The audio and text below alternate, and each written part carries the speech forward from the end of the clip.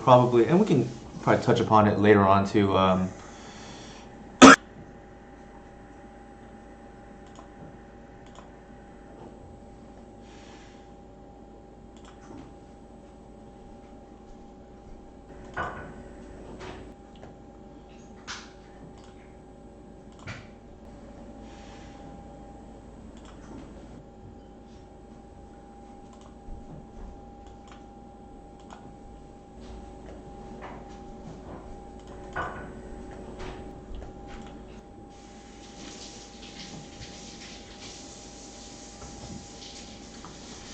What's up, D-Sit? How's it going, man? This is a long time coming. It's been 2 months since I streamed Elves. I'm gonna give like a minute or two for people to get in or whatnot. But I am excited to try this new list today. Um, yeah, it doesn't feel like it. I guess because the last 2 weeks I've streamed other decks. Also, thanks to Tom Hep and Nathan Leibitz for and coming on the last 2 weeks for Turbo Depths and Moonstomper respectively. What's up, This is a long time. I'm gonna give. So I think I'll get into this a little bit later, but um, the main idea behind this list is I think I want it to have it all, right? Like, I think we want the power level of Allosaurus Shepherd, but we don't want to lose the resiliency of Elvish Reclaimer. And I think those two. This is how I've arrived at this list. When I last tried, uh, you know, like multiple copies of Shepherd alongside Reclaimer, I found that I didn't have room for the silver bullets that I wanted, namely Bajuka Bog, Scavenging Ooze. You can argue whether that's neat or not in a Reclaimer build. I think it's nice because it's still Graveyard Hate and it's good against Delver. The other thing was, at the time, I didn't want to cut Once Upon a Time, and I just think there have been recent changes in the metagame and how people are playing against elves now. At least from what I've noticed. I know I haven't played much elves. I mean, this last week aside, uh, for a while, and the reason being was because I was preparing for the Mox event and I was practicing Zendikar draft and Modern. So I didn't touch Legacy for like 5 weeks almost. And since I've come back, I've noticed people are countering my turn one, turn two plays much more often now, and I think that might be a couple. There might be a couple of reasons for that. One, I think people are figuring out that Dreadhorde Arcanist, if you let a Delver player untap with that, it's probably game over. The other thing is, with the printing of and popularity of Allosaurus Shepherd, maybe some opponents feel like they need to counter whatever they can while they can. I don't know if that's correct, but it's something people are doing, and I noticed in the last week I've been getting punished for keeping, for instance, no land hands or one land with a Guy's Cradle and a Once Upon a Time and having that forced. And that is not where I want to be at the moment, because even if that is ultimately wrong for an opponent to do that, they're not really getting punished if they have an Arcanist to back it up. So that's kind of, I don't know if frustrating is the right word, but it's almost like it's low risk for them now. And to adjust accordingly, I am now trying to counter with my own tech. It's not really tech, I should say, but because I've already had the one Allosaurus Shepherd from before. But if it incentivizes that kind of gameplay, I think I want to make sure I get out in front of that so that they can't do things like that. So I had a conversation with Jarvis Yu earlier today, and he said don't blame the gameplay, but blame design of the cards. So maybe the design of the cards aren't great, and that leads to poor gameplay, which is valid. But regardless, unless something is banned, and I'm never one to call for bannings or whatnot, but unless something happens with that, I think we need to adjust accordingly. And One of the strengths I would say of the traditional build is they just want to go fish, and yeah, Jarvis is definitely big brain. And one of the benefits of the traditional build is they tend to go fish much better, and they just don't care what the opponent is doing. And I think if our opponent is gonna have that kind of play style against us, which is like blind force your turn one play, blind force your turn two play, or like turn one ball, turn two force. I think we need to be able to punish that, and I think that's one of the strengths of Shepard. If they're playing against us differently now, the second thing is the classic build tends to be kind of soft to hate. So I noticed that they tend to be very popular for a while, and then it can be hated out, and then so you'll see like fluctuations in the top 8 challenges where they'll have like 2 or 3 weeks in a row where somebody does well, and then go missing for like 2 weeks, 3 weeks in a row because the hate is kind of unbearable.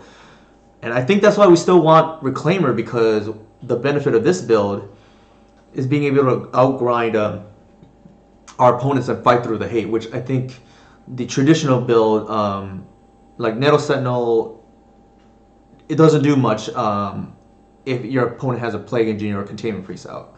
And I think Reclaimer being able to, be a Swiss Army knife helps a lot there. Okay, so 1 second. I'm going to go ahead and let people in the Discord know that I am live right now. It's just so.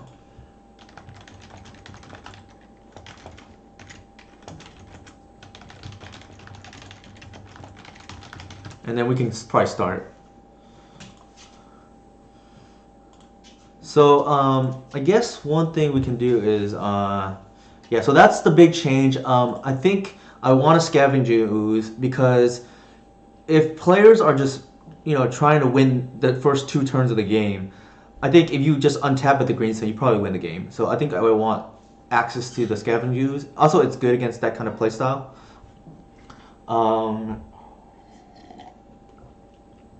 I took Jarvis, not Jarvis. I took so special shout out to Adam Wallace for letting me borrow 3 Alshore Shepherd. By the way, I had the one from before and I sold my others previously, but I'm borrowing 3 from Adam, and I took his recommendation, and I think something I was thinking about as well. One, nurturing peatland to hedge against flooding, because I do have a higher land count than most. I know the traditional list will play 13 without Once Upon a Time. I think that's a little bit light, and it's ultimately fine, but I'd rather be safer than sorry. Alright, I think the sideboard is pretty straightforward. I had the extra Cabal Therapy because JPA has been doing well with Sneak and Show, and unfortunately we might run into that deck again. So I just want the extra copy, 5th discard spell there. Hopefully we don't run into it in a league, but if we do, then it is what it is. That spot could be a couple of things. It can be a crop rotation. You can argue the 3rd ley line could be a crop rotation, but I just want free wins against graveyard decks. So here we go.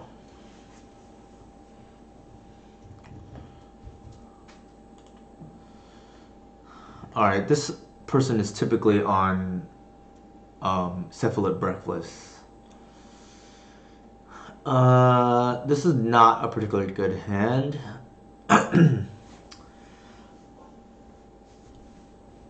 Like, we can go, I think maybe we can do better. Like, this Bog, you really want it in the deck, not... And then we can go turn 1, we're on the draw. Yeah, we don't have a second land drop, it might be bad. I think that's much better, especially given that we know they're on Cephalid Breakfast. We don't need a Visionary.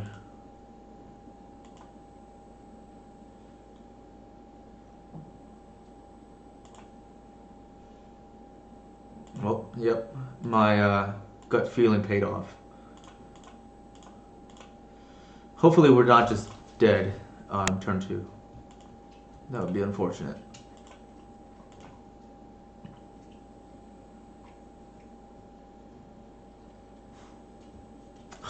Brutal.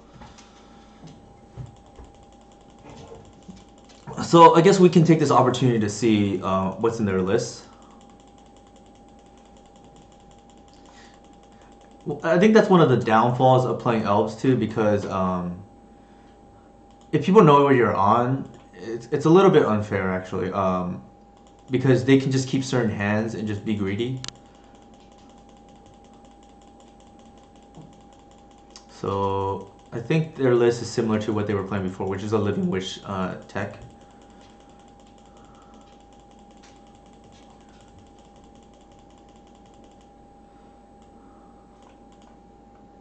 Alright, so they are on. I mean, they probably know what we're on, but I'm just not going to reveal information.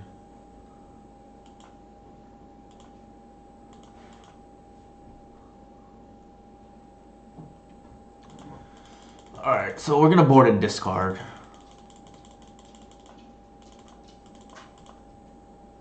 And the ley lines should be big. As usual, I'm just going to cut out the best friend package. Archon is not particularly great. You can argue there's merits for Progenitus, but it feels kind of slow. I think we just want to kill them with Hoof. Everything else is like pretty straightforward, I think.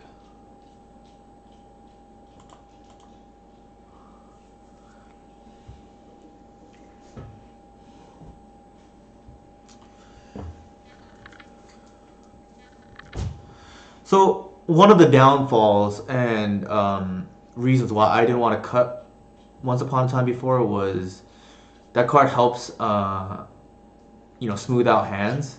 The problem is I wonder how relevant that is in the current legacy metagame, because while it is nice, I mean it's almost like everybody's playing Haymaker Magic now. Like, just slam a threat and try to ride it. This is.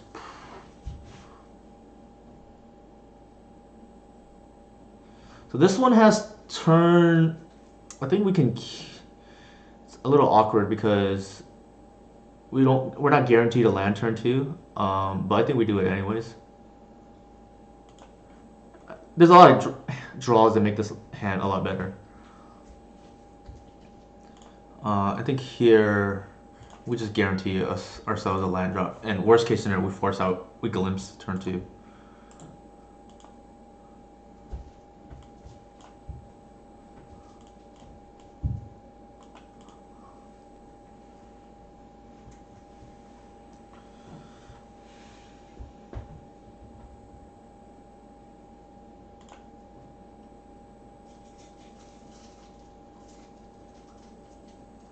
I don't think our opponent would blind go for it too, given that we kept 7.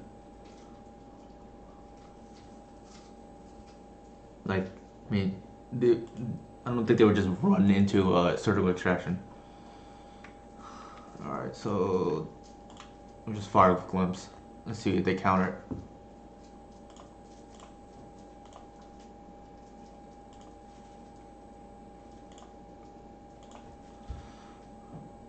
Alright, so we have a natural order on turn 4, because it's not lethal next turn, but we can hold up Reclaimer for Bog, and they would have to swords. They can't kill us this turn, which is good.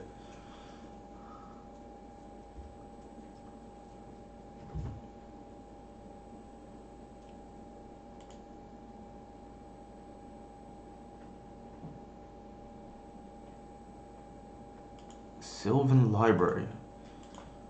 Okay. I think the best straw here would be a Cradle. Speaking of the devil.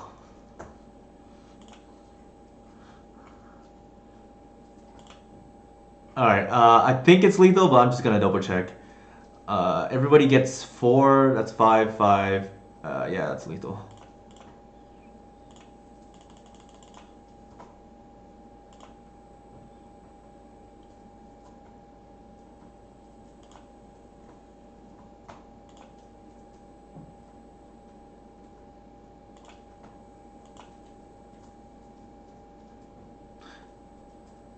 This is what I mean by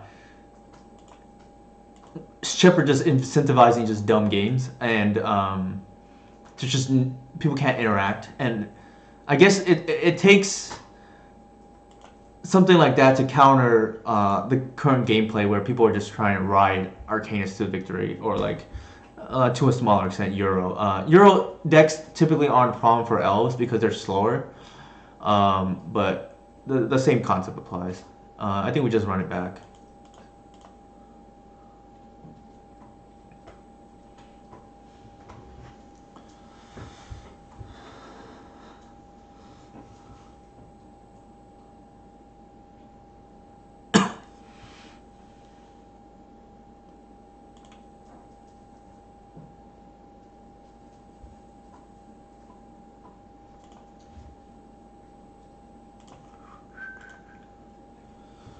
So how has decent? How has your experience been with Legacy recently? I'm, I'm trying to keep everything in perspective because Jarvis told me my sample size is probably small since I've only been playing a week anyways. I guess it would be just 2 weeks now.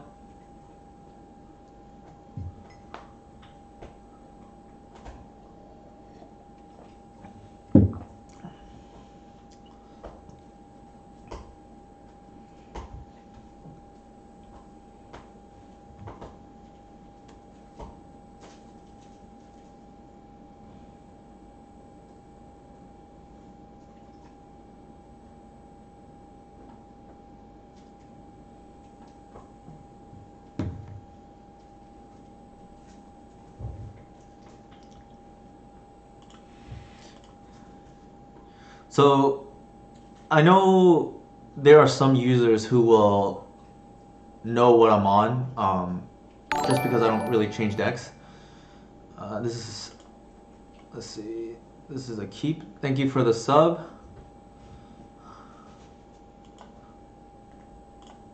But I think one benefit we may end up having tonight, if it happens, is I think most people only expect one Shepherd from my list, and they would be in a rude awakening if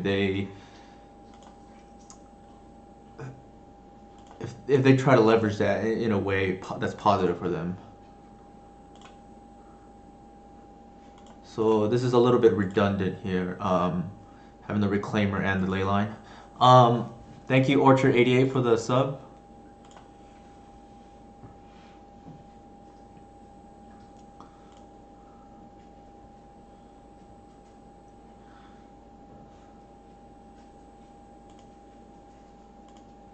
Okay, if they have the Oracle in hand, that would be kind of brutal. Hey, how's it going, Alice? Alright, so let's do this.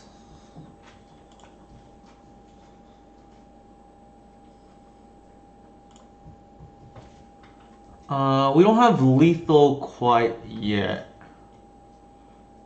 But we could potentially next turn have it. So let's hold a bog.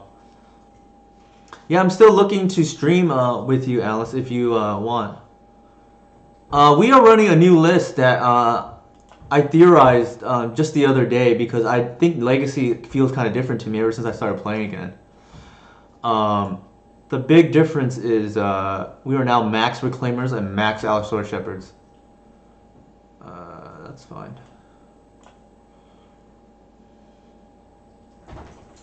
So I think we just want, essentially we're just maxing out on our best cards.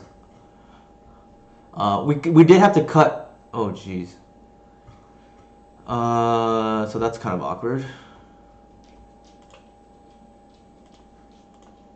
So they kind of had it all here. Nothing we can do. Will do. I'll let you know. Yeah. So I would say in about a week I should be free. With a better timing for your schedule. Right now, so this is not particularly good for us.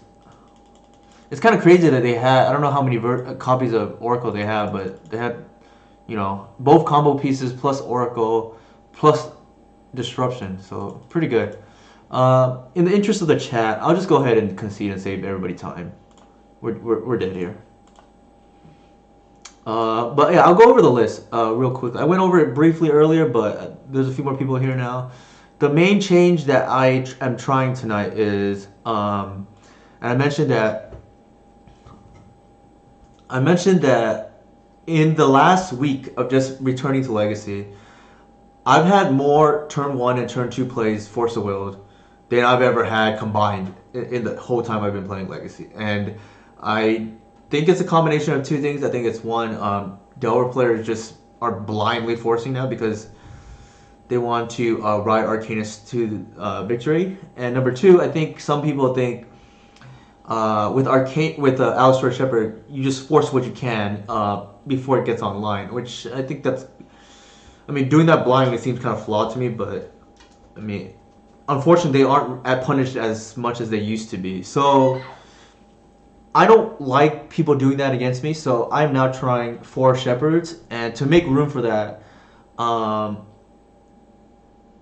yeah. So it's interesting because I typically don't think Shepherd has been necessary in the past because permission hasn't been the issue.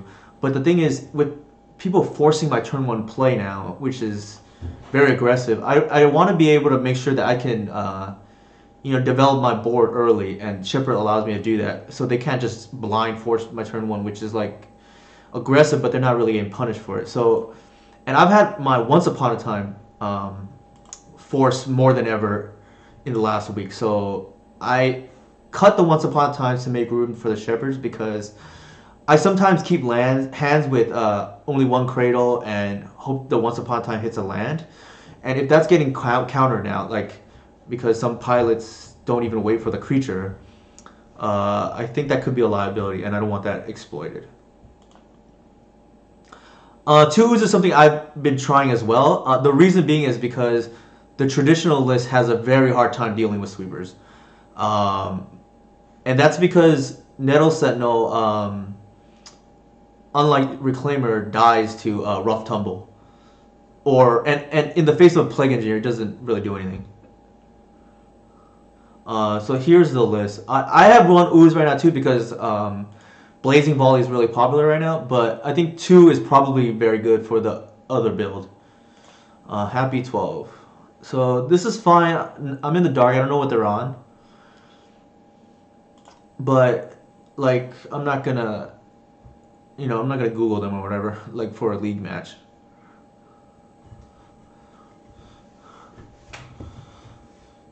Alright.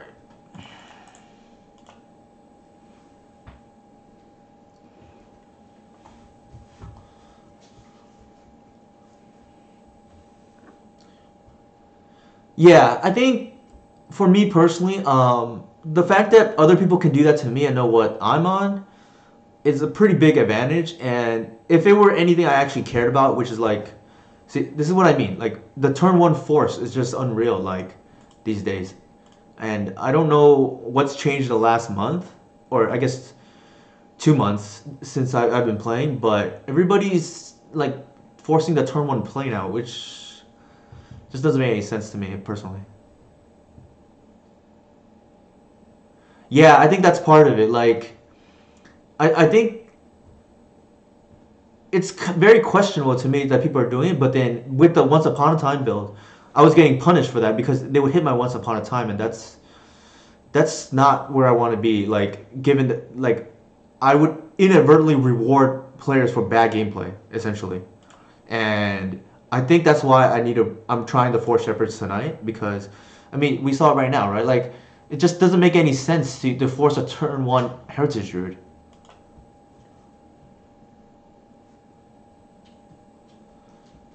Okay. They are not doing. I'm gonna play around the stifle.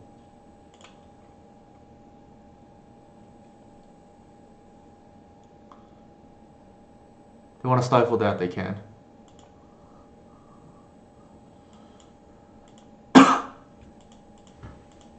So this is what I mean. Like, they forced my turn one Heritage, which is pretty bad, and then now they're gonna get punished. I think because I have a Glimpse of Nature.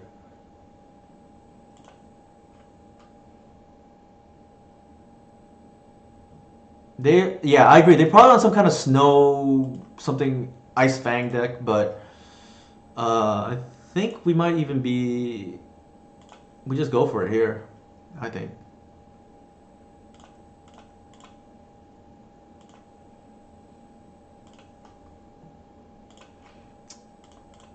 If they have the stifle, they have the stifle. I'm not gonna play around stifle there. And now they're like pretty far behind. I think like they're gonna have the decay, like an irrelevant elf.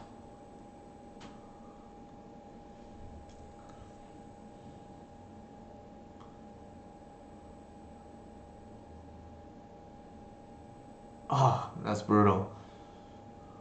That they.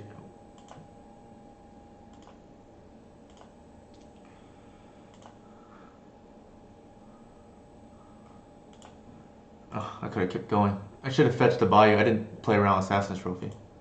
Oh. Alright, I attacked too quickly there. Yeah, it's really when the first foul, first play, close eyes, they do more. Yeah, I don't really like that, but.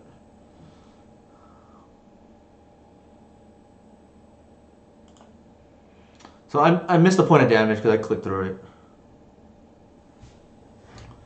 Teferi? Oko, that's fine.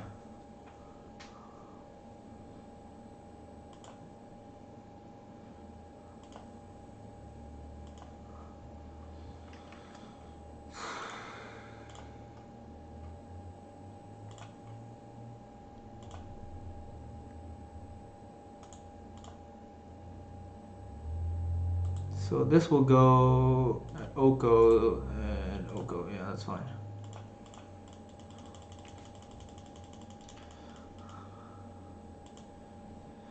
Yeah, I was expecting decay too. So I could have drawn one more card. Unfortunately. Hey, Yog, how's it going, man? We were just talking about this current new list I'm trying. I think it might be better for the new metagame and how people are playing against elves now.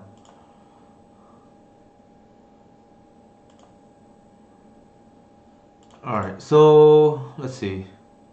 We have two natural rare, so we're just gonna jam.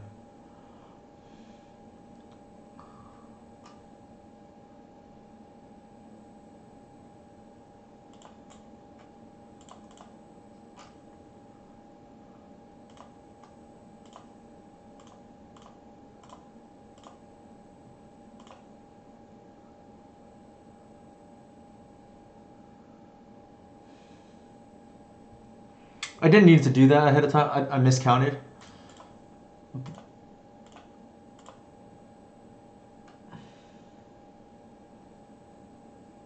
Alright, I think that's lethal anyways. So we didn't get punished.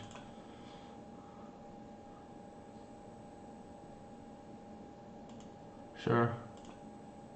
It's still lethal, I believe.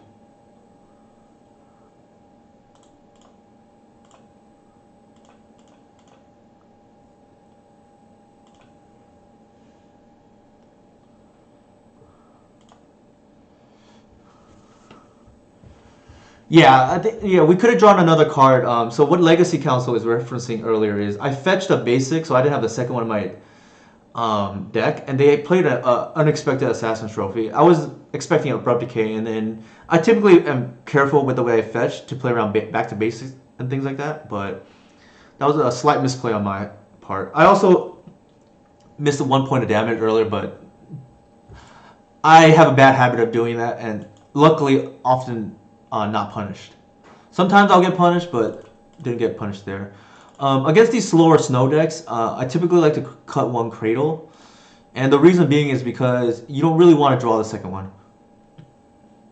Yeah, so opponent here, like I mentioned at the beginning, like people like to force my turn one play now, and they got extremely punished for doing that because they forced to wield a Heritage Druid, which is like very aggressive in my opinion, and then I just went turn 3, I believe, Glimpse, and then they just, like couldn't answer that.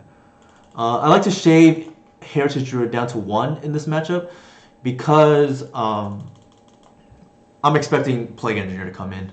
So I want to minimize cards that don't do anything by themselves. And I like the Cabal Pit because it's a removal spell that you can tutor for.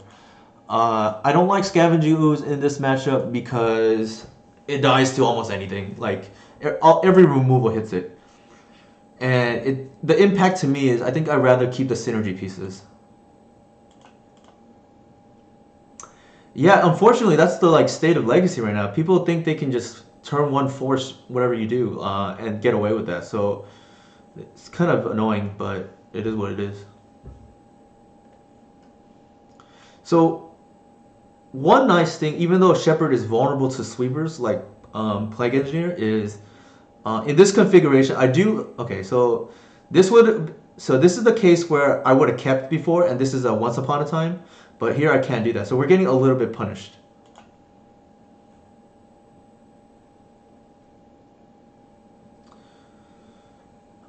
And we don't want the second natural order. We're,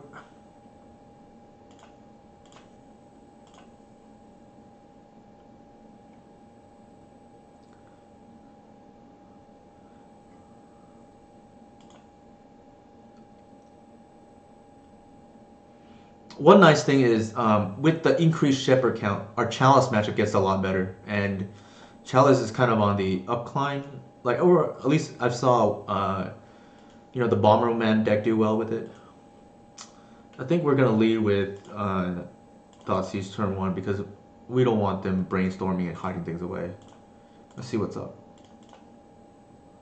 They may force it. All right, they did not force it this time. I think given that we have the natural order in hand, we just take the force, and we don't really care about the assassin trophy. Like that card is bad against us.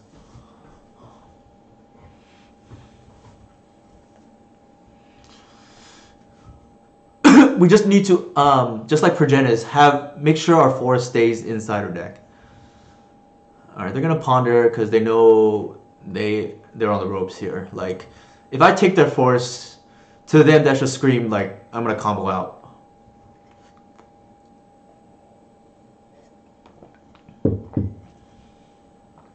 Our next turn is gonna be Elf plus Green Sun, and we lead with the Green Sun here.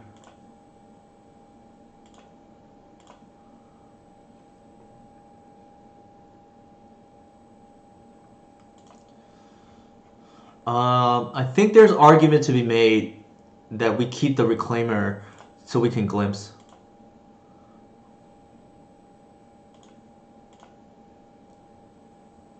In case they drew into Force of Negation.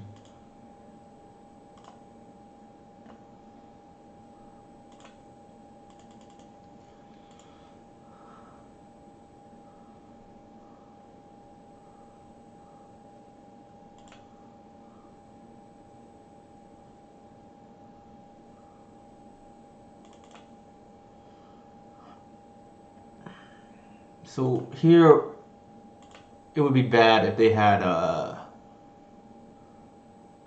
okay, that's pretty good. If they want to force that, they can.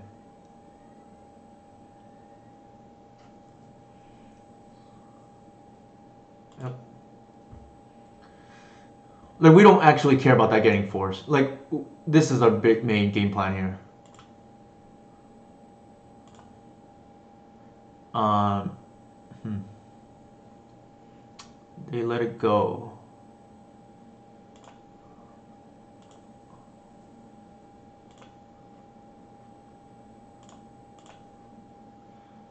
Ideally, we hit a Cradle here. Nope.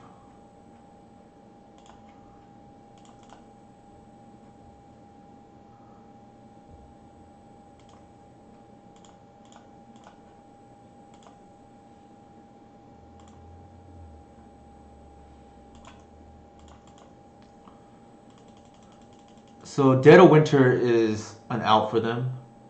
We'll have a better indication if they have it, whether based on if they fetch.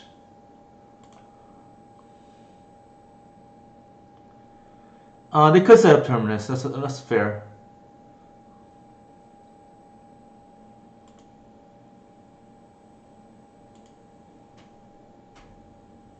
Yeah, they could have Terminus based on the way they're checking.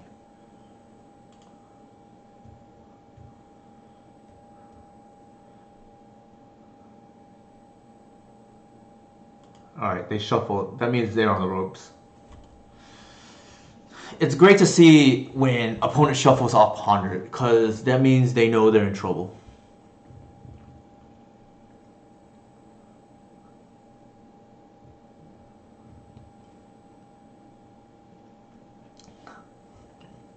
The mana base is pretty bare bones too for this build. Like the only utility land I'm running is what is it called? Yeah, Snow Coonies are now with Shepherd. Otherwise, they were just. Yeah, that's one way to put it. All right, so I'll just play that. What am I playing around here?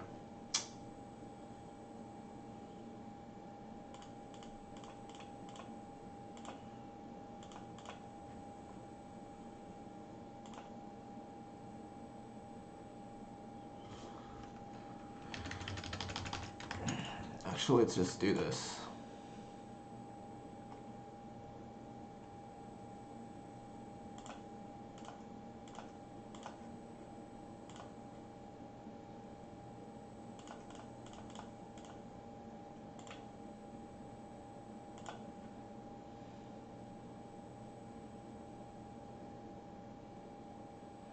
It's like Containment Priest or Bust there for them.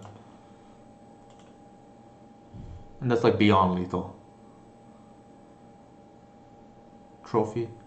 Yeah, that's fine.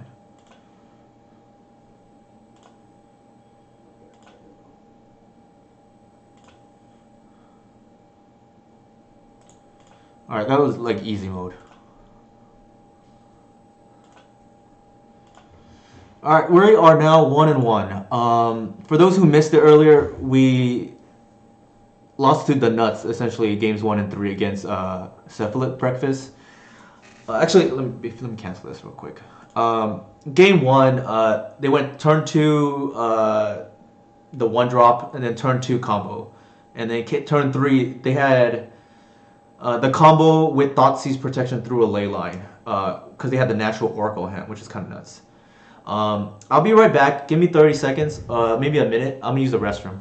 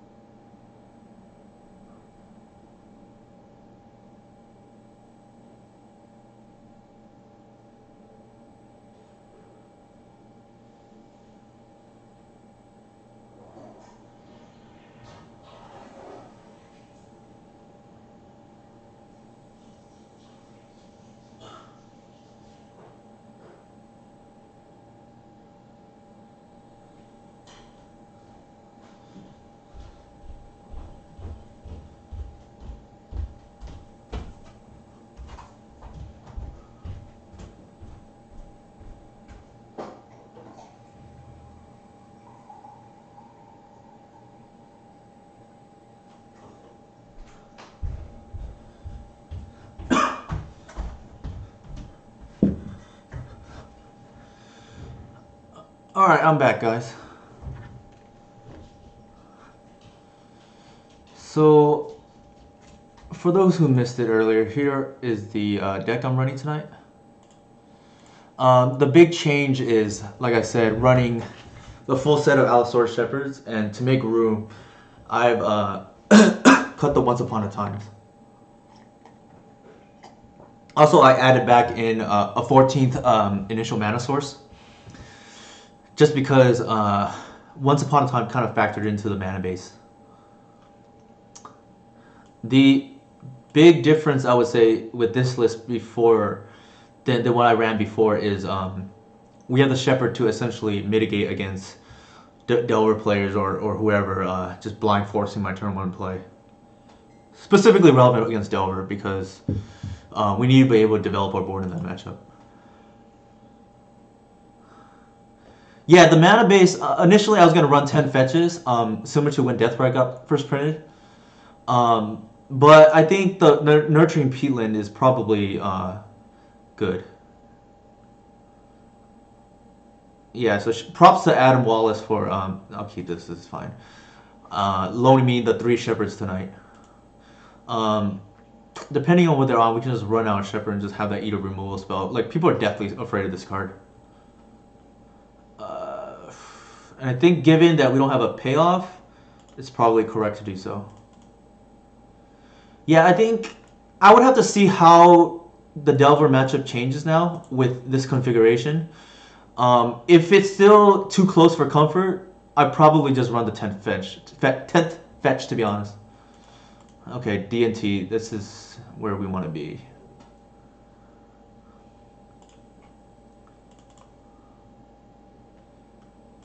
He found the solution in the middle of our go-tos. Yeah, I think it was like really painful for me personally to cut the Once Upon a Times, but I think like the way the metagame is right now, we kind of have to play more copies of Shepherd. Okay, so for those who didn't follow my line, I think it's pretty obvious you get Visionary because we don't have a payoff. I mean, Scavenging Ooze is a blank against D&T. There's like an argument to be made that this card isn't necessary in Reclaimer builds, but I just wanted to see. Like I don't like the Delver matchup being close, and it was a little too close for comfort before. Cradle would be nice here. Glimpse would be nice.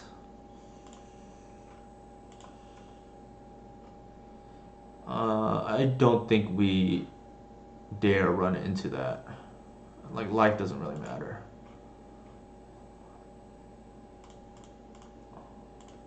Let's just do that.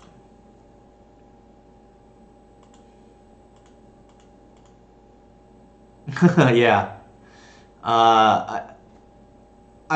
So there's a joke, right, with this deck. This is just playing all the best broken elves possible.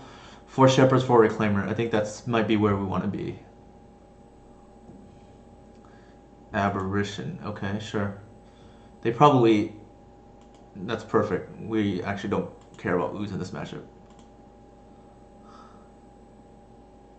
Natural Order.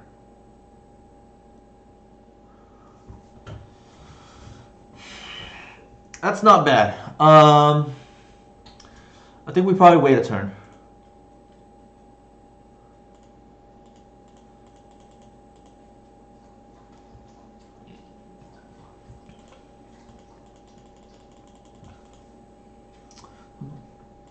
This is the matchup we want to see.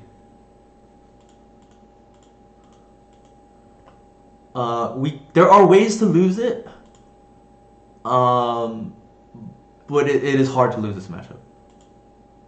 They're gonna port us. The fact that they ate the Scavenging makes me question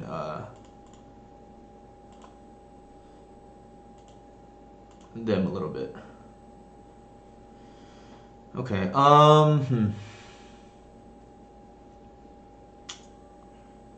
I still think we wait here.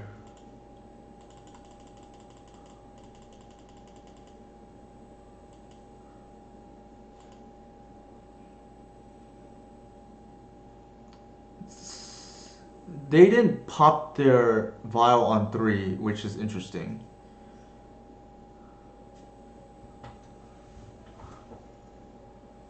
Sure. They're gonna tap out? Wow, that seems greedy.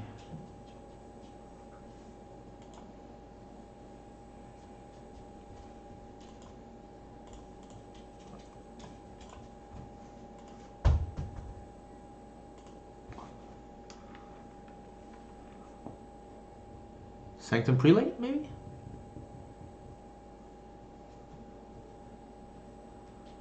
Alright, it's go time.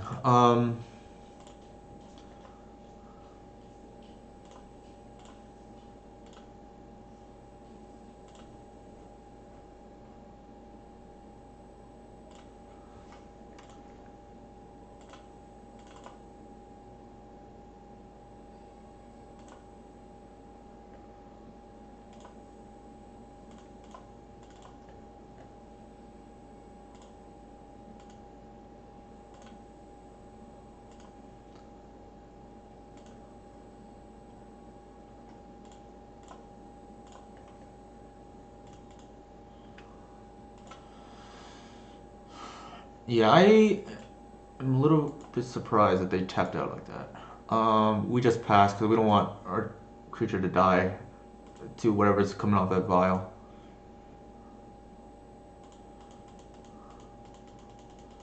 I think we probably have it from here.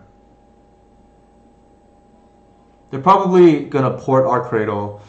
We're not gonna bounce because we need every mana possible. Oh, okay. Yeah, we need every mana possible, and we want to be able to green some for 8. Depending on what they do, we may not be able to green some for 8, so then we'll bounce the Visionary, but we'll see how it plays out. They're likely to wasteland the Cradle, and they may port us on upkeep. So if they represent port, we're going to bounce Visionary and step. So there's the wasteland on Cradle, which is to be expected.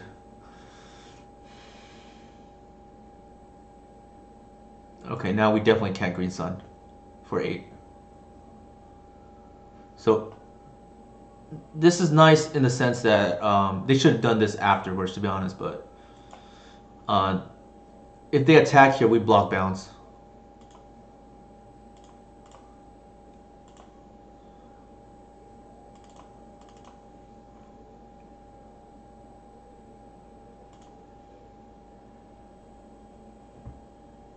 Alright, here comes the port. Sure. We'll float mana to represent the fact we might once upon a time.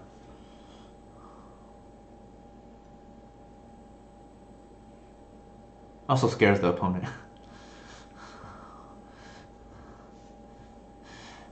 It's funny because if we didn't have the Cradle in hand right here, and if we had the Cradle out, we could have... this is a line where Daragaz's Caldera would have been relevant.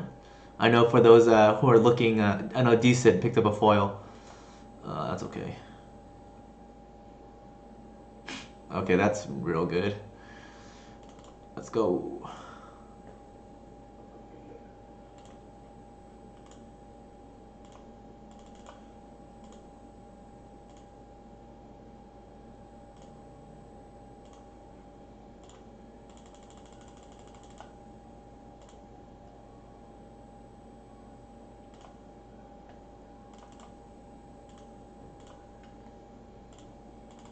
Yeah, that's game over. Alright, so this matchup is actually one of the matchups where we don't really like Shepherd. Because they're not countering any of our stuff. I don't believe they're going to play Chalice of the Void. So we can just drop down to, you know, the one copy. The one copy is like to 2 to 4 in case it comes up. Sometimes relevant when Hoof dies. We want the Cabal Pit for sure. And I think this is fine. Oh, the Collector Oof, that's right. From here, we can probably cut another Heritage Druid. Like, we're not really trying to race or anything. So the nice thing before is I felt like we were kind of thin on things to board out against D&T, but with Shepherds now we can just board that out. It's not that good. Believe it or not, this is a keep. Yeah.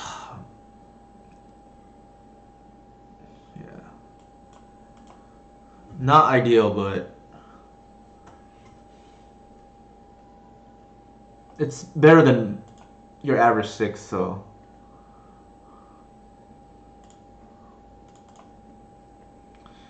we're gonna lead with the Green Sun. Hopefully they don't have the force. I mean the STP for it. If they do, we'll play Ranger and Arbor next turn. So.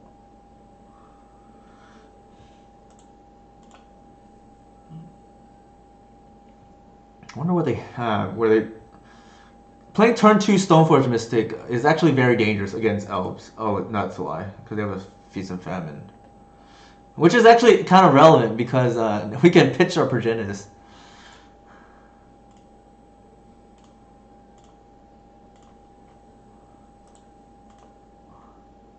So the thing is, yeah, if you tap out with Stoneforge on turn 2 with D&T, I think the elf player is gonna kill you. They may proactively, yeah, they may proactively kill an Arbor here, but not that great. Recruiter? Okay, that seems really bad. See, because they could have at least feigned Containment Priest, but now here they just tapped out for no reason, and now they're just dead.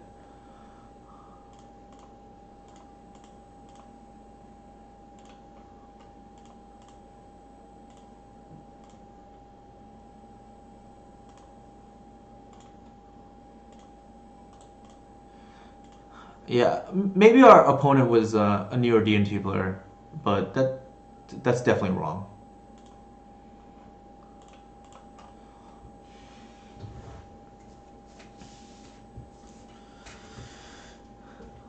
So we're 2-1 right now, and I am actually liking how this list is playing out so far. Another reason why, let me bring up the list again. Another reason why I was kind of hesitant to cut Once Upon a Time is Cabal Pit gets a little bit worse because Once Upon a Time's helped hit threshold a little bit easier, but in the grand scheme of things, we're adding a nurturing peatland for it, and I think it's probably still okay. Like,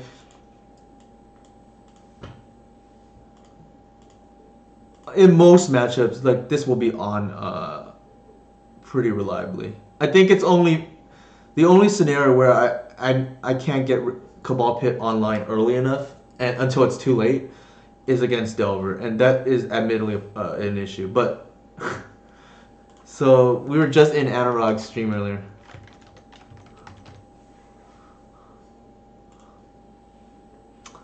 So he is also streaming, I believe, right now. But and I think unless he changed decks, he was on the Bomberman list.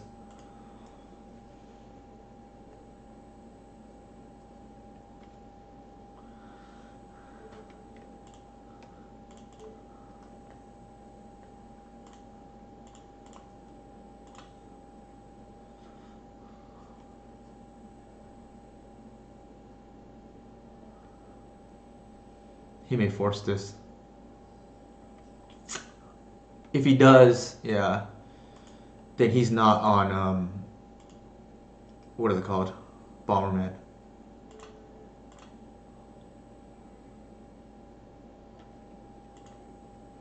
See, this is what I mean. Like, Legacy, like my turn 1 plays are getting forced left and right now.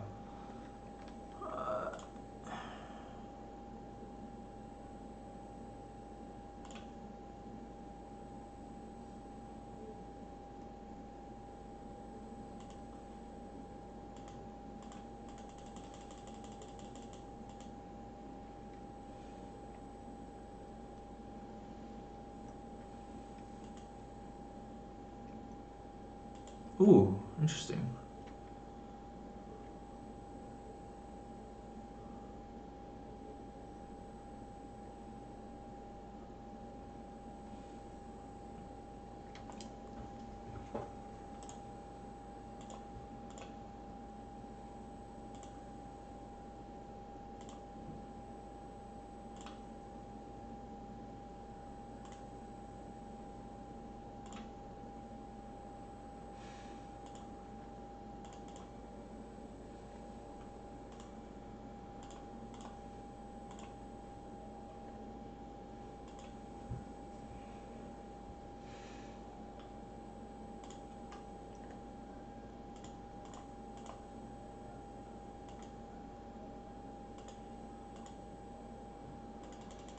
So I don't believe they're on a sweeper if they're running Noble Howard, but we'll get punished for that. We'll see.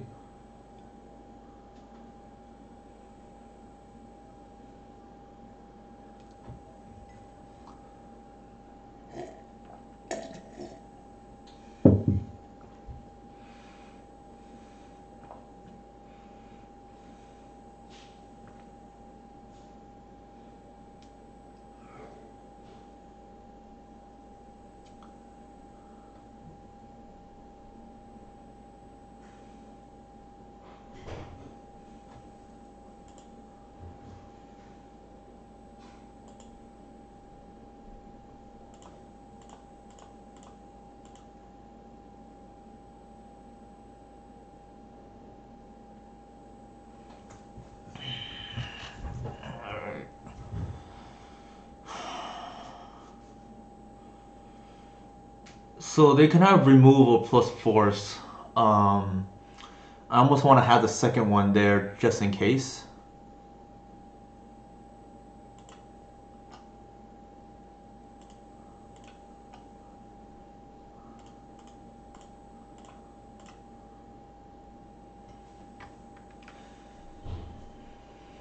Yeah.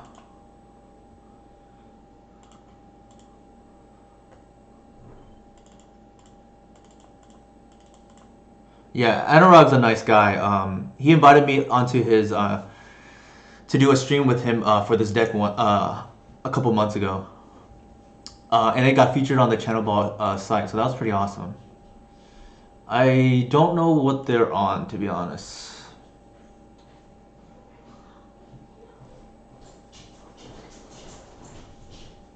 Yeah, it was nice for sure. Um, so let's see. It's safe to cut the Heritage Druids against him. I think we can. I don't believe they're on Wasteland. I want the Cabal Pit for sure because he. It's highly likely that they have Hate Bears. Bant Hull Breacher. So, what is the green for in Bant? Like, do they just want a ramp or what? I don't think. Yeah, Jack. This is the new build that I'm trying because I got a little bit tired of. So I didn't play Legacy for a while, but I got tired of people forcing my turn one play, which is just not. I don't think that's what Legacy should be about. So I cut the Once Upon a Times. So now I'm on Max Reclaimers, Max Shepherds. Oh, they're on Oko and Euro. Okay, I probably do want the Bojuka Bog then. I think probably Thoughtseize. We'll see how this goes. I'm 2-1 right now. Our loss was kind of to the nuts against Cephalid Breakfast in round one, but we went 2-0 and 2-0 after that. I think this is what so this looks like how I board against Snow. Yeah, that's fine. So this is the first night in a long time that I'm playing 4 Shepherds. Not since I picked up my first 3 copies of Shepherd, actually. Not in this list because I want to see how it is with a clean mana base first and how much that improves the Delver matchup, because I got tired of people blind forcing my turn 1 play, which is not even right a lot of times, but unfortunately they don't always get punished.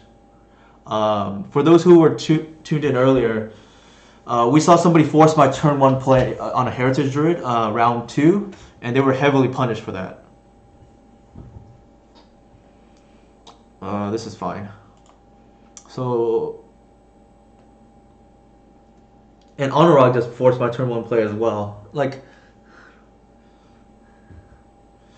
yeah, like I don't really like that as well right now. Like, it seems like Delver is just trying to blind force turn 1, turn 2, and then land Arcanist, and then even Elves, like, we are just trying to just stick a Shepherd and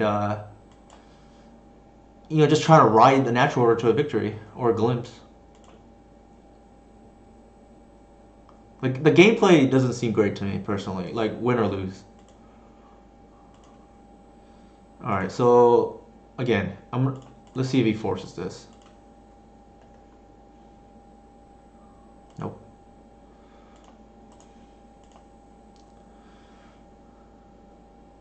Yeah, I know what you mean. I hate the gameplay right now. Narset? Okay. So we really want a ranger here because that just forces the natural order through. Or Waterwood. Okay, that's not great.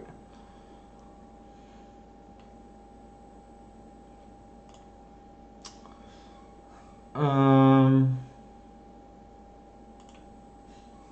Actually, I should have led with a shepherd. I think I'm just gonna like empty my hand, like make them respect the natural order next turn.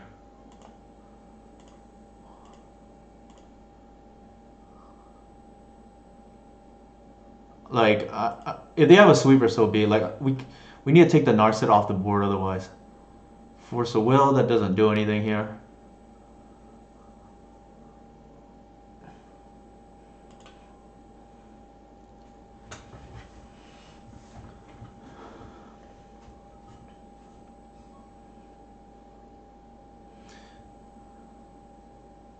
If they can't trip again, that tells me they're gonna dig for a second plow.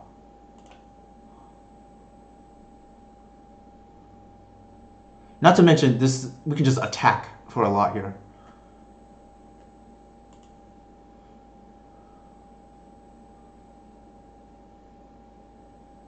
Right? Like they have to plow on their turn. They can still double plow.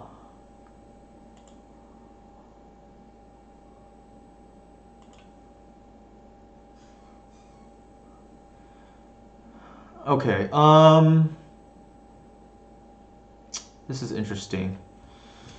So they could have containment priests. And I think if they do, we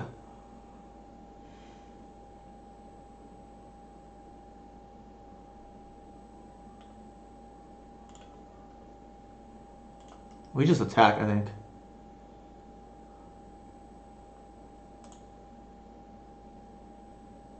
That goes to the Narset, and the others, I think, go face.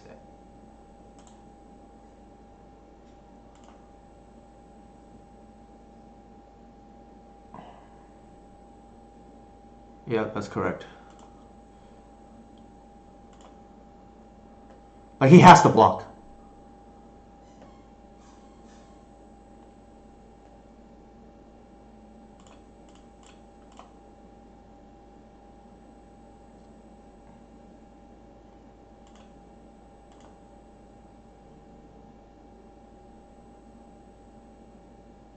Okay, so he did have double swords to plowshares.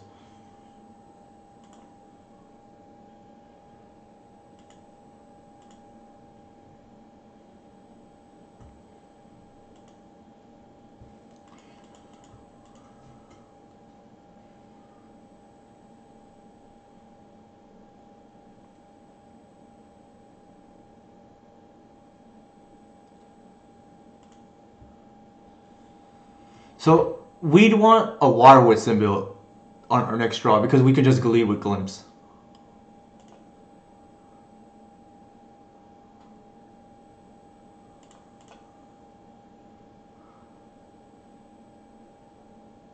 Containment Priest?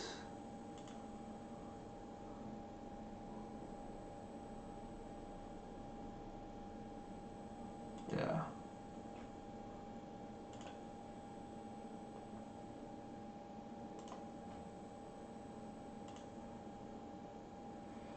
That's not too bad actually. And I'll explain why in a second.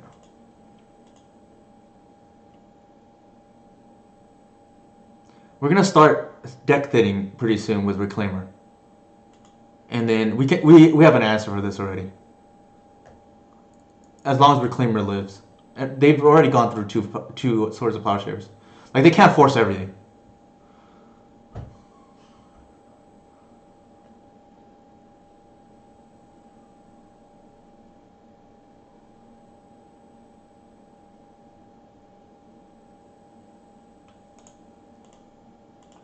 Sure.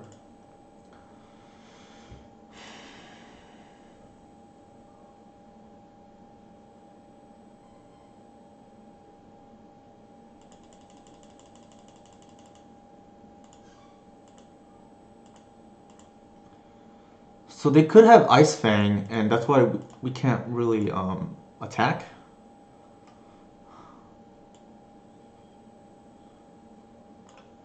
Nurturing Peatland's pretty good here too, actually. That might actually be better, given that we have two Gunst Natures in hand. Yeah, I like that.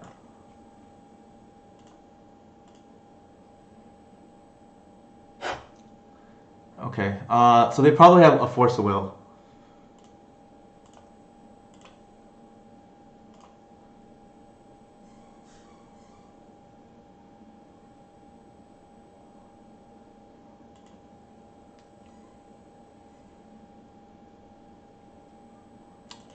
So that's going to take the Force. That's fine.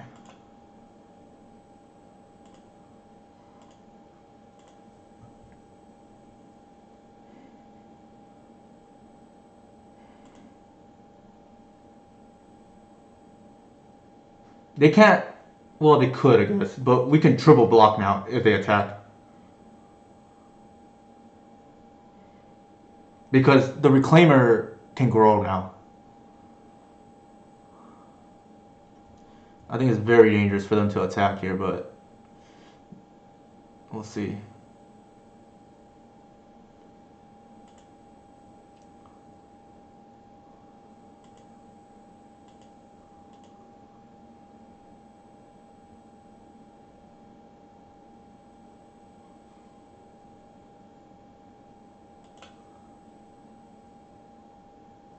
Okay, it's a 5/4.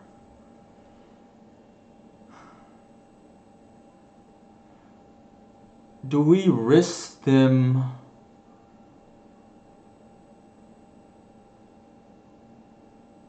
having a swords? Is the question.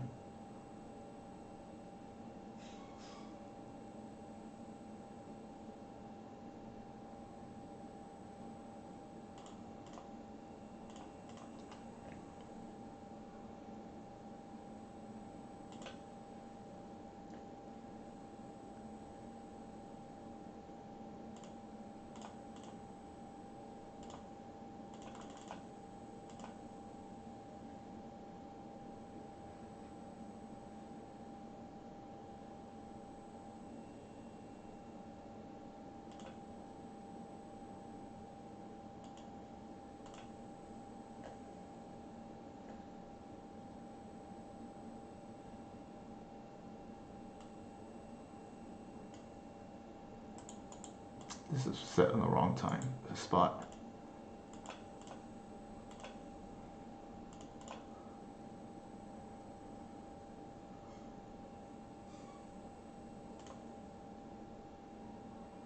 Hey, thank you. Alright, we just go off now.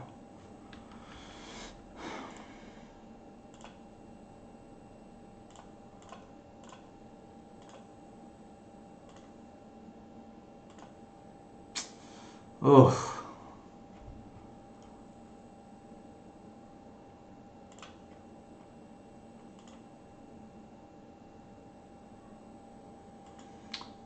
Probably didn't think about.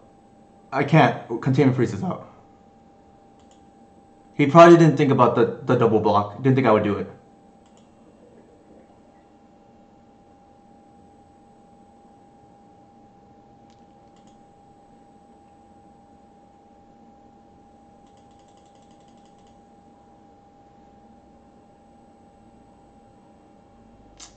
Ugh, whiffing there was pretty brutal though.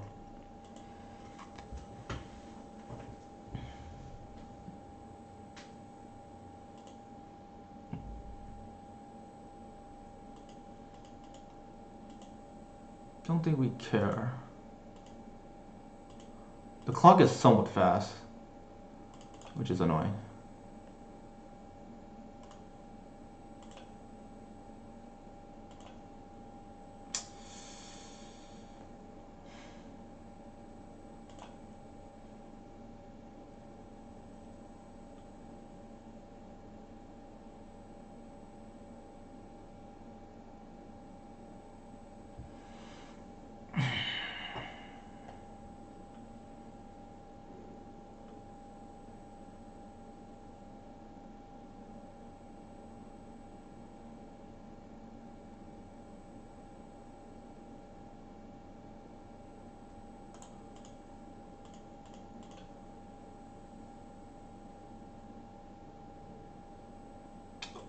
That's brutal.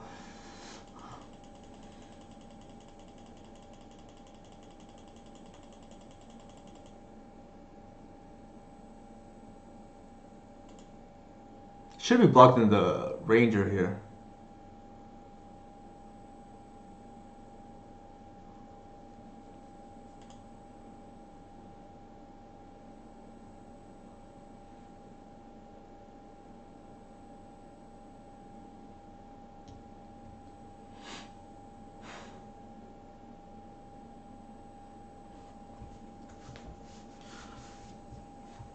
It's possible Anurag wanted to trade there too.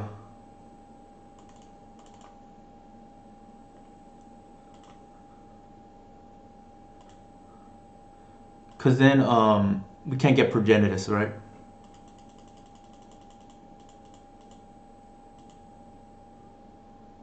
I figured with two glimpses in our hand, we were pretty decent to hit.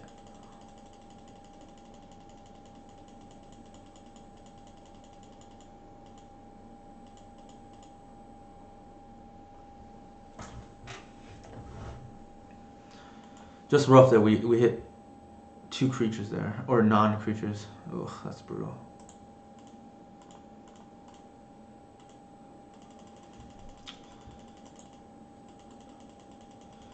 Cobalt Pit would be very good right now.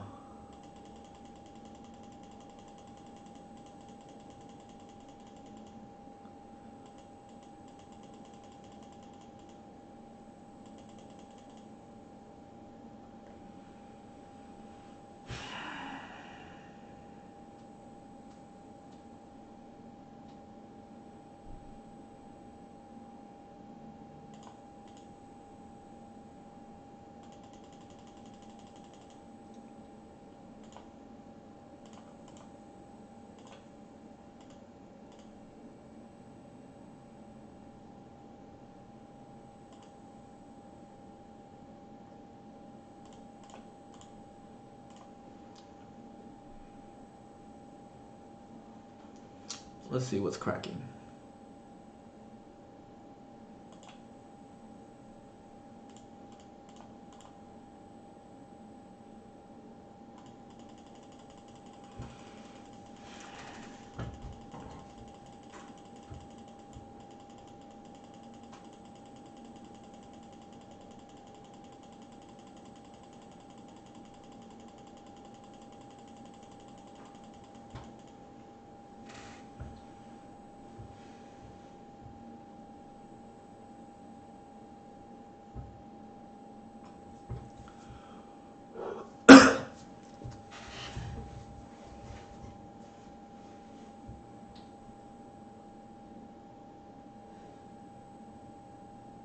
Ooh, okay.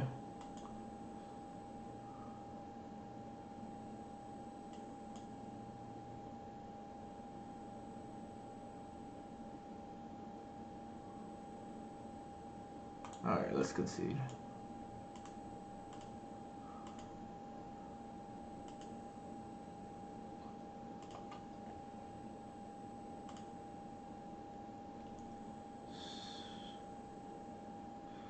Alright, we've seen multiple hate bears now. I think based on that, we can change how we board.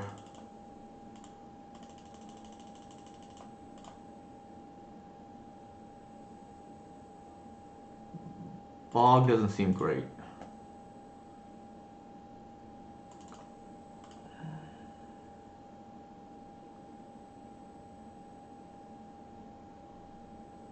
Okay, I think I like this. Yeah, I mean, we didn't see much game one, so I think based on what we saw, like they're on some kind of hull breacher, like multiple hate bears. So one thing it's important to do is be able to adapt on the fly based on what you see, and I think the Ks are just better now. Not great, but I think I'll keep. Ideally, this hoof is not here.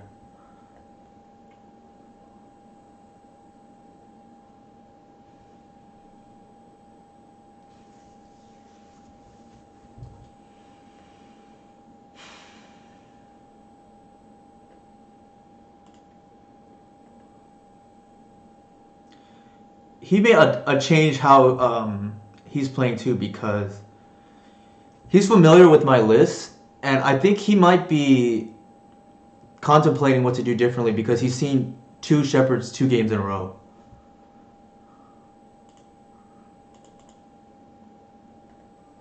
Which is not normal for my list. I thought we were in a good spot, to be honest, but it's possible we shouldn't have played the second Shepherd. I think it was fine because it didn't seem like they had sweepers, like based on the way they were constructed. He found two swords, but that's why you play four.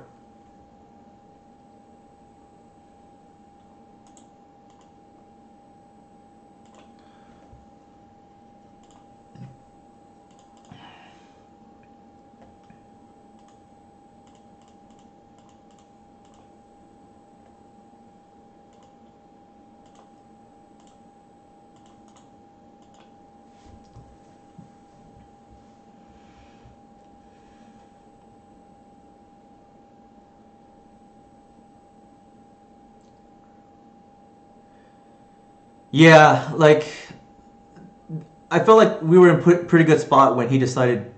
I don't know if he meant to trade or not, but I felt like we wanted a snap trade there, because we can just fire our glimpses off immediately. But just breaking off the glimpses suck.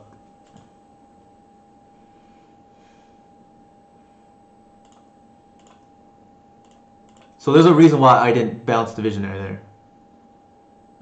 That was intentional because I want the mana.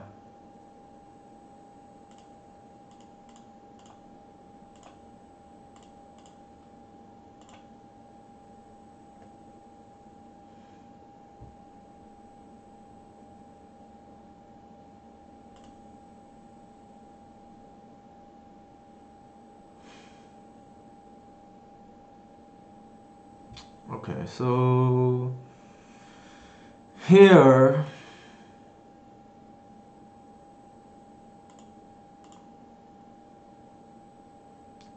Cancel.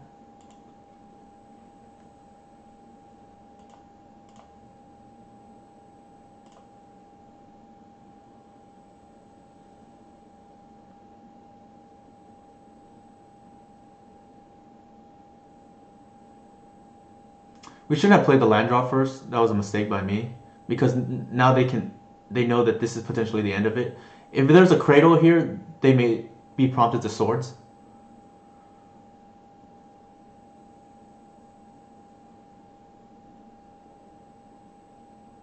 Yeah, they seem to be thinking about whether to swords here or not.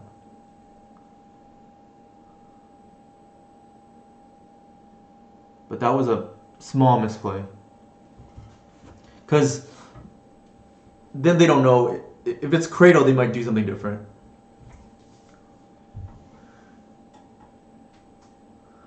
Ouch.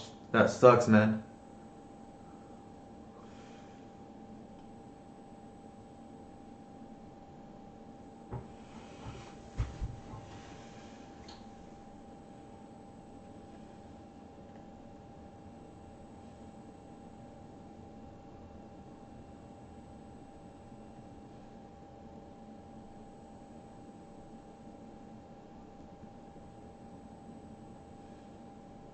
So they're going to swords here anyways.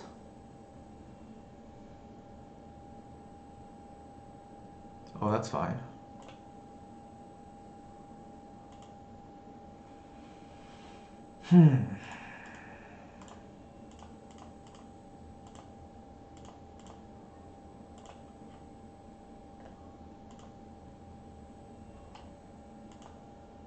Okay.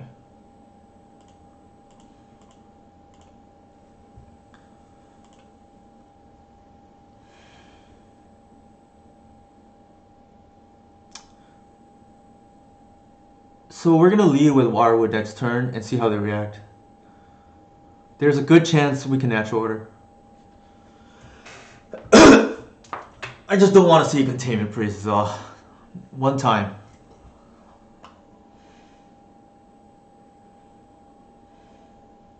So we can actually almost bait out the containment priest. I mean the hull breacher, and then play the natural go over the top.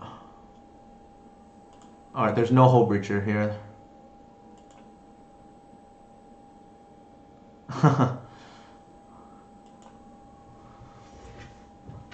Glimpse?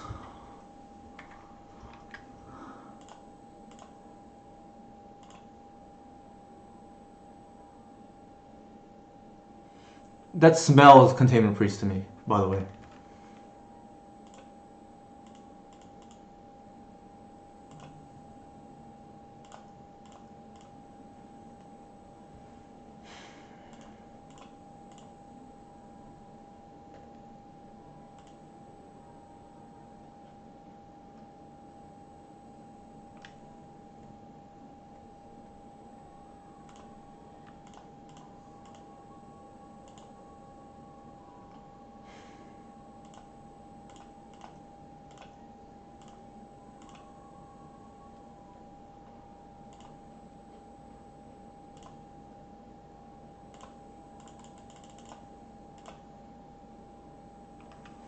They have it, they have it. Yep.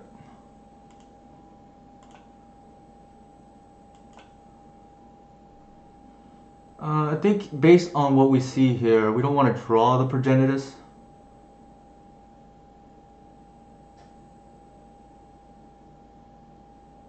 Actually, Arbor's pretty bad. I'm gonna get rid of one Arbor.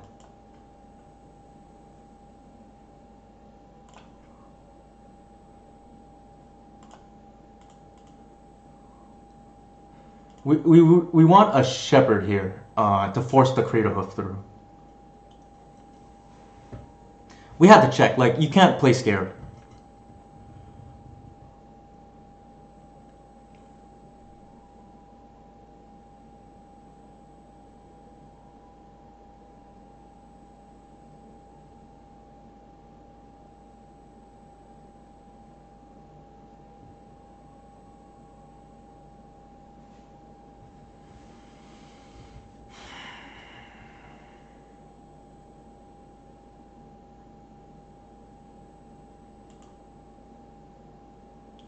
Yeah, like, for sure. They probably had the Containment Priest, but you can't not play into it there.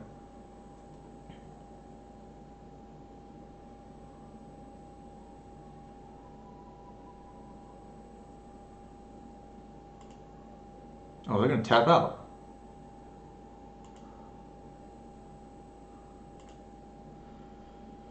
So unless they're holding exactly, let's see, force.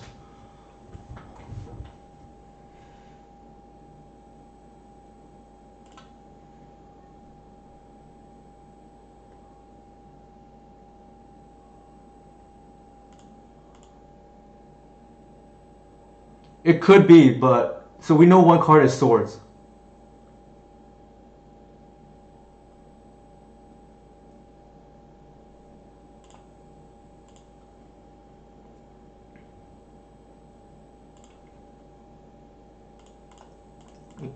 Let's just go. Make them have it.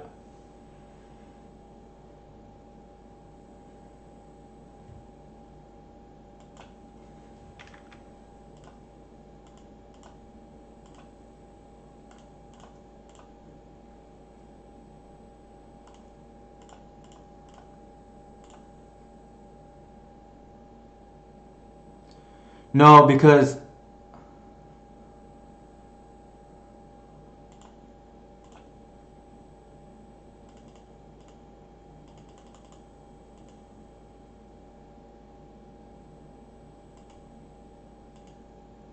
the reason why we can't do that is because we can't hardcast hoof. We wanted to do it there.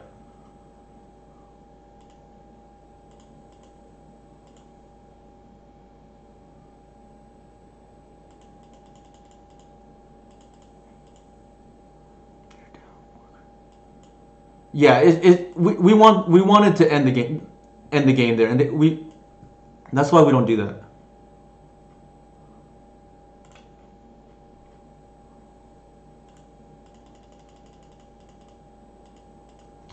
Like they needed to have exactly that sequence too.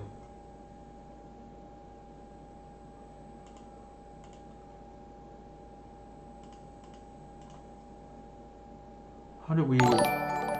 Thank you for the sub. I just heard. How do we lose our 2 Wirewoods there?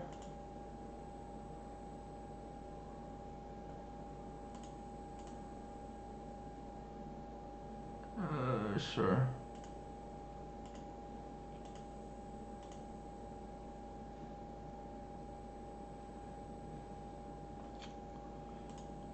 Oh, they swords. They got it back. That's how we lost the second Wirewood.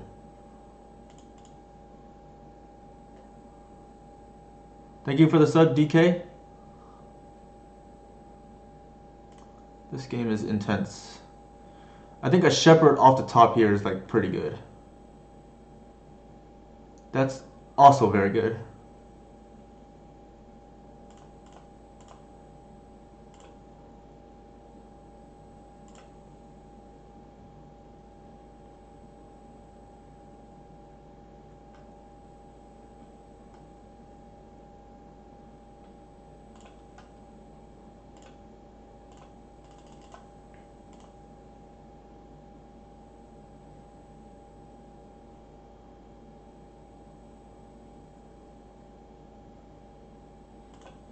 Yeah, we get big boy progenitors.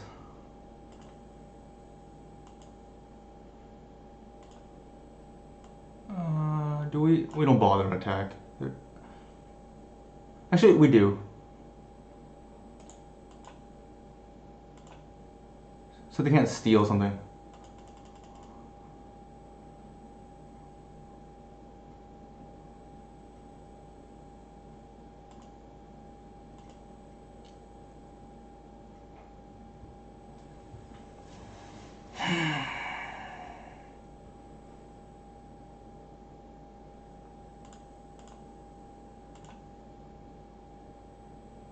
Yeah, they could have had Hull. That's fair.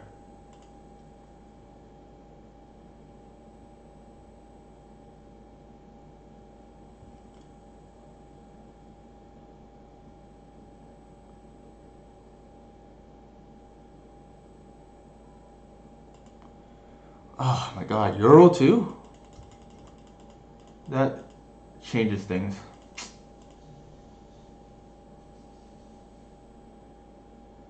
Kind of unlucky that they have Euro as well. Because that changes the math now.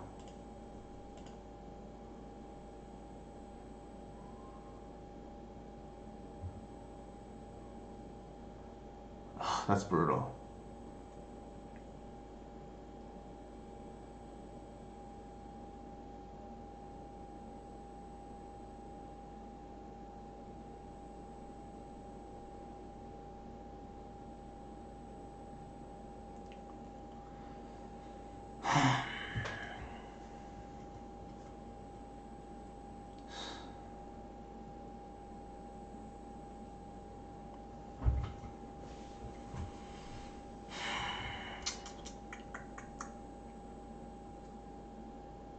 Yeah, only one hoof.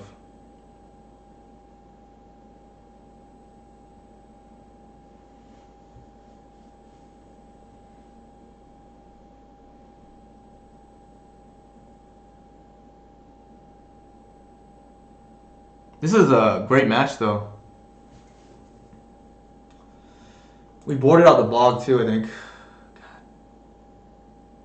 Because we didn't see Euro either game.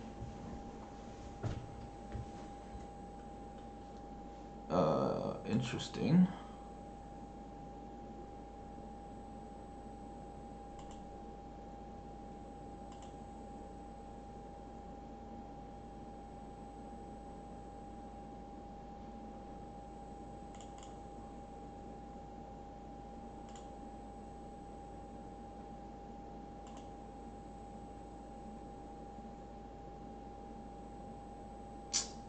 That needed to be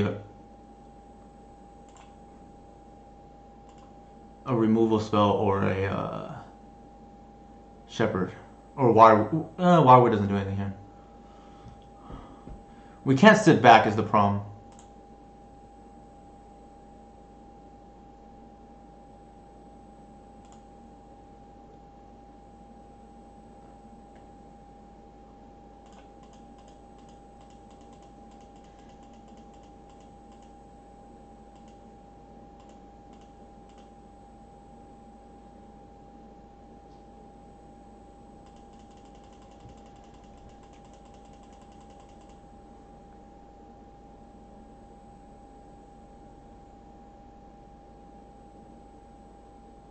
Jeez. Okay. That's it.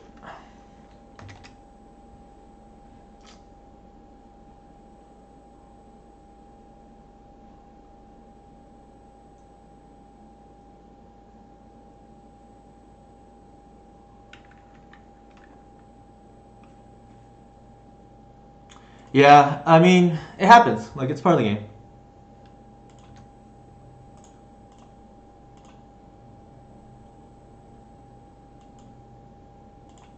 Yeah, it may. So volley actually makes sense because like they can't run symmetric sweepers. I think we got pretty unlucky in the two games there, but it happens.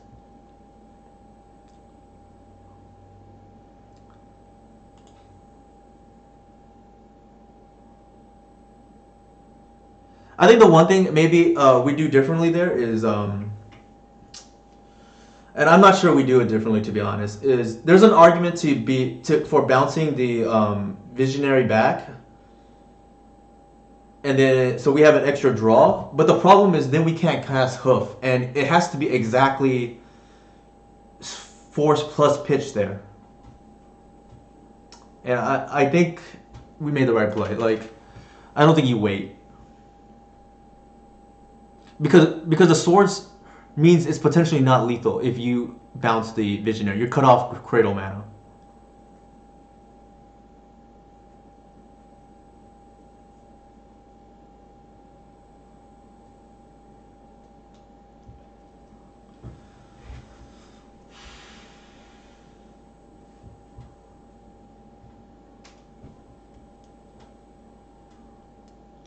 We had a lot of live top decks too, like just kind of unfortunate. Yeah, they're it had to be because we knew one of the cards was swords. Um, yeah, we knew one of the cards was swords, so it had to be force plus blue card, and we already know like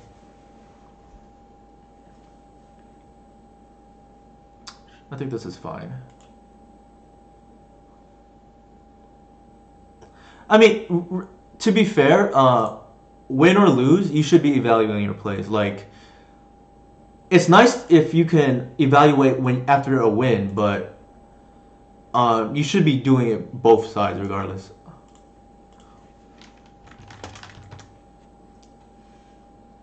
Yeah, this is a hand. Our opponent's on the mirror.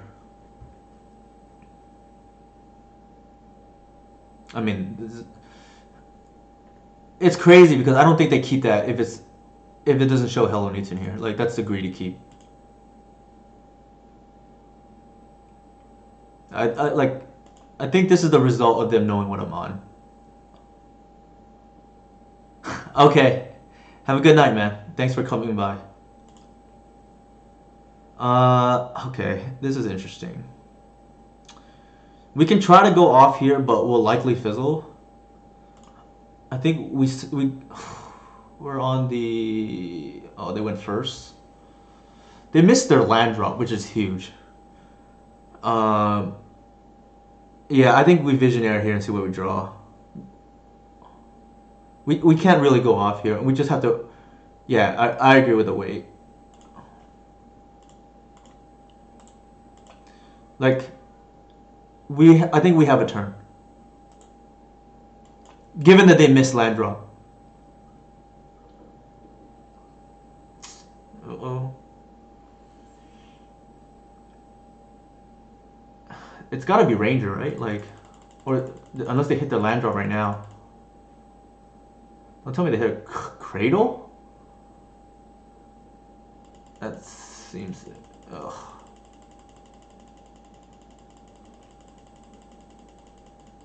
That. See, like it doesn't make sense for them to hold Cradle, cause given they know what they're on. So they must have just hit it there.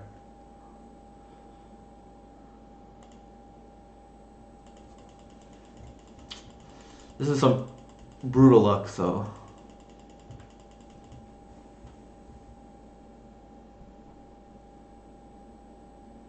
Yeah.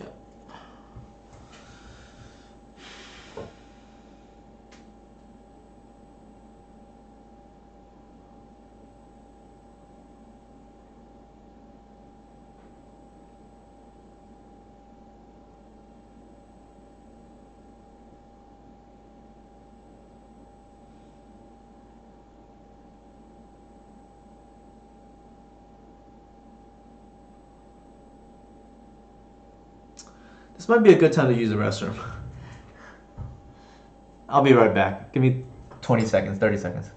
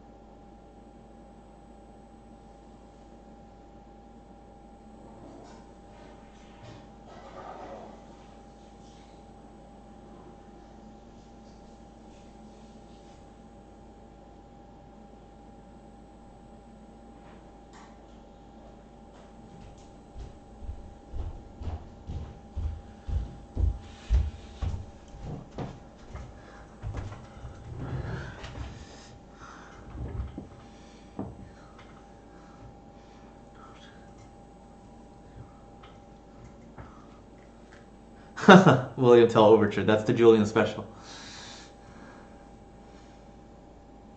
Uh, that is 22. Wow, we are just short.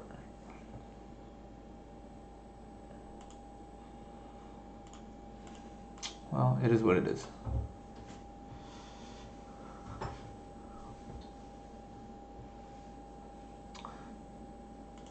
Alright. That was kind of brutal.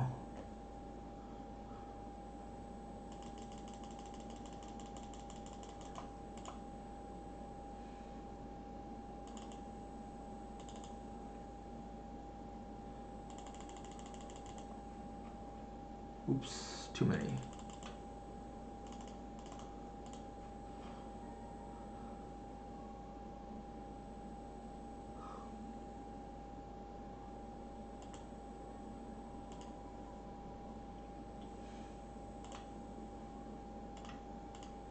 Nope.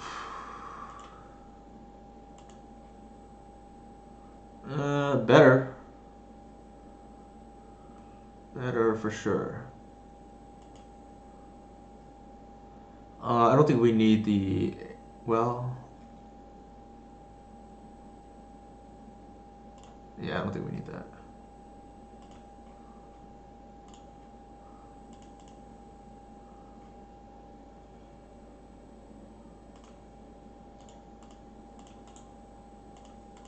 If they want to take the shepherd, they can. I don't think they will with the green sun there.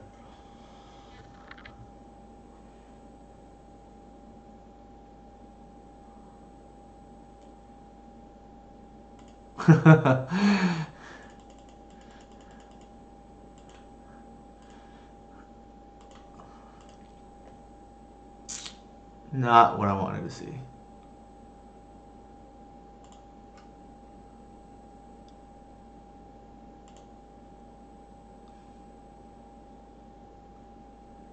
I think we need a ramp now.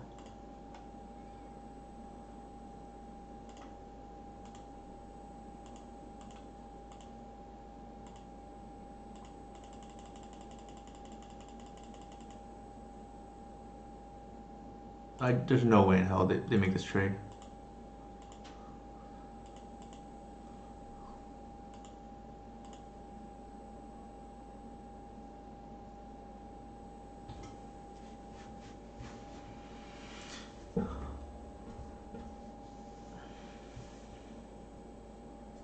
Yeah, so it's interesting too because they led with turn one Dryad Arbor, but they didn't make a land drop turn two, which I don't know what the logic is for that. Unless they just drew it. Because if they thought we were on a wasteland deck, there's no way they should be keeping that hand.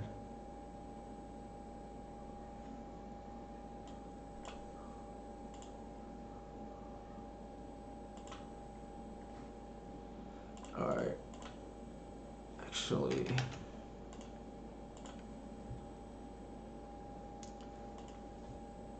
Could you search for and then make a green play other than green sun for arbor? I don't think that's best use of the green sun there. Is the reason.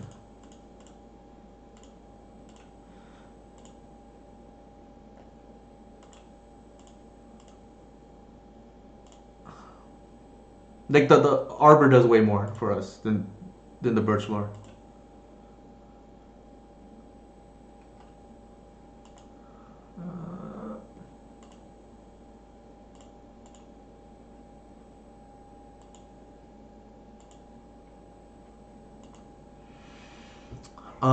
It's lethal, I believe, next turn. So let me think about this.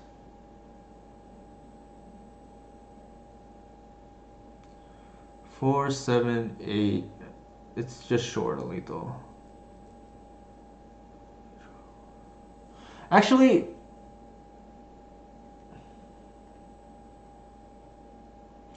yeah, but we already have a heritage druid. Yeah, we could Wirewood here. There's an argument for that. It was hard to say. I don't think it's probably worth it to Wirewood here because it doesn't advance the game plan.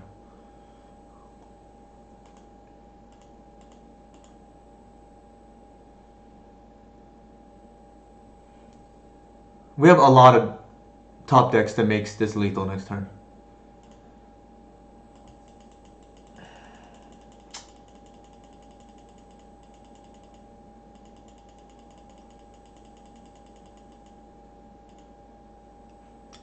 Query Ranger seals video too.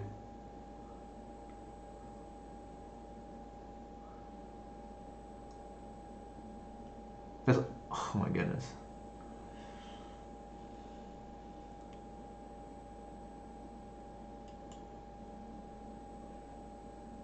Don't tell me that's a non-lethal hoof.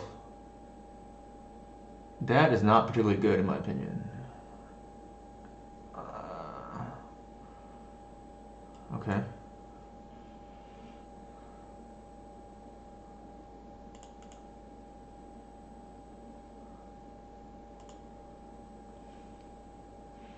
We can 20 ball them pretty soon.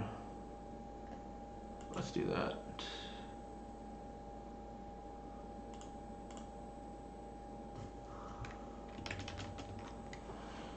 Oh, did I miscount? Yeah, I might have miscounted.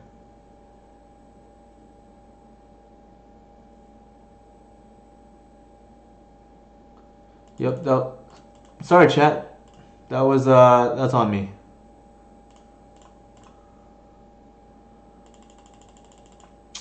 I thought I had a Query Ranger on the board.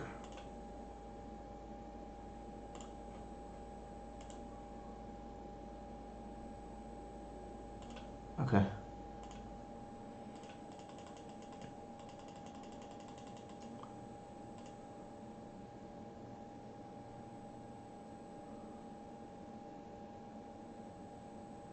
They have the natural hoof? Jeez. Okay. Not our day.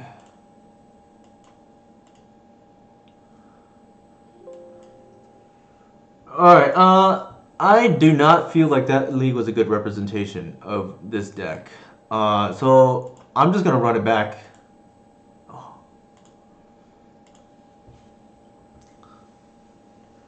I don't think there was anything. So they had the turn 3 Archon into turn 4 natural hoof. Like that's kind of insane. Like.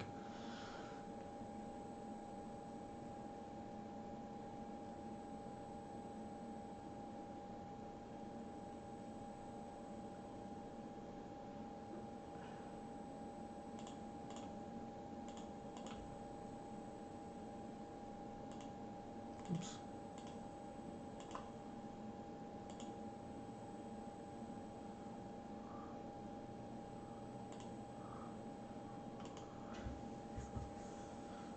Boggle bunnies. They were on elves earlier when I was watching Anorog's stream.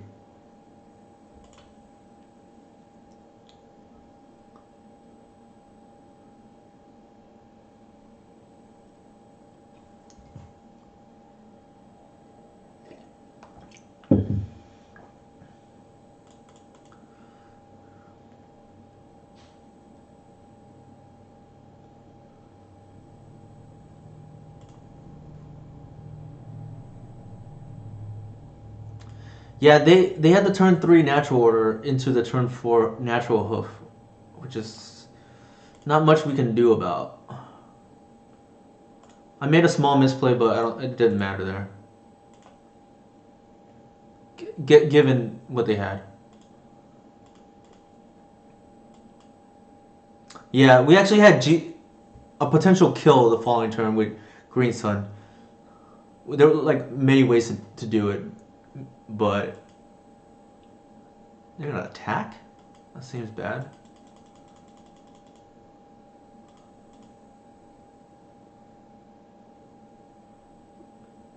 Sure. Oh, they have the turn 3 natural order. Nope. Ranger?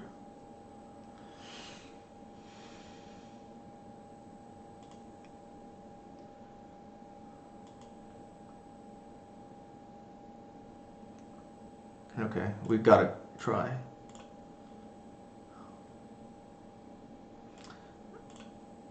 I think one thing I am contemplating about changing already with this list is cutting the scavenging ooze. I don't know if we need it, given how we built the deck this time.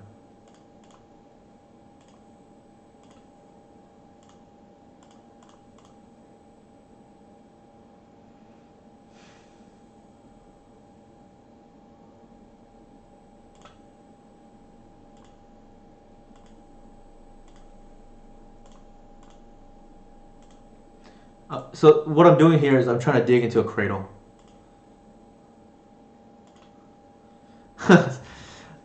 I actually think Storm is a good matchup.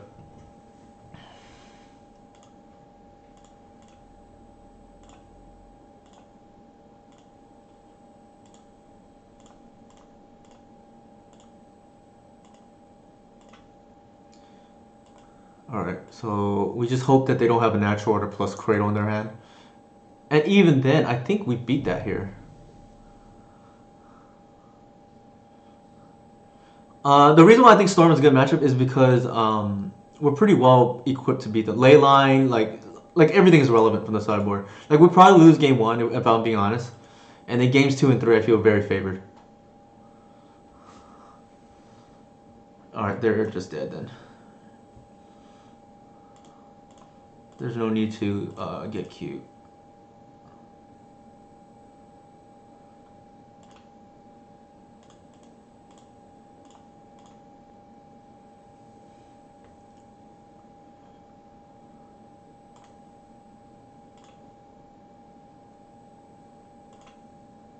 Yeah. So our losses last league were to like the Nuts against Cephalid Breakfast games. He had the turn 2 combo game 1, and then he had the turn.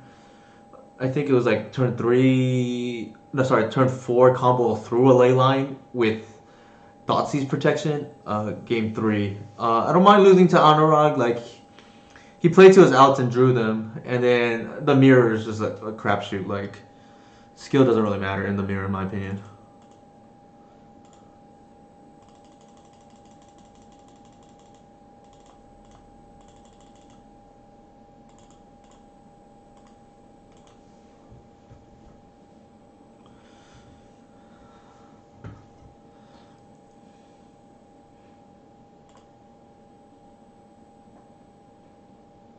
They might be molding to a fast hand. It's debatable whether Cabal Therapy is good at this matchup because you have to guess, and guessing wrong might just mean you lose. But yeah, I think one thing I might change from this list is cutting the scavenging ooze. I don't know if it's as necessary if we have 4 shepherds. Okay.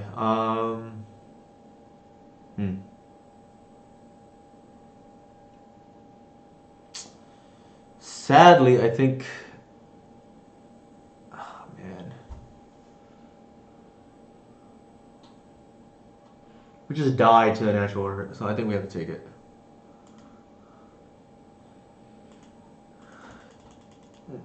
You could take the ranger. I don't know how good it is there. I think you take the natural order and be safe. The problem with taking the Ranger there is if they top deck another creature, you probably just lose the game. And that's like a pretty high chance. Yeah, see.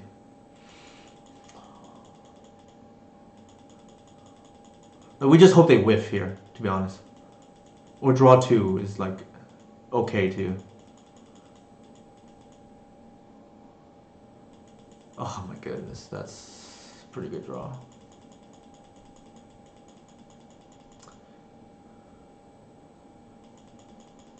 That is very bad what they're doing. They just missed potential multiple draws. I don't know what's going on.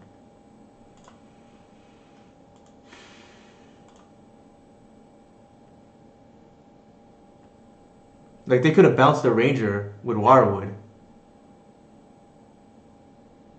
and potentially drawn a couple more cards.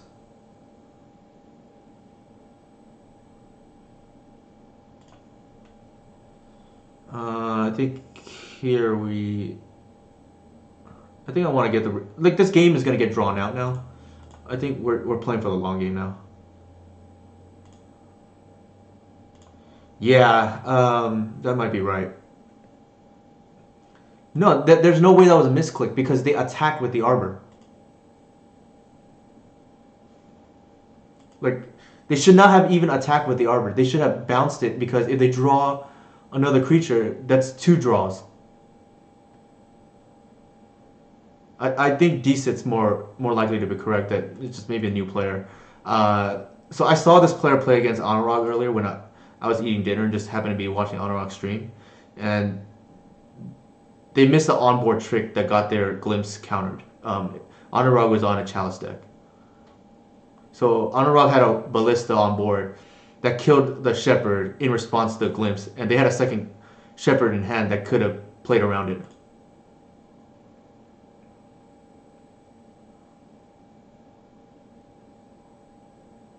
They're drawing well though, like given their misplays.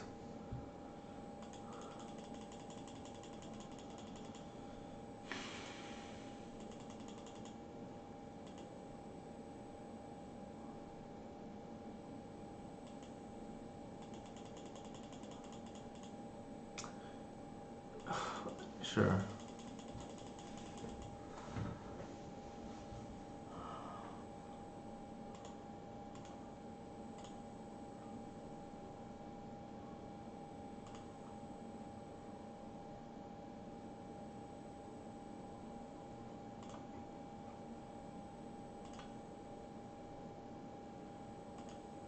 I think I just want Cradle here. Engineer. So the truth of the matter is, I don't really build this deck to beat the mirror. Like I think we're not as favored against the classic version, but I think I'm okay with that. Like, they tend to be a lot of the players tend to be less experienced too, so you get some points that way, percentage points that way.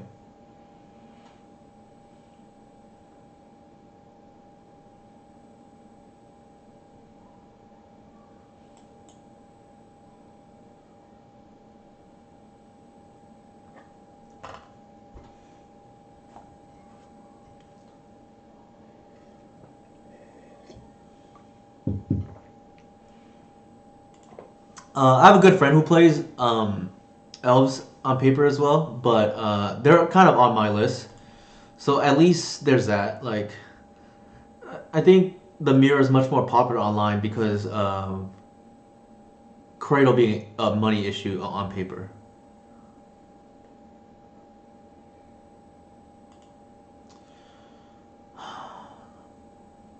So they.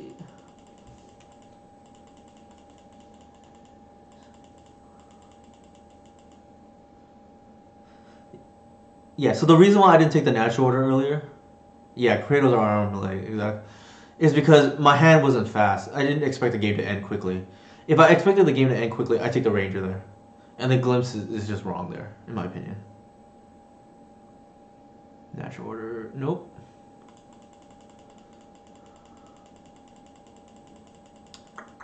Yeah, I remember the good old days. I bought my first set of not set, my first two Kratos for. Actually, was it? Yeah, I think yeah, my first two Kratos were 50 each, and then the second two I got like 120 each. It's cheap by today's standards. Oh my goodness, that's a lot of draws.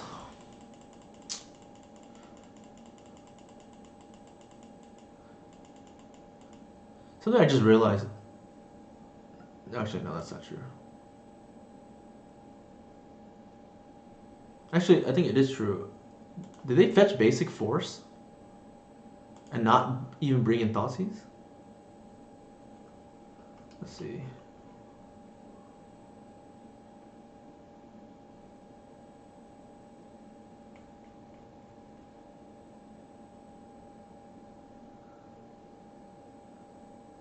No, they play a buy. Never mind.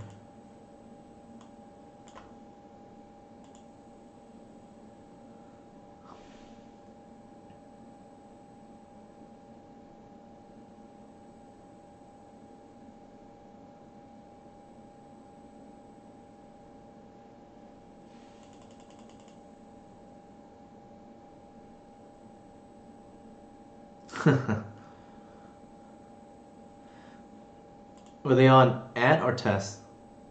Or TES, I should say.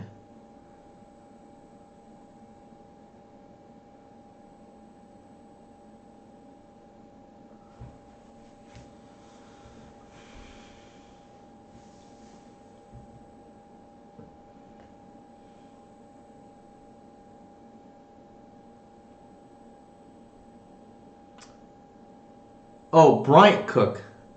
Okay, I saw Brian, but yeah, that makes much more sense.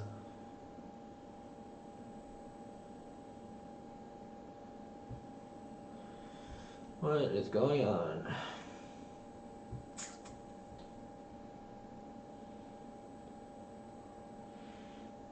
It's kind of aggravating to play the mirror, to be honest. I don't enjoy it at all.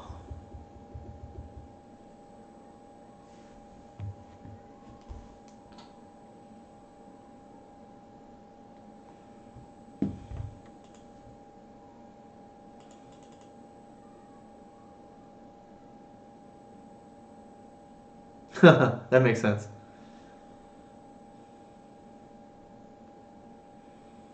What is going on?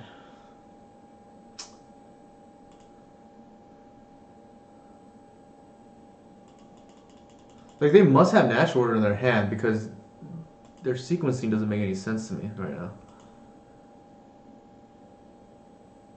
Yeah, this matchup is just whoever draws better wins. Like, sometimes skill matters if the other person messes up a lot or just draws really poorly. But I mean, it's like kind of a goldfish on both sides. I once had a cool thing that came up because of the Reclaimer being a 3/4. I was able to survive a hoof damage because I had two Reclaimers, and it wasn't lethal. And I killed them the following turn because I was able to just chump block. Actually, I almost missed, got too bored and misclicked. Okay.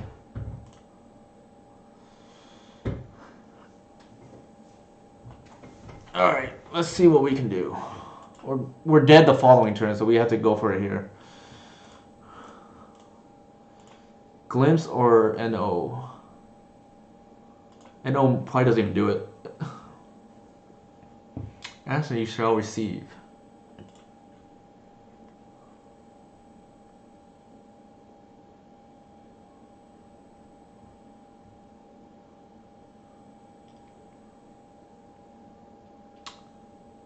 Let's see. 1, 2, 3, 4, 5, 6, 7, 8. We have at least. I think that's lethal. Yep. I'm not gonna bother counting.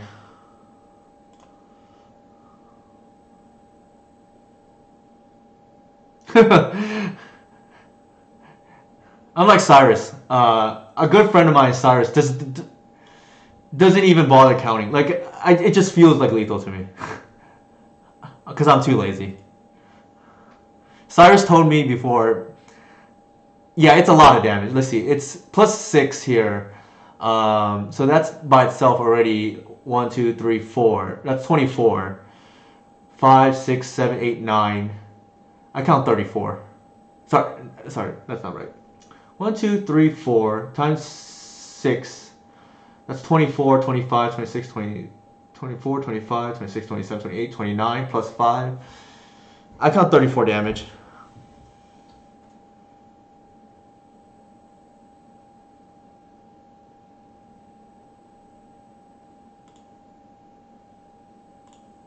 Okay, so that's done. Yeah, it was 30. Pretty much. I was like, it's like 5 attackers. That should be lethal. Typically, that's the indicator, right? For anybody who's played Elves for a while, whether it's lethal or not is kind of based on how many attackers you have. Not so much the creatures. Like the number of the total number of creatures you have is relevant, but the more relevant part is how many are attacking. Good friend of mine, Max. Oops.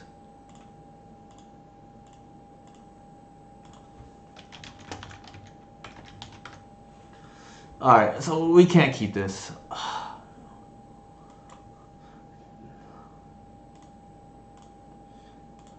This is where the once upon a times kind of matters. Maybe there's a build where I can just have it all, right? Like 4 Reclaimer, 4 Once Upon a Time. Okay, he's likely on Doomsday. Give it Underground Sea Start.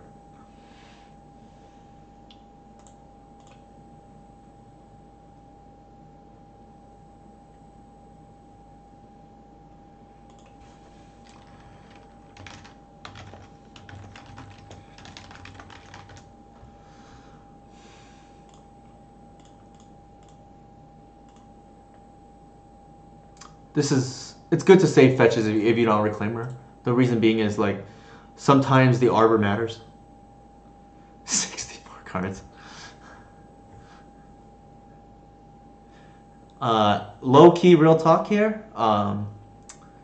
Before, if I saw a list with 61 cards, I wouldn't even like it wouldn't even register on my radar. I just kind of like omitted it.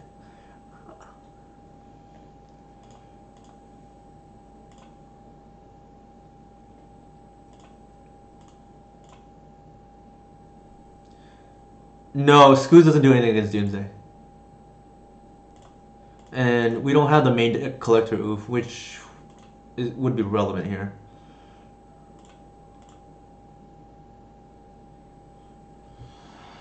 The question is if we have another turn. We might. It's hard to say.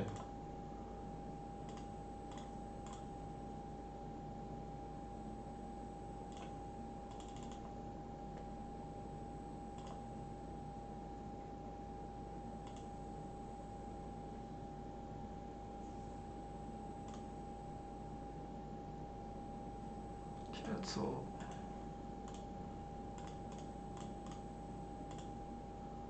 Oops, that's not right.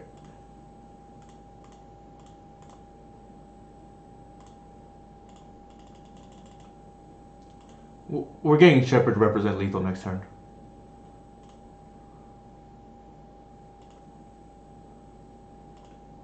Now they have to Doomsday through us. Ninjas.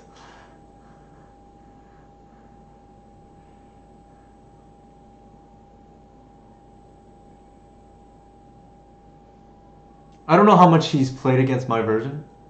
Oh, interesting.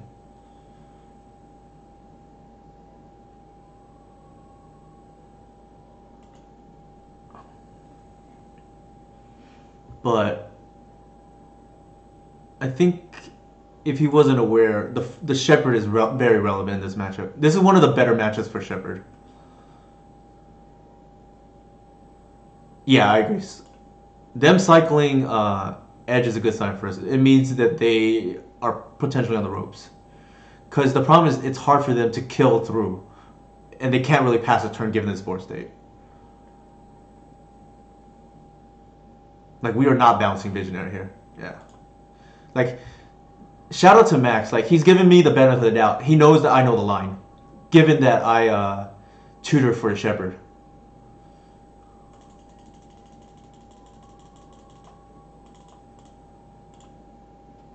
Alright, Bog and Ooze are useless here.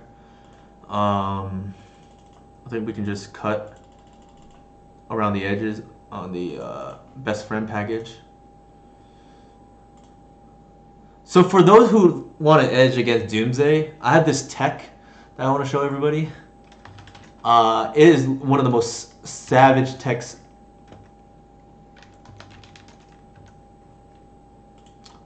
for Doomsday, if you can support it. And it's very narrow, but whoever likes narrow cards.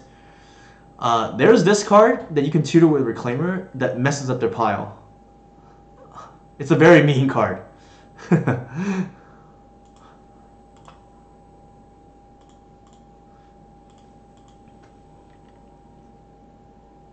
Yes, it's to represent lethal, and it means that they can't Doomsday and pass the turn. And potentially, if they don't put out another Strix, you just have lethal on board.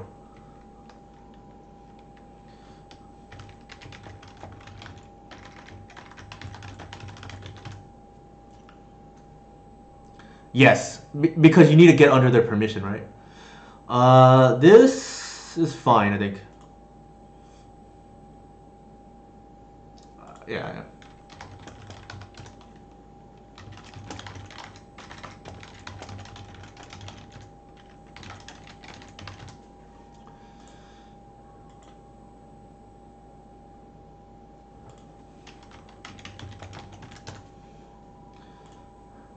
Alright, so this is not really a Bog matchup, so you're actually incentivized to get underneath the permission with Shepherd. Like, we don't want them just dazing random things for value.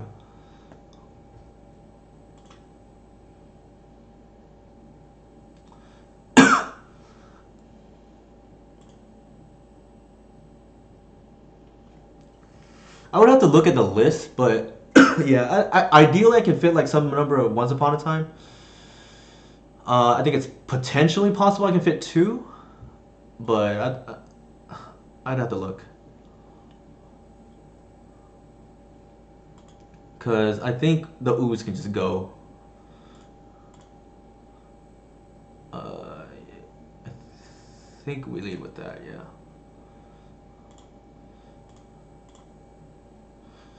Pro tip, play the creature before the cradle.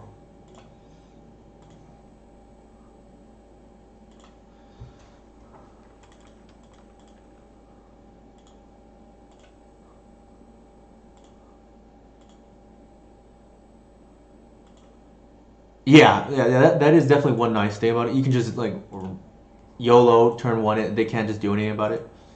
Creature, dang it. Okay, so we have to pass a turn here, but we have lethal the following turn.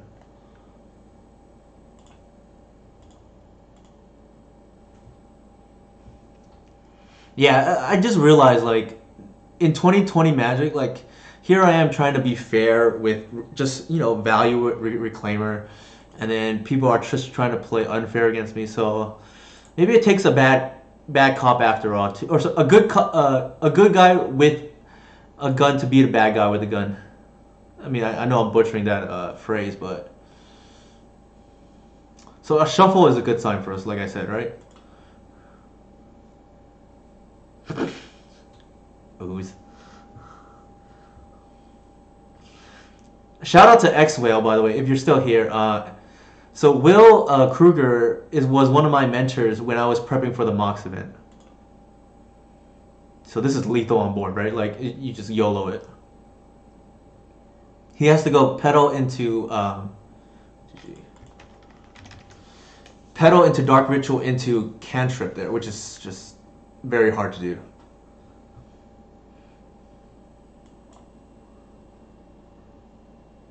Hey, yeah, so Will Kruger, I want to give a shout out to him. He, well, I mean, since I'm on the topic, he, Ari Lax, and Levi, if Levi's still around, were three of the guys I talked to the most when I was prepping for the mocks. And I just think that Reclaimer build in Modern is straight up broken. And I know this because everybody I've talked to who's played the deck is having success. And then the other thing is, uh,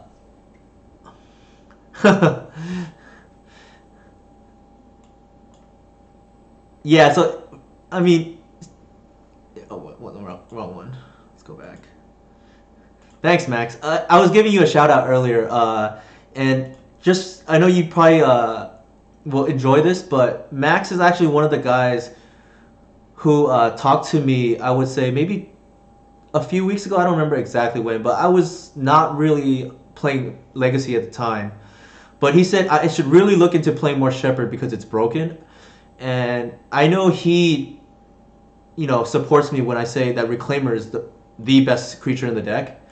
But he said just because I play Reclaimer doesn't mean I can't play more Shepherds. So today I'm actually testing out a build where I just take the best of both, right? 4 Reclaimer, 4 Shepherd, and something's got to give. So I cut the Once Upon a Time, and I think maybe it's possible I can still play 2. Like the Scavenging Ooze has not been great, and I think with Once Upon a Time I can cut 1 land. So there's 2 cuts there. It does. Like I was just telling Chad actually, Max, that the Doomsday matchup is actually one of the ones where Shepherd shines the most. Uh, it typically is not very good against the fair non-blue decks, but I think Elves is pretty favored already there. Yeah, I think 3 is even possible if we cut the Ooze and then we keep the Oof in the sideboard. Like this is like just straight up 2020 Magic, right? It would just max Shepherds, max Reclaimer, and still get your 3 Once Upon a Time, or 2 Once Upon. Cut the Ooze. We can go down a land and we're adding the Once Upon a Time. And I don't really want to do this, but you can actually go cut a Birch Lord too, and then that's just like maximum broken cards in this build. You might have issues with mana development, but this is one of the best Cradle decks, if not the best. Only because we have Once Upon a Time, Reclaimer, and Cradle. Yeah, it's a little bit greedy. I must admit. Like I only even feel safe with, 3 Heritage, 2 Birch Lore. So 2 Once Upon a Time might be okay. Before I forget, here is that Reclaimer list, and I would highly recommend you guys. So here's the Tombow Depths. Here is the Reclaimer list I've been playing Modern, and I think this deck is just straight up broken. Like, let me move it over. I'm just testing the Simian Sphere guy. That's actually Will Kruger's idea too. So if it ends up being good, like he deserves the credit for it. I first got it from him. But yeah, 4 Explorers, like none of this Arboreal Grazer stuff. Flagstones is an awesome card. Like Flagstones and Reclaimer. Like Reclaimer is Knight of the Reliquary, but a 1-drop. Like that's how good I think this card is. And the interaction with Flagstone you can't do with Knight, unfortunately. The other stuff is pretty straightforward. I don't want to get into this too much. I know like most of you are for Elves content. Yeah, for sure. Oh, here we go.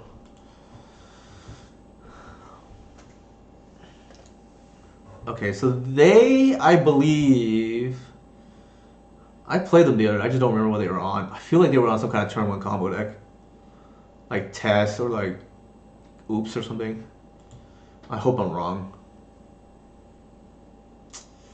I'm gonna play as if I don't know what they're on, cause I don't think it's in the spirit to for a league to look that up. It is gas. If a guy like me can play it, you can play it. Like, I literally picked up Modern 5 weeks before the event and went 2-1 in the Modern section because of the deck and the great mentoring I got from Will and others. Shout out to the whole Reclaimer crew that got me going on that. I think they're on tests. Uh, just to be safe, you still lead with the basic. Like you don't want to get punished for no reason.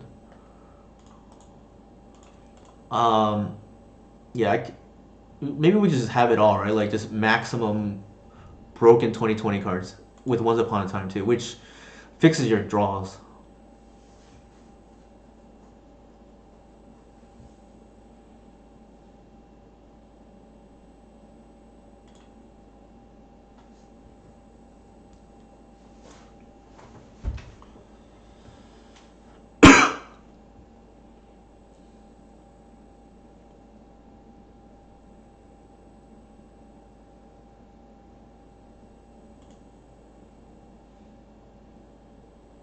Yeah, they should be on test. Bloodstained Mire is not a land I want to see from the elf side.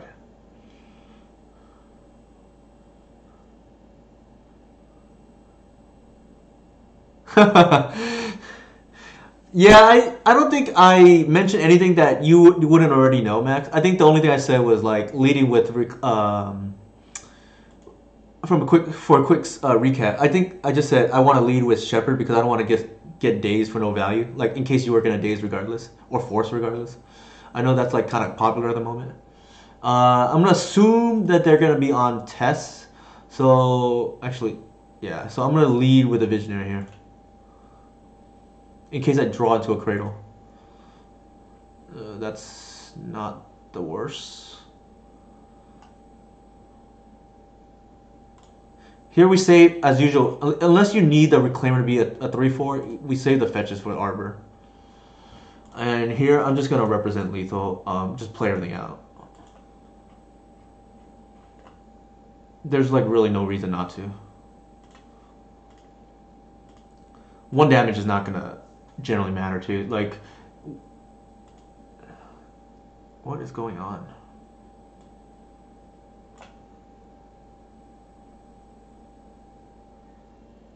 Okay, so I don't really understand what's going on their side, but like you just go for it. Like,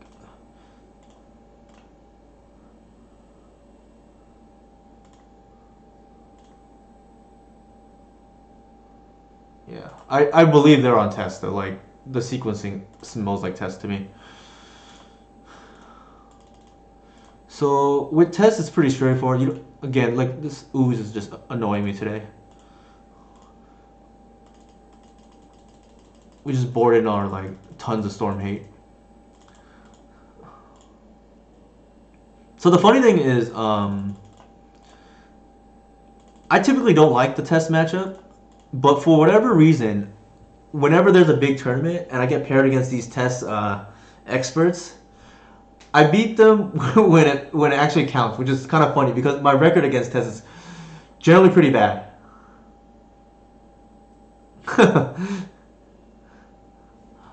But for whatever reason, like these big high profile events, I like draw well against them and I'm able to pull through.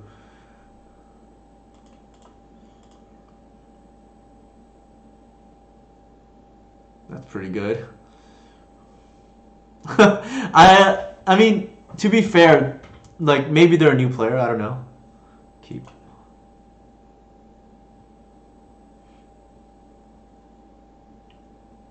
I remember when Ant was the best deck, and I personally like Ant over Test, and then Doomsday over Ant, obviously, because Doomsday's the hottest Storm deck.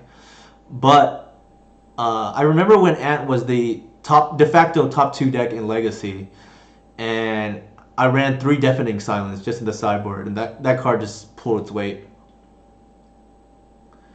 It's not great against Test, but it's better than what you have, which is like the Visionary Wirewood stuff is too slow, in my opinion.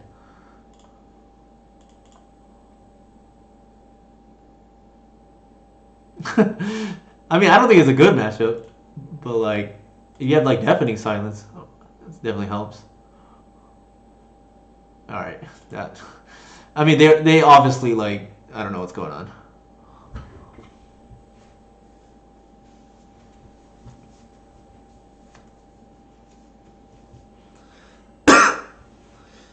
Yeah. So quick thoughts. Like, I mean, shout out to like the people who have. And this includes Max, Adam Wallace. who back Reclaimer and who back Reclaimer but still think I should be playing more Shepherd, and I think that's definitely correct, given how today's wins has gone so far. The thing is, when I tried them last before, I just couldn't find the room. I think cutting the Once Upon a Time has made some sense, and I just don't know if we need Ooze if we're having the full set of Reclaimer and Shepherd, because I think that's a nightmare for Rug Delver. Yeah. So okay. Initially, I didn't want to give up the Once Upon a Times. So like it got real clunky, and it just main deck bog is just incredible in my opinion. For anybody who's on Reclaimer, if you're not playing bog main, I think that's straight up wrong. It's just relevant almost every matchup, and then when it's not, it usually doesn't matter. Like against a chalice decks, bog is not going to be the reason why you win or lose the game. Same thing against D&T or whatnot. But that aside, Once Upon a Time I think is really nice, and the reason why I didn't want to part with it originally was because it fixes your hand. Um, on Z again. So it fixes your hand, and then you have more keepable hands. But the problem is, I think that's probably okay. Not great.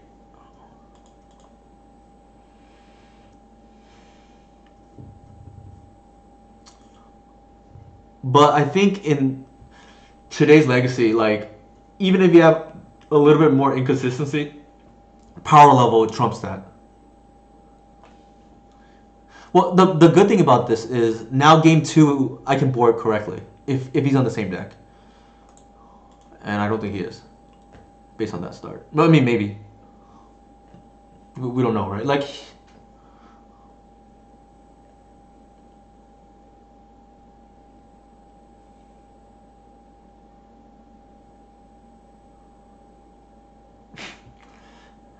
yeah, I played the mirror twice already, Max. That's crazy.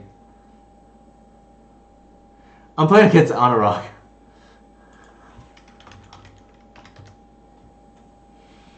All right, so we're just gonna go turn one Shepherd and just turn off all their permission. Like make our opponent have the swords.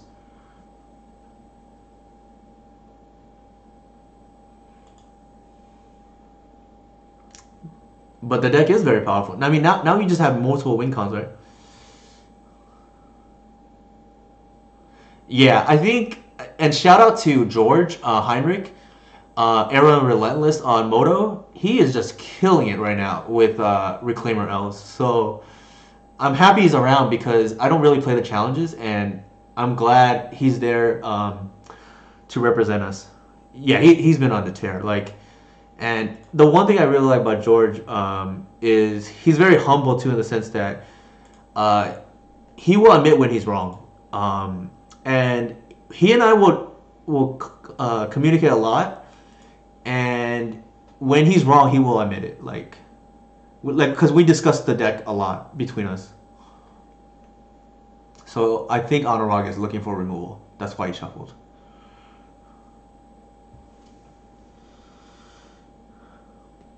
So we're gonna go Arbor into Heritage here, and then just like it's a slower hand, but typically speaking, like I don't like to mull too much.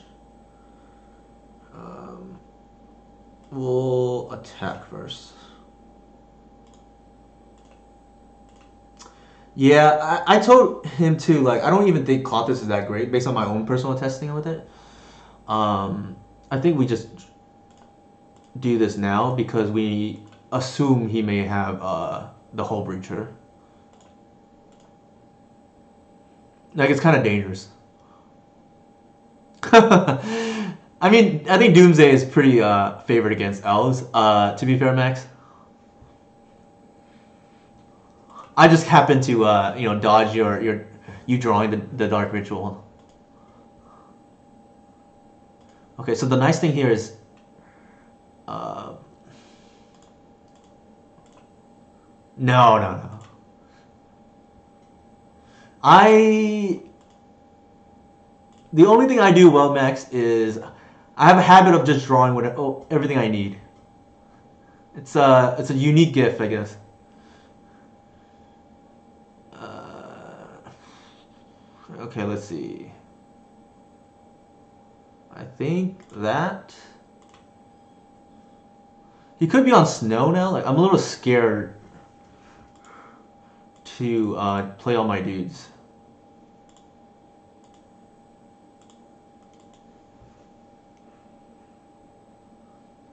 To be fair, I think Abrupt Decay decks were pretty good against Breach.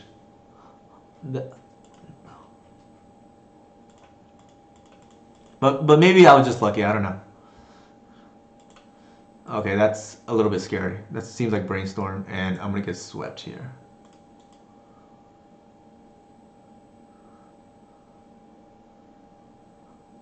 So that is one disadvantage with being on the same deck. Like if my opponent is on a different deck, I just like give up percentage points because they can play a certain way and I can't. But Honorog is a cool guy, so it's okay. I think okay. Hoof's not lethal here, and I don't know if I would just want to run dudes out into Ice Fang.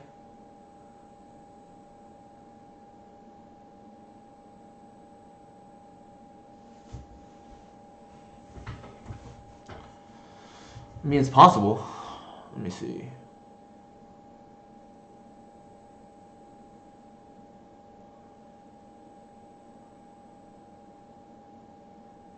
So that's 3, 6, man. That's 10. Okay, I think what I'm gonna do here. What am I afraid of? Instance? Yeah. So that's 3, 6. Yeah, that's exactly. Let's do that.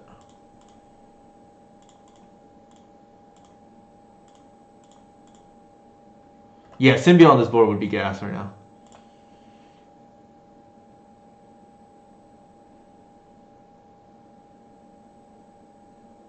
This is a must counter.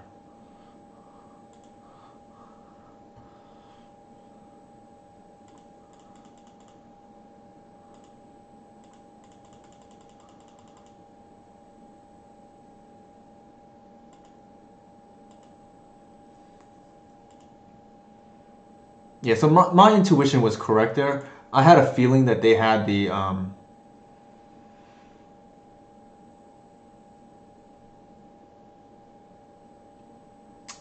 Ice Fang.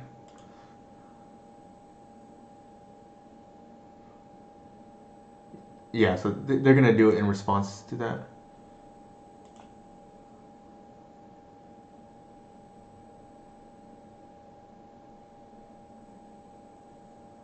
Yeah, he has the force.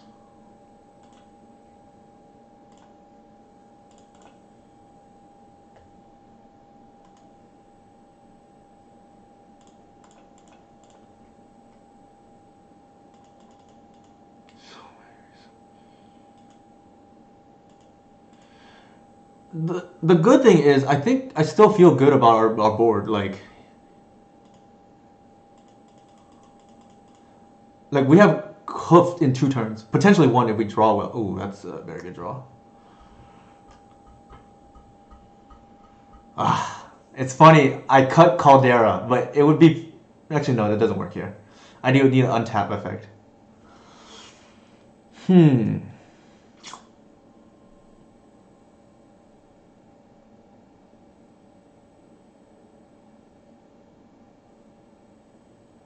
So what did he put on? He put the brainstorm on top earlier. Okay. I'm gonna hold the shepherd because I don't want him to dig for force with ponder.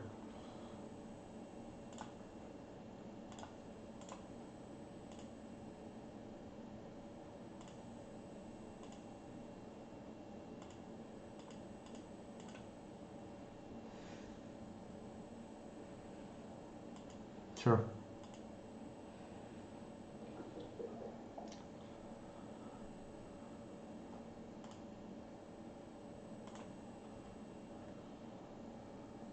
Yeah, I don't want it on a rock to dig for another swords and be aware of the shepherd here. Ooh, that's brutal. Sure, I guess.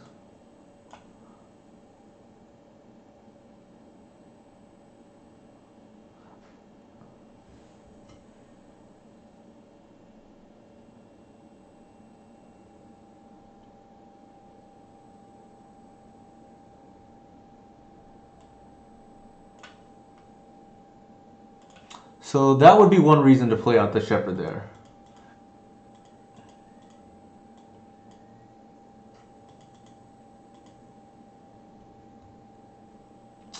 Did not see that coming. Yeah, I forgot about it too. Like straight up.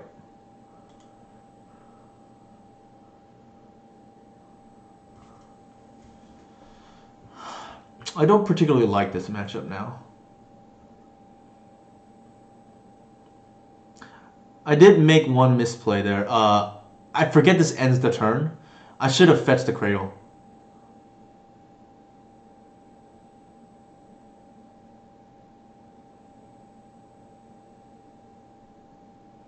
Yeah, that I am not used to playing against this deck.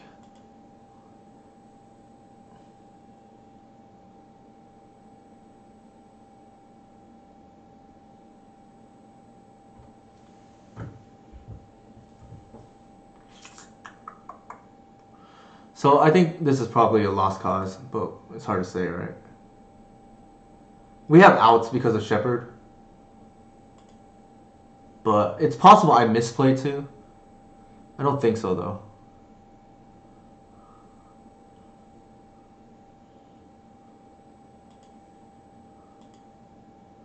I would have to look at the. Let's see what happened earlier.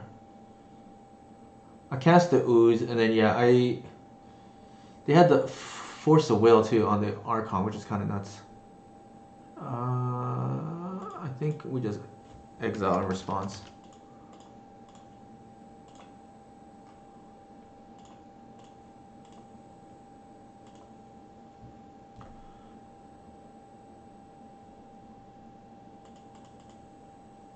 We want to leave them with lands in case he does it again.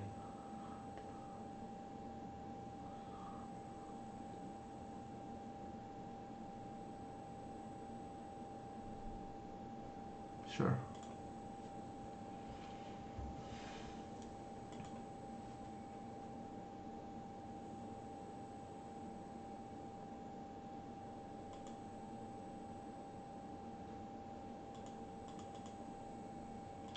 We do have outs, but we have to kind of get lucky.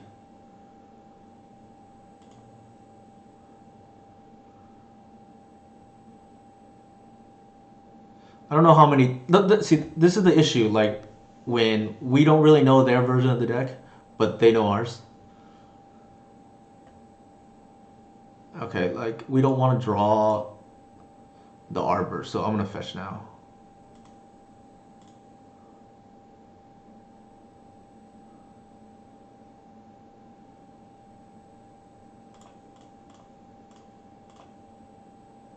This actually makes our Bog live again. It's not relevant, but it can be.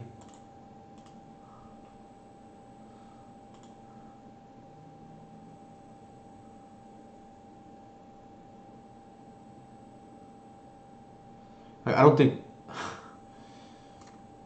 I mean, what are the odds that he doesn't have it here? Let's see.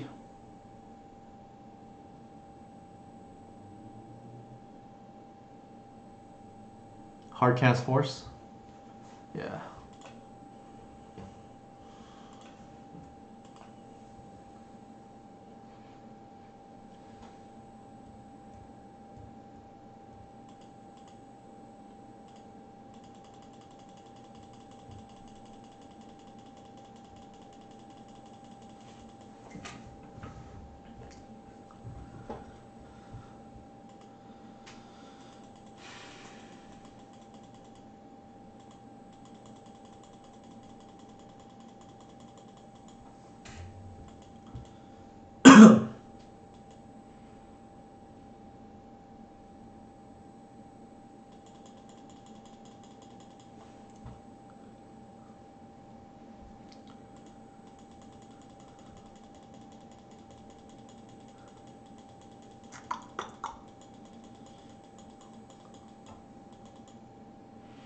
I can't tell if. Let's see, 369. That's fine. I don't think I care. I can't tell if Anurag is drawing well against us or the deck is just really good. I mean, Anurag is also a very good player, to be fair.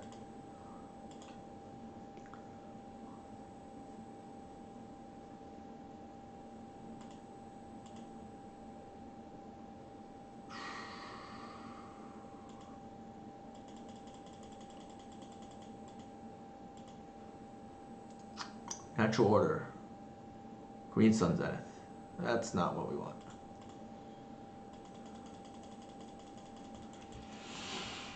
I think we have one turn. Exactly. So he can attack with all 1, 2, 3, 4 pieces. So we have to chump 4. But chumping the Arbor is fine. So we really lose 3 creatures. Actually, that's not even... Yeah, that's true. Because we can't block 2 of them, so he's at 3.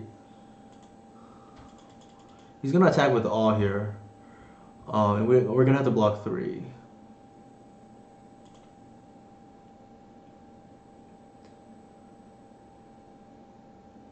In retrospect, I think we should have bought ourselves another land drop by pitching the Arbor last turn. Oops, that's wrong. With a Reclaimer. This is a very nice... Wait, what?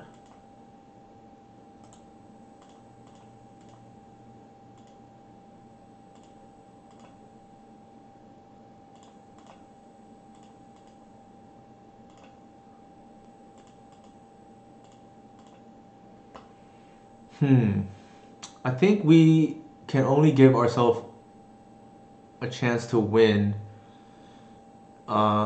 if we actually don't... Oh, man, this is tough. Well, let's see what he does if I do that.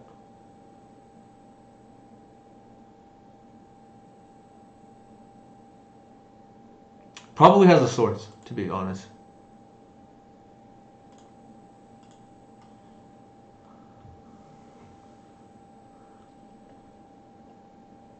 Yeah.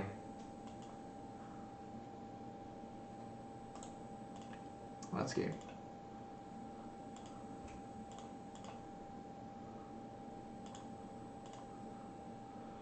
So again, I'm not too thrilled with the ooze here. They're not a wasteland deck, so we can cut a Cradle. Heritage can go. I think we want the Cabal Pit. The Progenitus is good. And I think we want a Brevicate in this matchup, given how many Hate Bears that they have.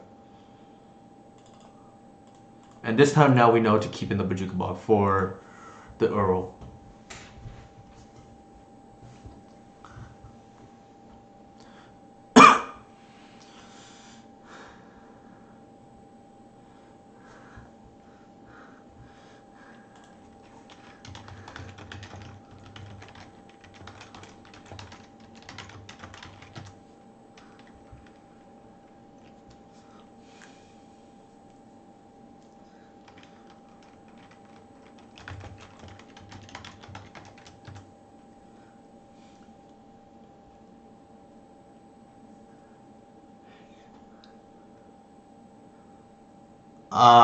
Yes.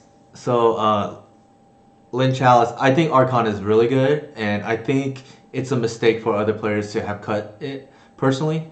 The reason being is because it's not particularly good in the Fair Blue matchups, but Fair Blue is not really the problem for Elves, and this card is just unbelievable against Stompy decks, against your worst matchups, which are combo, and I think it's just too good not to play. Like, I get why people cut it. I just think the logic is a little bit flawed because while it can get Oko'd, you're typically boarding it out anyways. Like, and it is a killer in the combo matchups, like straight up. This is fine.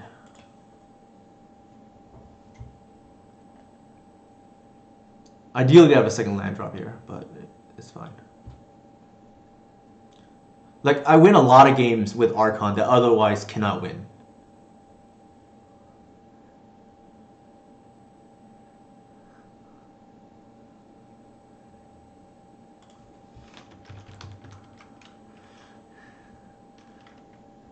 So Anurag is playing along, so he saw my comment.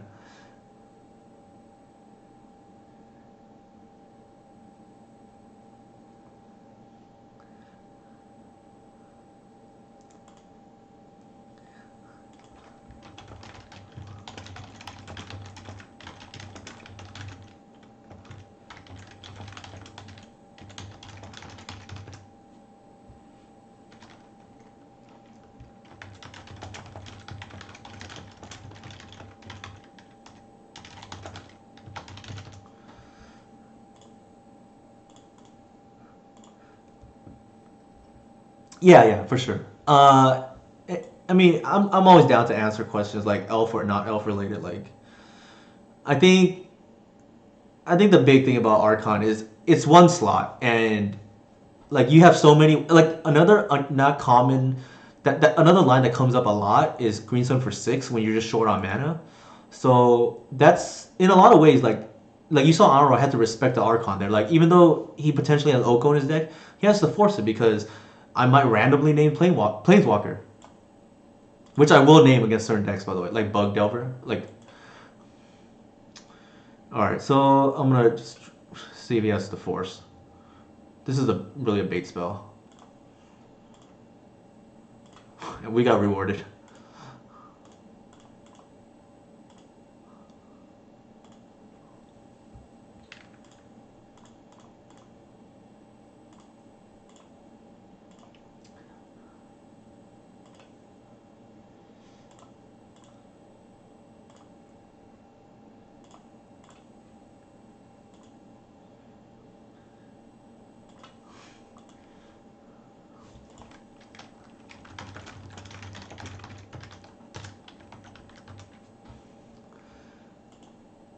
All right, so I think we're in a good spot. Like that was a super ancestral recall right there, and we're threatening again next turn.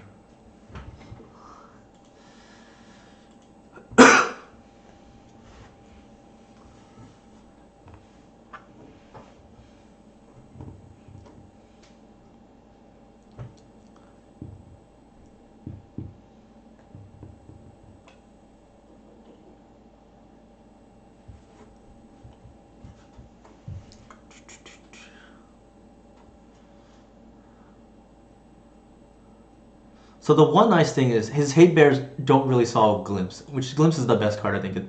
Oh, actually that's not true. What am I thinking? Hope Richard does, but that's turn 3. I think given the hand, we're actually gonna bounce the Birchlore here because we want a glimpse again.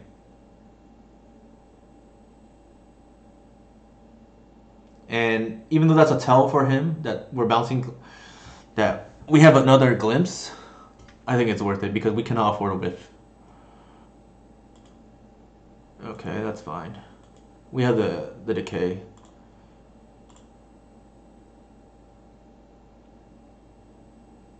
Sure.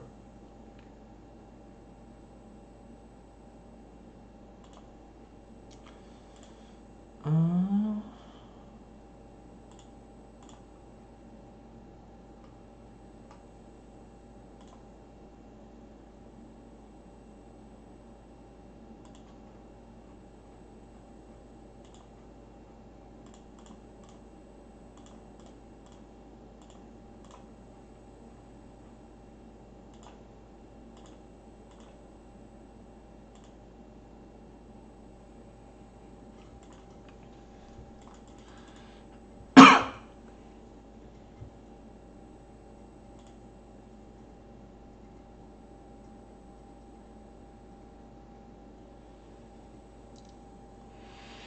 So ideally, we draw into a Green Sun or Natural Order here. I mean, I say that a lot, but that tends to be the case with this deck.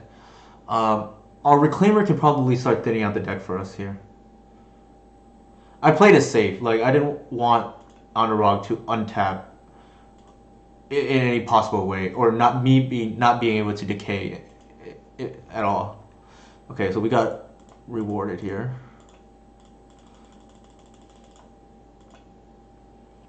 That's if he has a force, that's got to draw it out. I think. Yeah.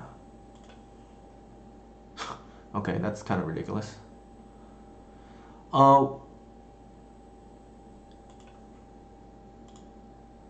I'm gonna generate black mana in case it matters. Actually, that's cancel. What am I doing?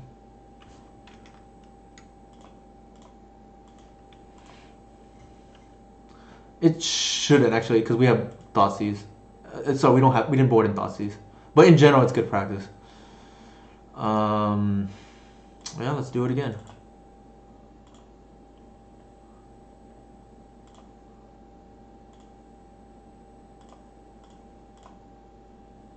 What's going on? There we go.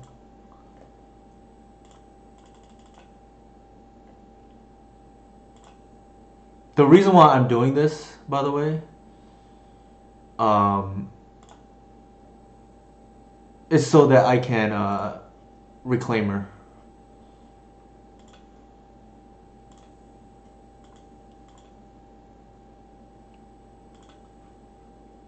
And with Days Undoing, we kind of have to just play everything out.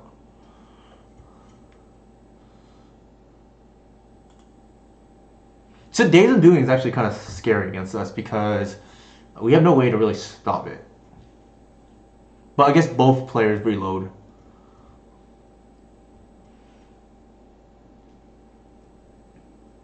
So what we're gonna do here is, depending on what they do, we can either just represent lethal or dig with Visionary some more.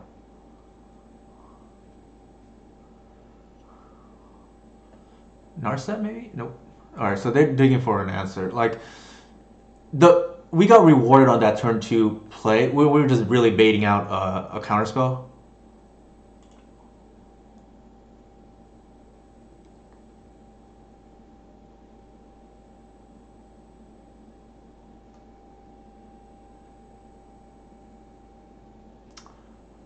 All right. There's no reason. Yeah. There's no reason to bounce there because we have lethal on board.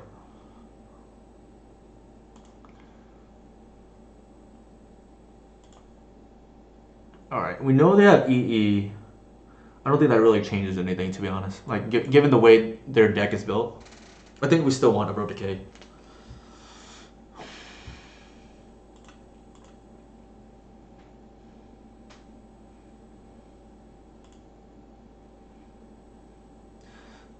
Yeah, I told Adam Wallace, the A-Bomb Diggity, that one thing that is nice about this list that we've concocted is between Shepherd, Reclaimer, and Wirewood, that's just like 12 must-answer threats. And I think especially if we end up cutting the Ooze, which has just completely underperformed both leagues, we can even have like some number of Once Upon a Time. I think that's just gross, like the number of power, the star power essentially in this kind of build. Not a great hand, but we have removal, so I'm just gonna keep. Like, it's a little land heavy for me. But we do have a replicate for their hate bears, which they probably have anywhere from like 6 to 8 of, I think.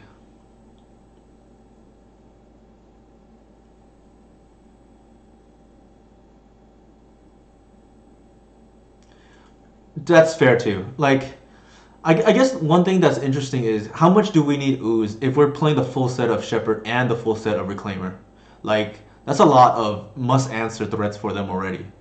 I know the way Delver can steal games against us is they deal with one or the other, which both versions have 4 of each, but not really much of the other. Like, I had one Shepherd previously, and they had 0 Reclaimer.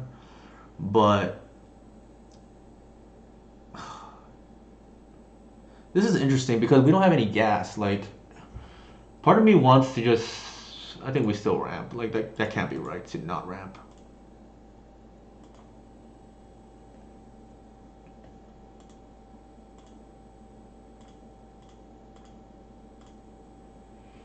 Yeah, Ooze, like, if you untap with it, you probably win the game. Like, straight up. So like it definitely has its advantages. I just don't know if it outweighs how bad it's been.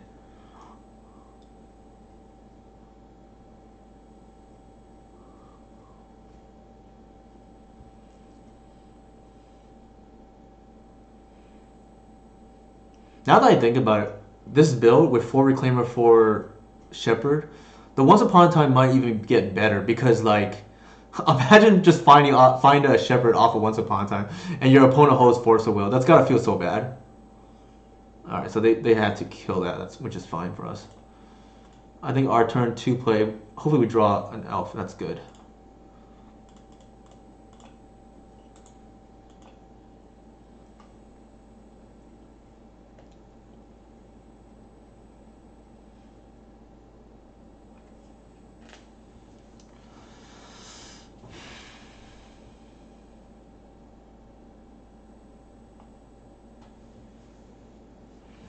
So Decay just feels better in this matchup just because you don't have to hold mana up. Well, you hold mana up in a different way, but like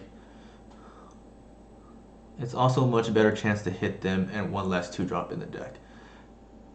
Yeah, exactly, right. Like Ooze is just like situationally good. It's the most flexible hate bear we have, but at the end of the day, like it's sometimes another elf is just better. This is like a great learning experience, I realize, for us. I don't think that card is particularly great against us. I've had a lot of people bring that in recently, but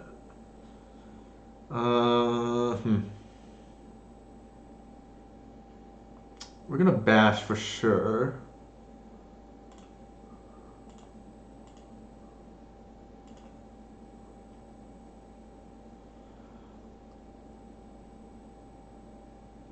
I think we just play the Shepherd and like, cause they're not gonna main phase something.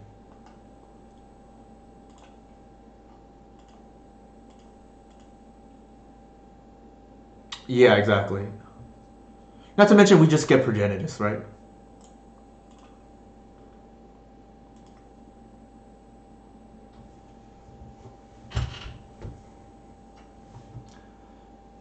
Exactly.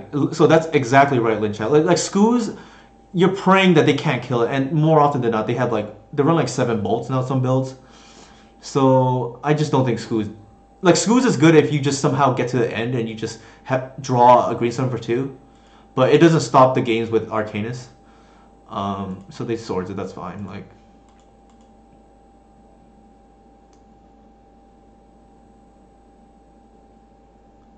exactly. That's exactly right. I just don't find it like particularly great. All right, here we're gonna run our creatures. Oh, this is interesting.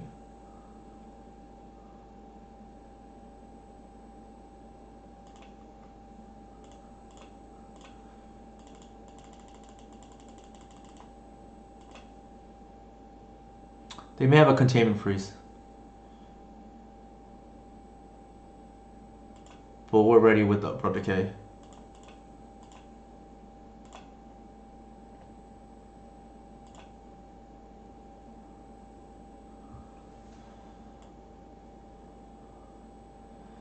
Um. Okay, so we're gonna get the Wirewood symbiote, and the reason being is because we have the. Well, let me think. Yeah, I still like the Wirewood here. That's fine.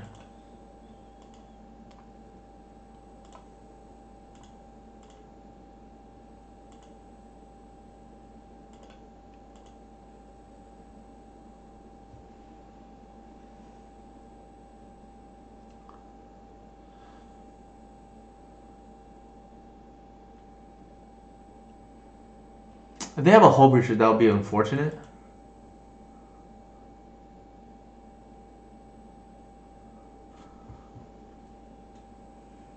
But I don't think we have a better line than that. Like at the moment, like we're not anywhere close to turning on Threshold.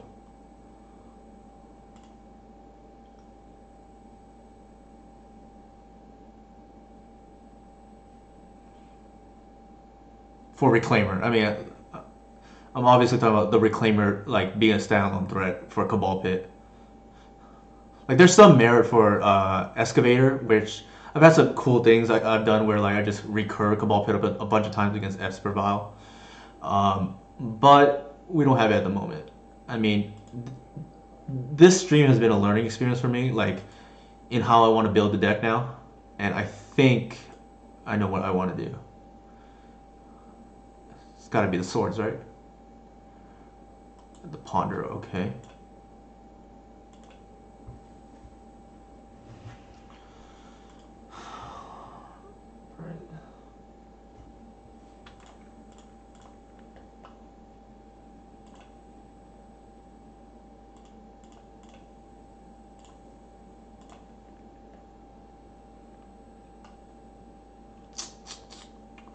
So here we can fetch first, which might be better.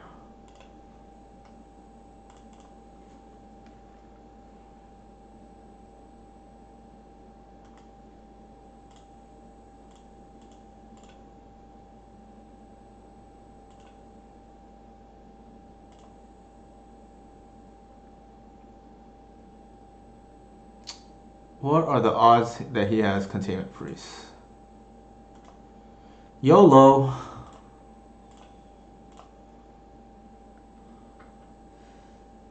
There it is. I think we want to play around Ice Fang.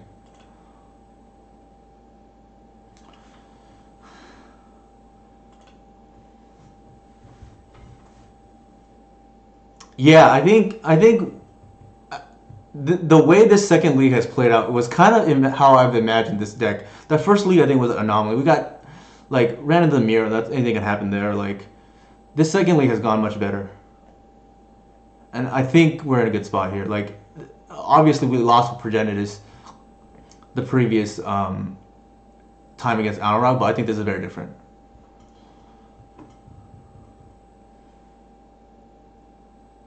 The reason why I don't run there is because we can threaten the hoof too. Like he has to handle both the Progenitus and the draw engine now. Like that's not easy to do. Like he has to play defense on two different axes, which is very tough to ask given the cards in hand and the board state. So Oko is not great in my opinion. Like they're just gonna make a dude, I'm assuming. Or they might just elk arg. I don't know. So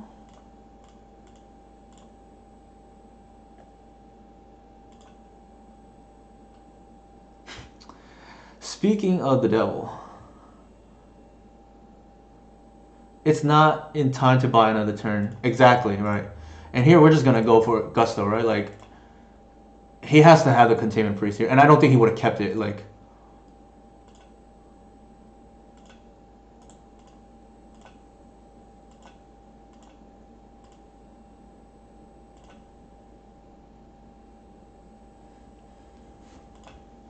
all right, so this league has gone pretty good well so far. All right, I am gonna do my ritual, which is whenever I'm sitting on a 4-0, I make sure to use the restroom first. All right, I'll be right back, guys. I'll be back in a minute.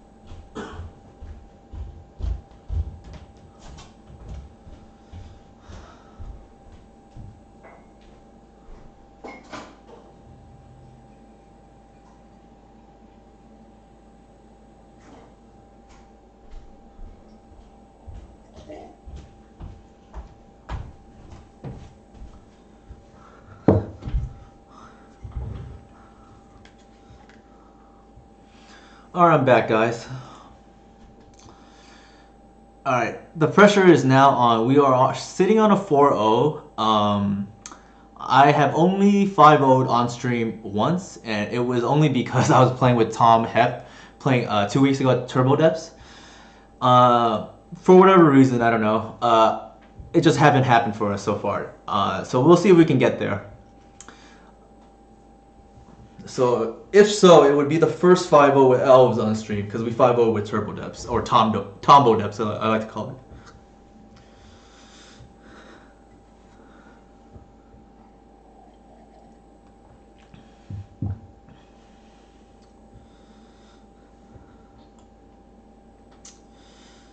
Speaking of Tom, 42 trophies is unreal. Like, Tom is just a master at what he does.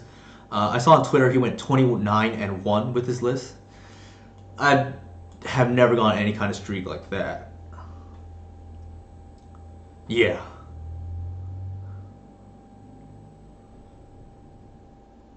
So the thing is, like, I don't even think Turbo Depth is that bad of a matchup because, like, if it was anybody besides Tom, I typically have been able to do okay against them. Like, I don't always win, obviously, but I think just Tom is just a killer because he beats me every time.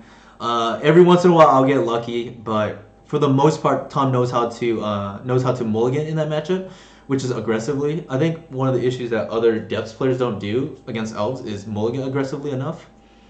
So yeah, 29-1, just like this speaks for itself. I think the best run. I think he started out 22-0. Me personally, that's like insane because my best win streak has been 19 in a row, and that was only because the meta was all messed up with Red and 6 at the time. So I only had to really prepare against Ant and Red and 6. 7801. So it's Usher's album.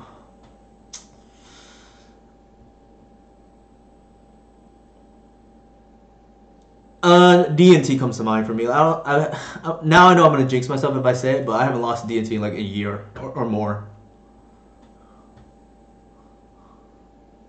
Sometimes they win a game, which is scary, especially game one. But I've been fortunate to be able to pull through.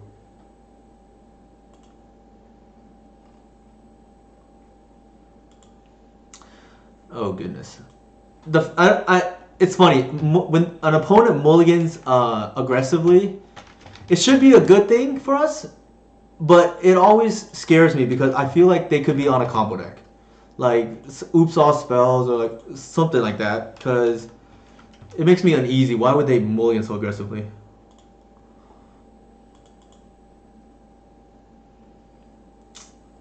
I really hope I'm wrong and they're not on oops.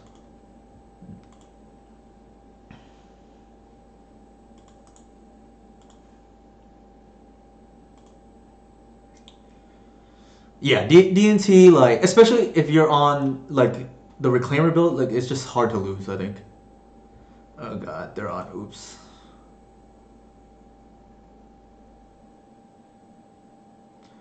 Yeah, unfortunately, like I don't think there's anything we can do. Like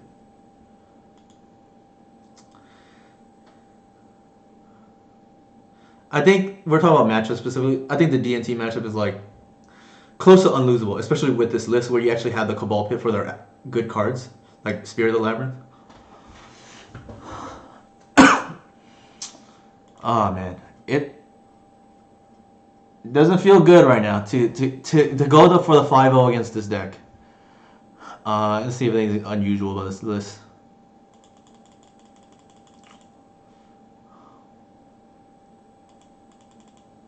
I better make the screen wide.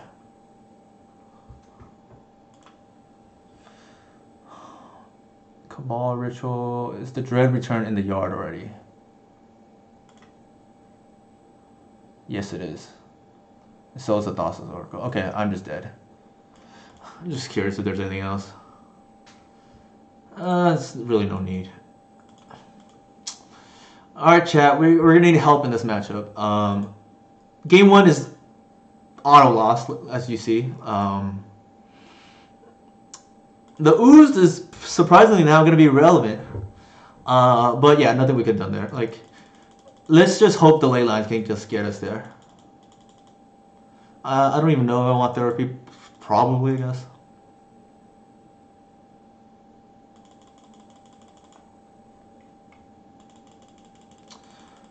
So we're looking for a turn one Thoughtseize or turn one. I don't even know if I want therapy to be honest because we can just miss. Uh, let's see. I think we could cut an arbor. Everything else looks pretty good.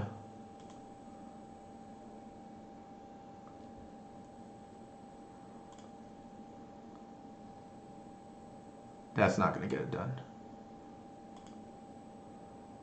That's gonna get it done though. They don't have chancellors, Robert. Oh, for those who don't know, Mr. Cakes is Robert. I don't know how to pronounce your last name. Coleri? But he is the guy that recommended Daragaz's Caldera to me when I was messing around with Golgari Rot Farm.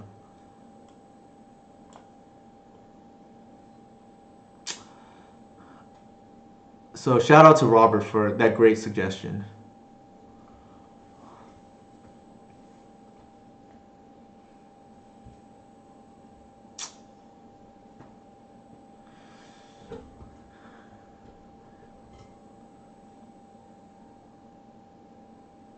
Did he? Maybe I don't know. I don't remember they had. I don't. I don't check closely, unfortunately.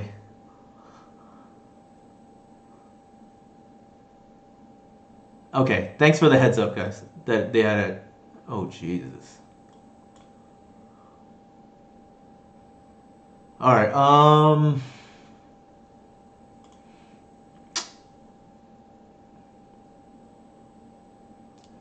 right. Thanks for the heads up, Max. That is relevant. Because it means Thoughtseize might not be able to get there. Uh, I think we just pass here, to be honest.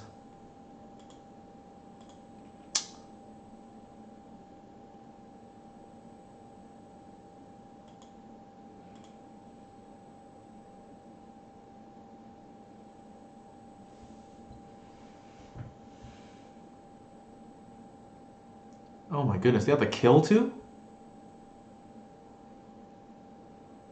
Jeez.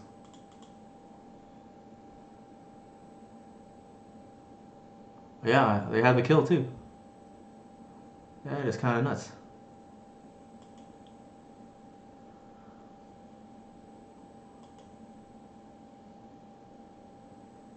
I mean, we're just dead.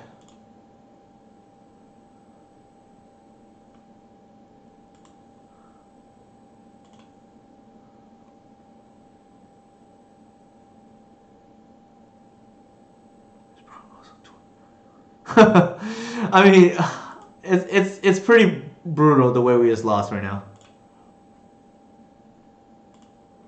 We'll just play it out, I guess.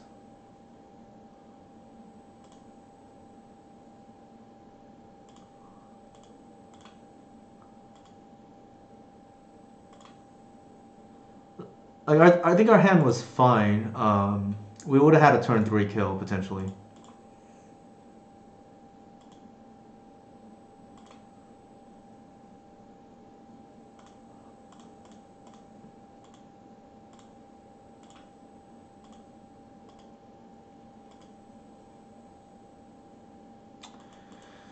Yep.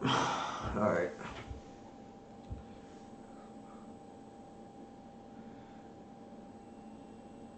Yeah, game one's you can't win this match. Like your opponent has to have kept a really iffy hand for you to win game one. Wasteland though wouldn't have even helped. Wouldn't have helped. I don't think Decay is good, by the way. I mean, it happened to be good here potentially, but ah man, brutal. Sure. Let's see what they did, so we know for in case we run into them again. So they boarded in Pack a Negation, which is, I mean, they kept that in, which is not particularly good in my opinion. Maybe Did they only have 2 Force of Vigor? Jeez.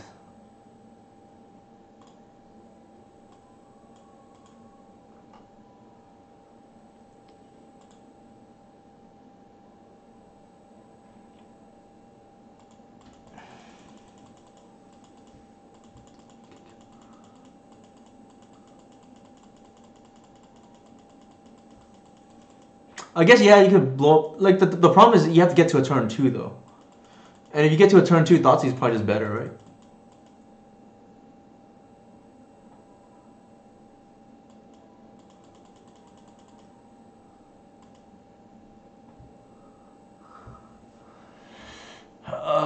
That's brutal.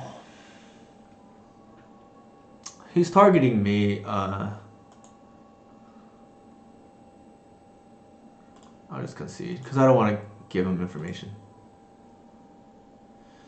So that was brutal. We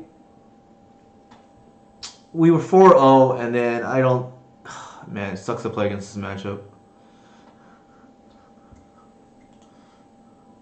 But I think the bright side is when you learn, right? And I think here's what I would do differently now. I don't think we need. Well, it's hard to say, right? We didn't have any sample size against Delver, but maybe we don't need the ooze. Like it's too slow. Because a lot of times a reclaimer is just as good to tutor for in the mid or late game. Might be okay though. Like it's hard to say. And I think we can probably cut a land.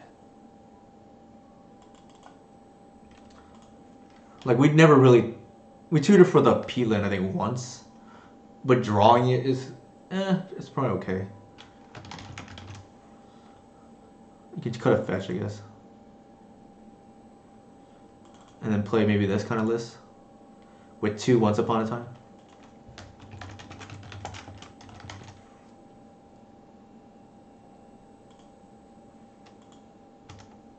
Come on, there you go. So I think this list might be better. Like, it's hard to say because how relevant that fetch was.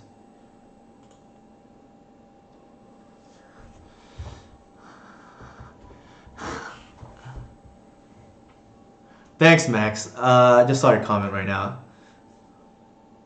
Glad to see those Once Upon a Times cut. Wait, you want them? Yeah, it sucks to lose the 5-0 against a matchup that's not really interactive. Especially since we had the Leyline game too. That's a good point, Decent. I think I like what you said. I think the thing is especially if we're cutting ooze, I think maybe we just want to be as lean as possible. That's fair. That's definitely fair. Like, peeling can lose you a game, like, depending on how it plays out. So that's probably safer. The sideboard, probably fine, I think. Like, I don't know about this therapy. It's probably okay. Yeah, it's tough. Like, how do we go back? This is Elves, Doomsday, presumably Tess, like Hullbreacher. I think Doomsday's a hard matchup, but we got kind of lucky against Max. He didn't draw well. And then I typically feel okay against, what is it called? Oops, games 2 and 3, but they just had the nuts. Like, they essentially went turn 1 on us through a Leyline, which is, it's hard to do. I'm curious. If I played another one, would people be interested in watching? Just to see how we do? Yeah, let's just do it.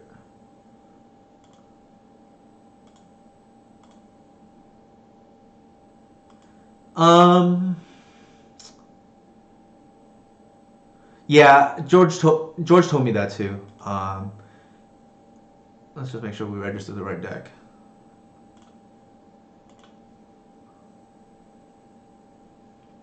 Yeah, I think the thing is show and tell might be back because JPA has been doing well with it. I don't know how good it actually is. I know JPA is just a fantastic player. So, but some people like those kind of decks, so I think you have to be prepared. The thing about Crop is it doesn't really. It's a little bit redundant with Reclaimer, is my big issue with it. I mean, there's issues with Therapy too, namely, you can miss. Sure. This person is typically on combo.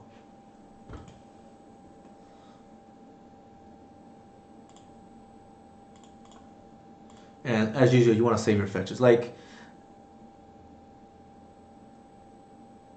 what in the world is going on?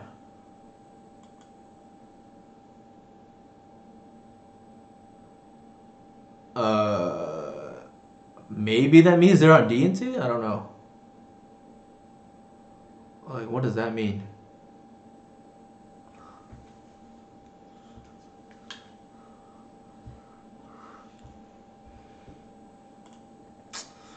Oh man, that is really strange.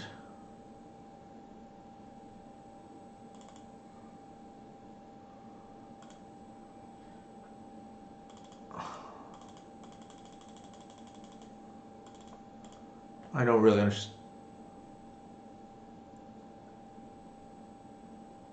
Yeah, Caracas is a card that has like really disappointed me as of late. So I don't know how much is worth it. Like, I,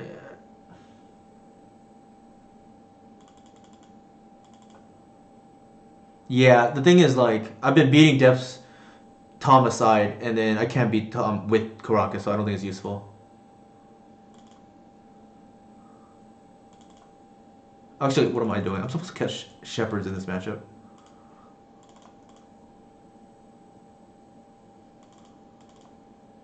There we go.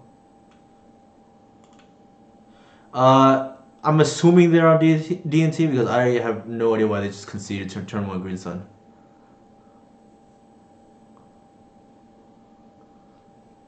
That just does not make any sense to me.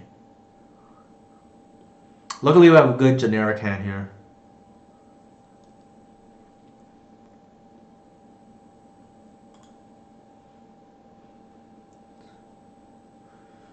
Nope, they are not. But we kept a generically good like boarded hand, so maybe that's fine. Oh goodness.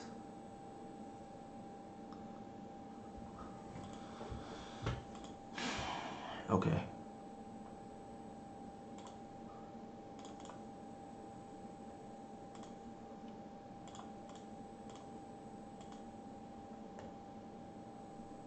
Like maybe our opponent thinks like the Nitfit L's matchup is unwinnable, but I don't know. Yeah, pretty much.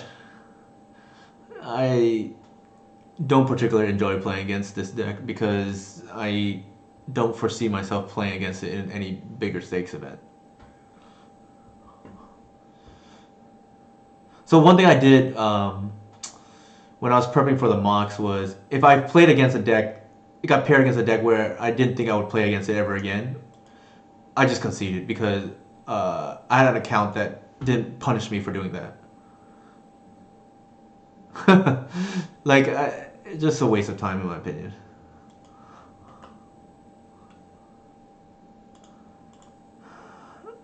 I don't know. That maybe that's a decay. I better play this first in case they decide to decay. It could be an assassin's trophy, but if that's the case, I'd rather them do that than.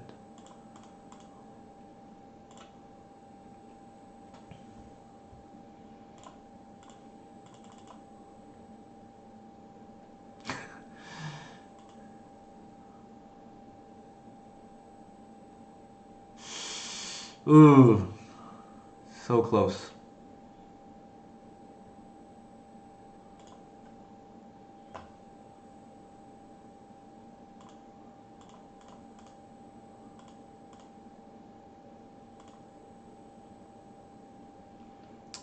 So we untap. We have 2 mana floating. That's not worth it, I don't think.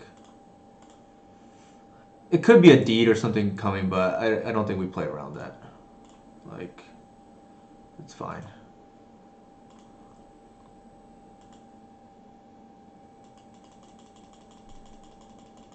We just hope they don't have a sweeper here.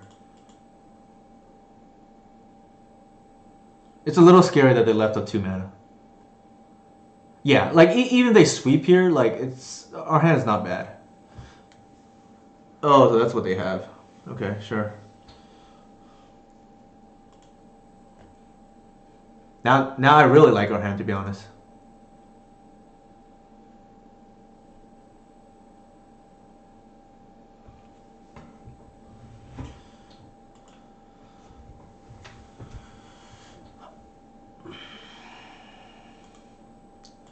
So they better have a deed, and I'm expecting to get swept here or plague engineer here. But if they don't, they're just dead.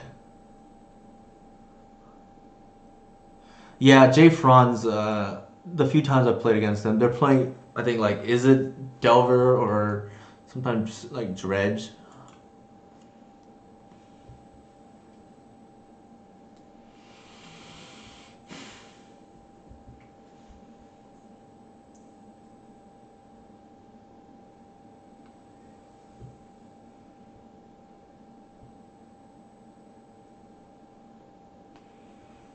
So the fact that they haven't done anything yet is kind of good, I think.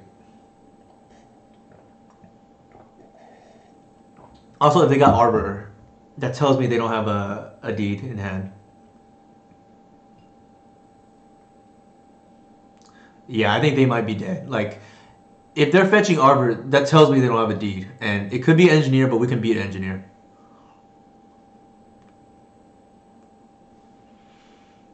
Sure. They should name Natural Order. That's what kills them.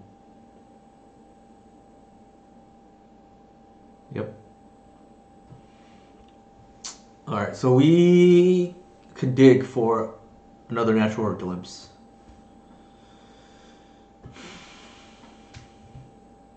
They have to therapy. Like, there's no way they can allow us to glimpse here.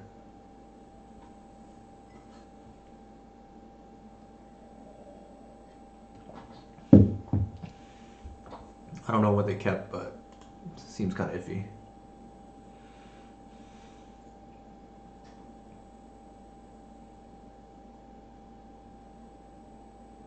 Green Sun for 3? Yep. Alright, so that's a Leo. Yeah. Our board is like decent against Leo too, for what it's worth.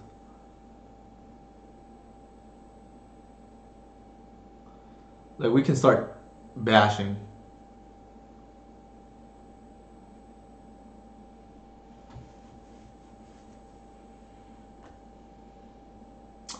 We can probably deal 2 a turn, at least until Reclaimer grows. It can grow pretty quickly. Oh shit, they're gonna name the Wirewood. Might name the Reclaimer too.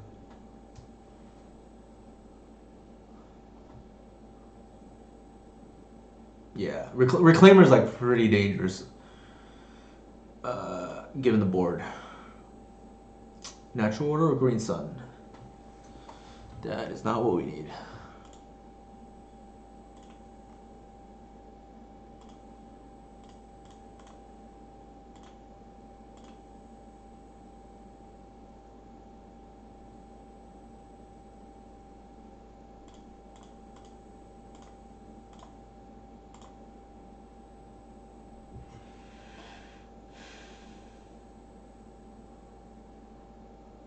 No nurturing peatland. It was relevant here. That's fine.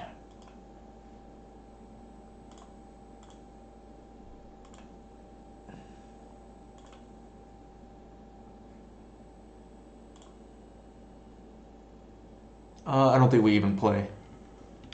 Right? Just leave it in hand. In case they top deck a sweeper.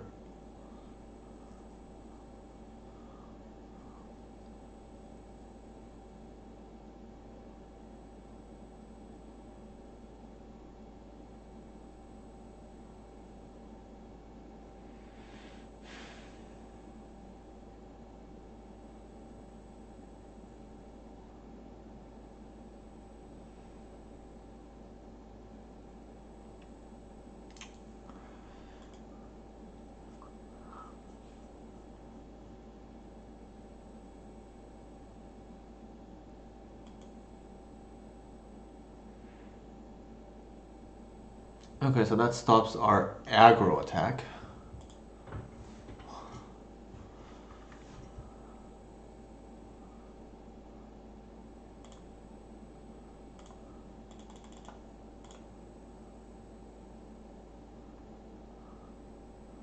This is gonna be kind of cool, actually. We can deck thin a lot.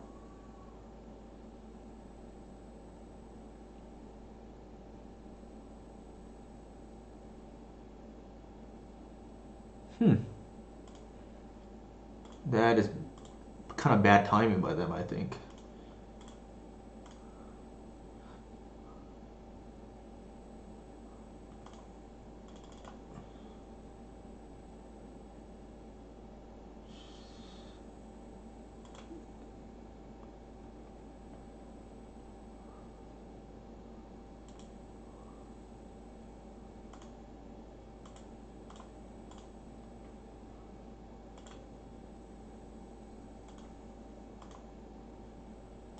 Oops. I should be fetching there. That is pretty good too, though.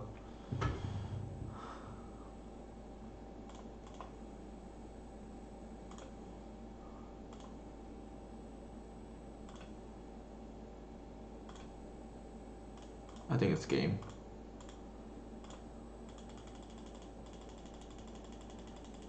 No, we don't.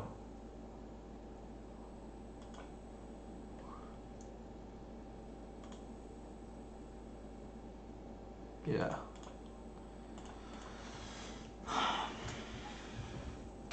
All right, we are, hiccup aside, 6-1. Sorry, 5-1 in our last 6 games. I'm just gonna throw out the first league. I mean, I should. It's worth something too, but excuse me. We lost to like Cephalid Breakfast, which I think is fine. They just drew well. Anurag like played well and played to his outs and got there as well in that first league. And then the Elfmere is just a toss up. Like anything can happen. The deck has felt good though. I think. Let's see. Yeah, okay, too late.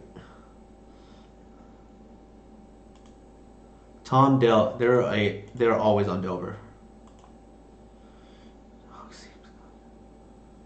That's good to hear. I'm glad to hear that, Nathan. Like, um, yeah, we have a dog ourselves, and usually, man, this is like, yeah, I'll just keep it. Not great, but not the. It's like I don't think we mull that. Yeah, so like, my dog usually would drool too if he's nervous. So, okay, there's the force on turn one that we have, been accustomed to now.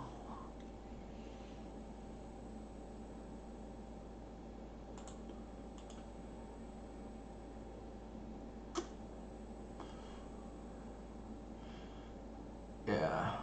Maybe we should have mulled, but it's hard to say.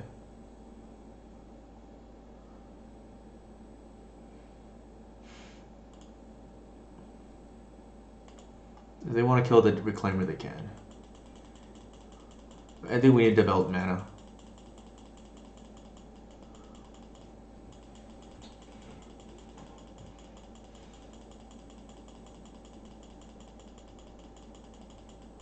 Yeah, this is what I mean. Like, regardless of how this game turns out, I just don't know how healthy Force of Will on blind on your turn one is for the metagame, like for Legacy. Yikes. So ideally we have a fetch here. Then Reclaimer's a 3/4.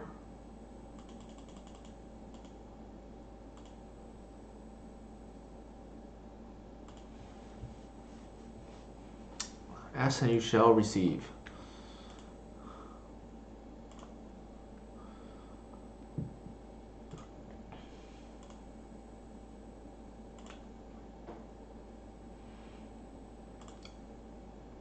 I'm playing around days there.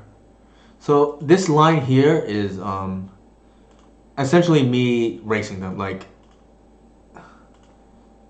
they can't win this race, so they have to follow up with another threat because Reclaimer is the big boy now.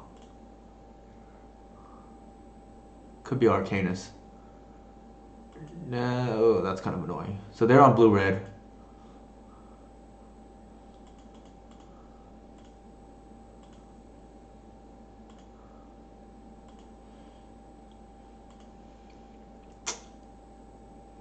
Hmm. Okay.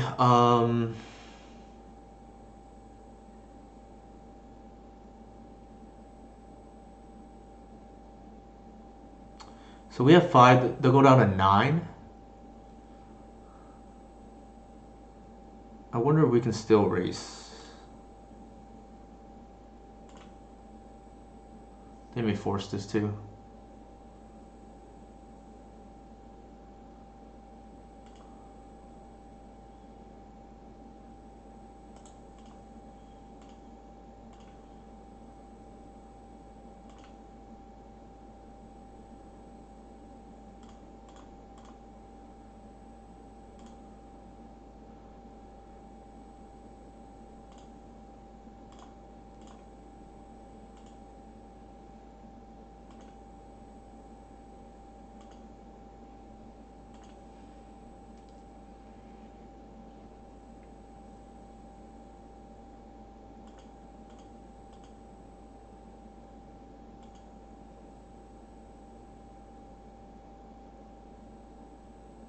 Yeah, like the playpen, I don't find particularly fun.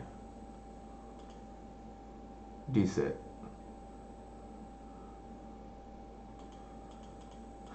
I think we may be dead.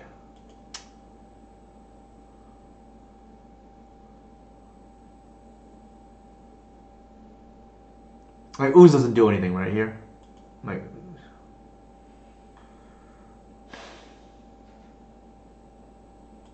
yeah, that's a problem.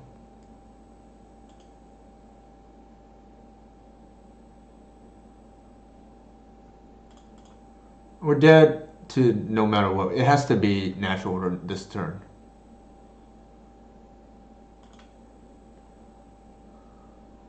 Nope. All right.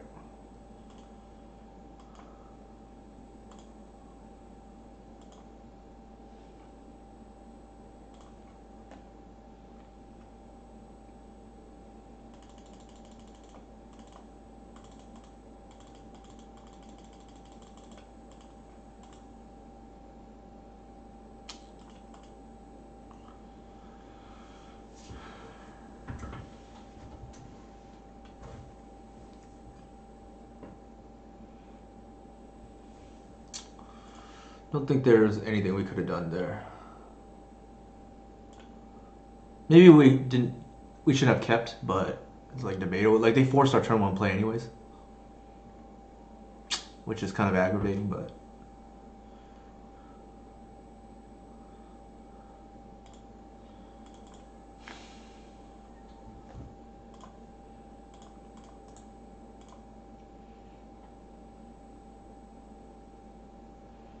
because we can't get to 4 mana, Nathan. Like it's an issue.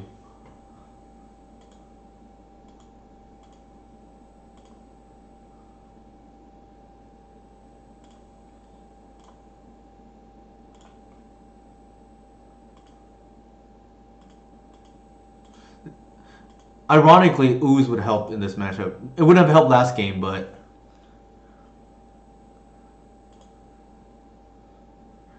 also the awkwardness of having to keep hands with like Hoof or Archon in the 7 is real. Is pretty bad. Like I don't think I could have potentially. Are they looking at trade? Did they mull? Oh man, I'm tempted to trade here, but I don't think we do. Like if they're just running it in, they must have a second one.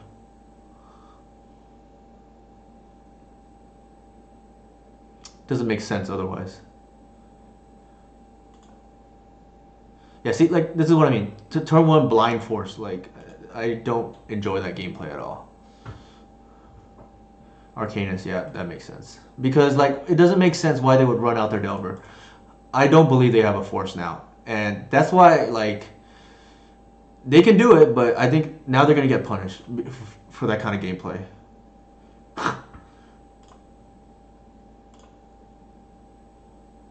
Yeah, see, this is what I mean.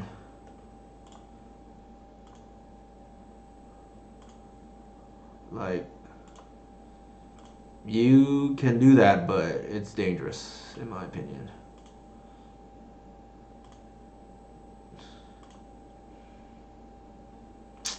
That is awkward.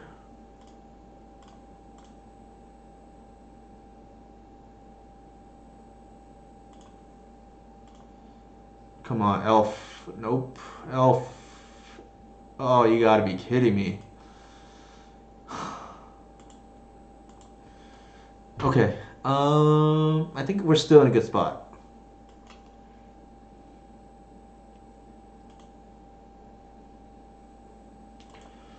So this would have been ooze the once upon a time.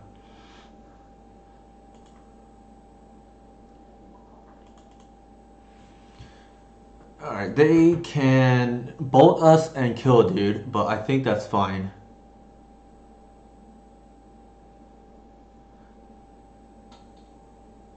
Oh, Jesus. Okay. To be fair, Nathan, like that would have been an ooze, and it would have been just as bad there.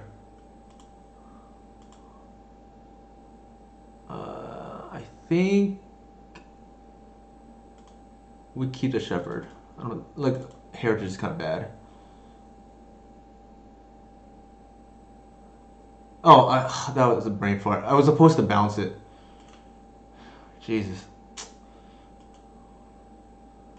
I could have played my Once Upon a Time there.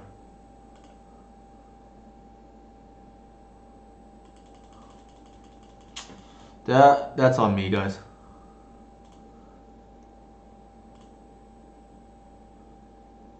That was bad. I like brain farted for a second.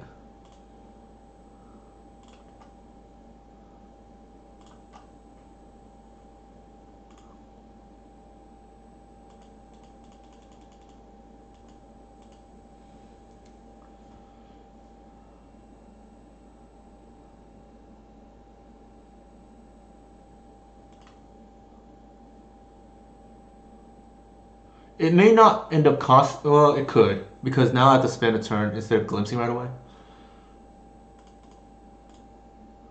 Goodbye.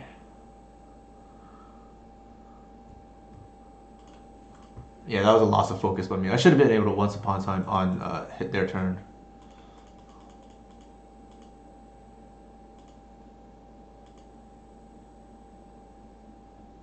It could bite me now.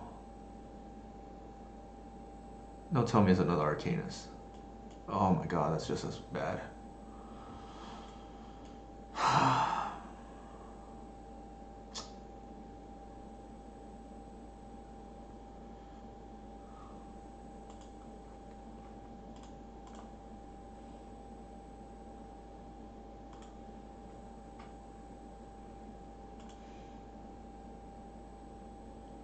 That is real bad.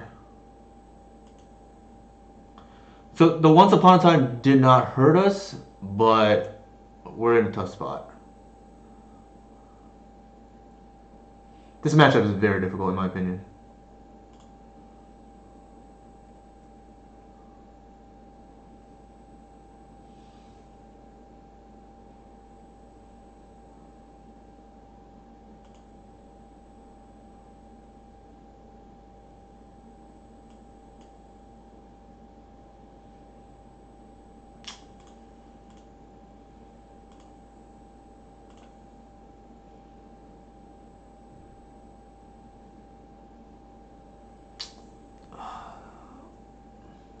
We don't have an out to this card, unfortunately. I think we have to take the Visionary. Yeah, it's very hard, like, in my opinion. Like, there's a couple of ways you can try to approach the matchup. but like I don't think any of it's like great. Like you can try to go the natural order route and go over the top. The problem is like I did not expect that card. Hmm. We do not in this list. Our out would be to have an ooze grow big enough so that we just like, kill them before they kill us. But I don't think that's happening.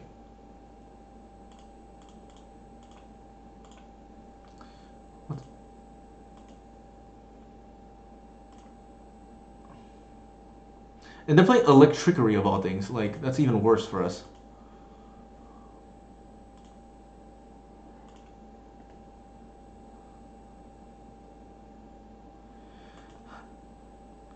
Yeah, trophies are not bad. Um, I just don't really expect to run into this deck, but now it's gonna be a problem.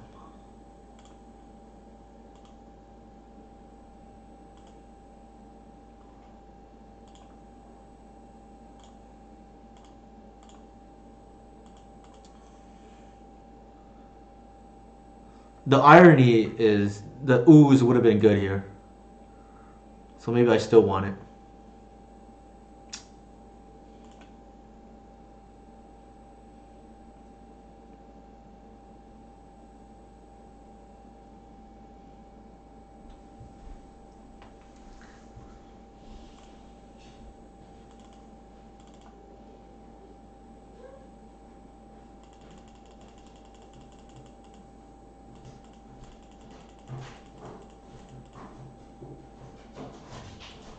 I don't think we have any way to win, unfortunately.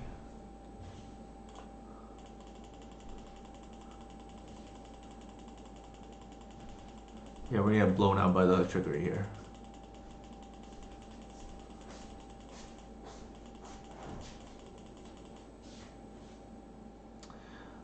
It was not great last league, so I cut it for the Once Upon a Time. It would have helped, ironically, in this matchup.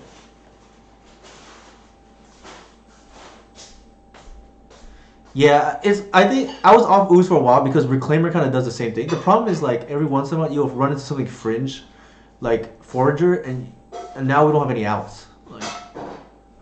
Like typically Reclaimer can stabilize against most rug builds, but like against these um, delve threats, it can get awkward, and maybe that's why. Maybe that's the reason to include ooze then, if that's the case. Like it wasn't great for sure, like for us last league, but I mean it didn't hurt us. All right, we're dead. Like not bad enough, I would say.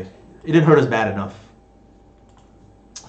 So yeah, maybe we want the ooze.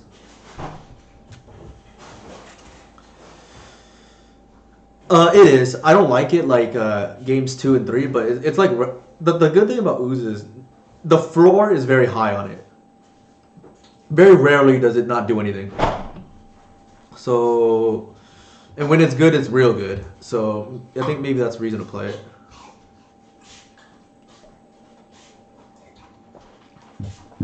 I mean, it means we can't play Once Upon a Time, but I think we can live with that. Also means we got to play the Peatland again, which was relevant, ironically, in that other match.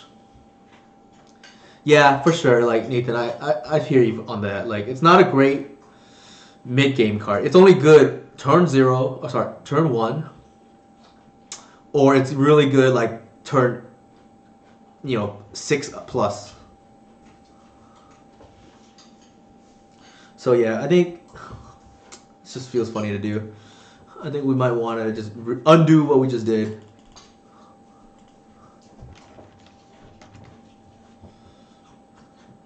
Before I forget. This is what I had the previous lead, Nathan. I had one ooze main, and I had the peatland main to tutor for. My wife's right here on the side. She's eating cereal.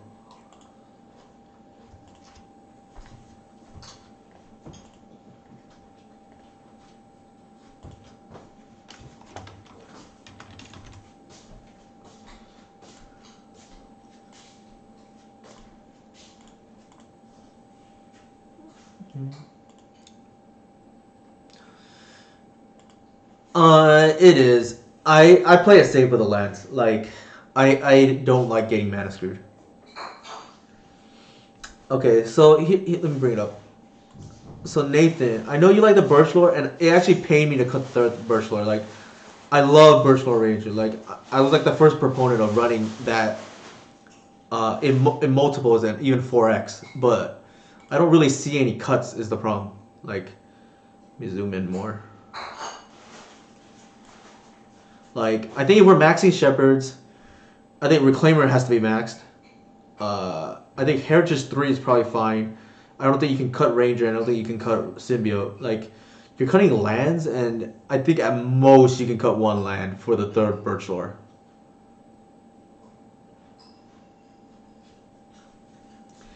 Yeah, at most I think one. Like, I'm on. Okay. So I replaced these two Once Upon a Time again in the other list, in my collection with the Ooze and the Peatland. I think if you want, you can cut the Peatland and just run like straight. But I don't know how much I want to do that, to be honest. I just don't like losing because of mana screw. And the math actually says this is sure. I kind of disagree with that. I think Archon's really good. The reason being is like it helps your worst matchups. And even in the matches where it's not great, like it still draws out force most of the time. Like earlier we played against Honorog and he had to respect it. Like he forced it with on the stack.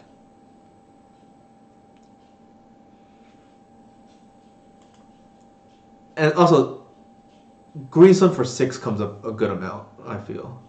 Like we're just stone cold dead to certain decks without it. It's only one slot.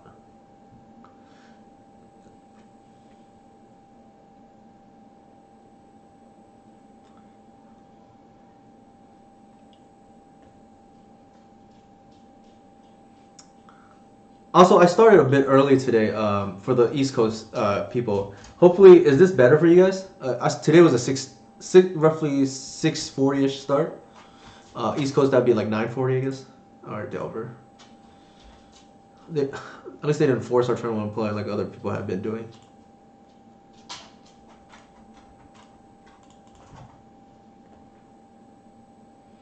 So game one, you just flood the board. Like you're not playing around sweepers at all.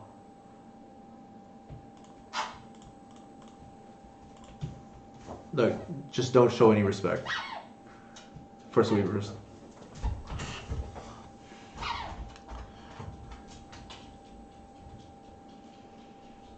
They may force this. Looks like they're thinking about it.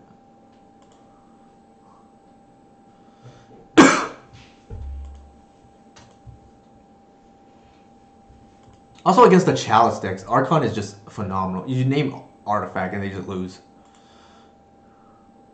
I know, like, everybody's seen who's been here the whole time. We've had our turn one play force at least 4 times already, which is like something I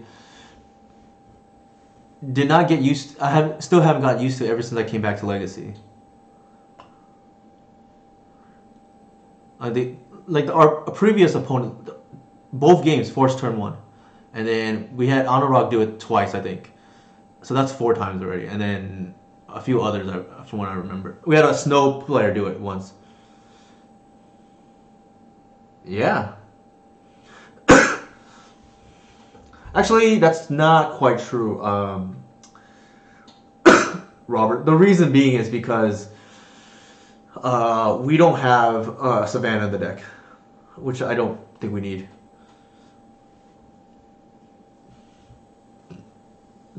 I hate Savannah. Like it being exposed to Wasteland is a problem.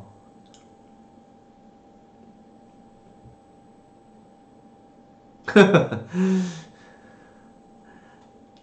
mean, there's a couple of live draws. Like, Like a Cradle makes Archon next turn, for instance. And even a Quirion Ranger is an Archon next turn.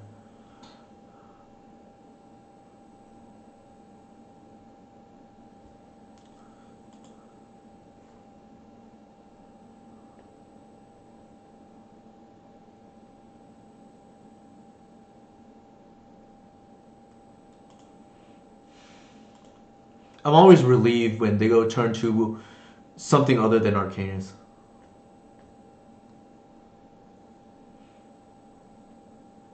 Like I even had opponents lately just multi fort trying to get Arcanus. Like, it just doesn't seem like Magic to me, but that's a whole different spiel.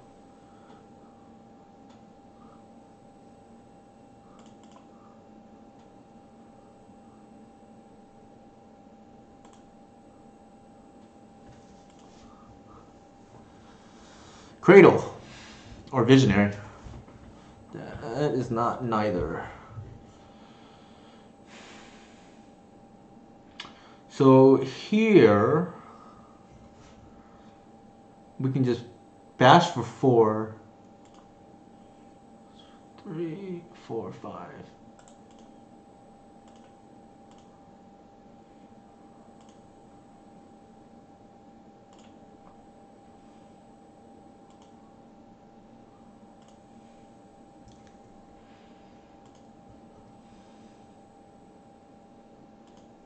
Bolt on the Waterwood probably.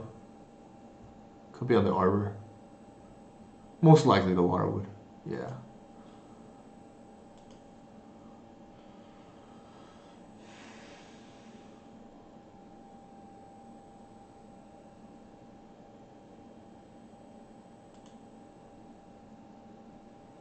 Yeah, with Savannah I could have just drawn a creature and had Hardcast Archon.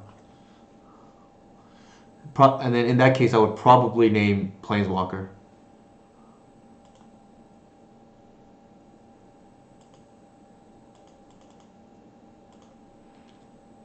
We're slightly behind, but Cradle would be pretty good. I think their hand is full of counter magic, so it's going to be interesting. Okay, there's that.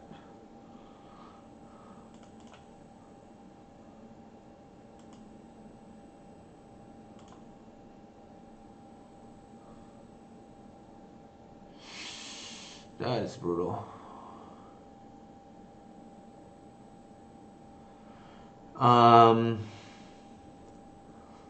Jesus. We can run out the Archon, but it just loses to anything. Like Force, Daze. I just think that's probably not correct.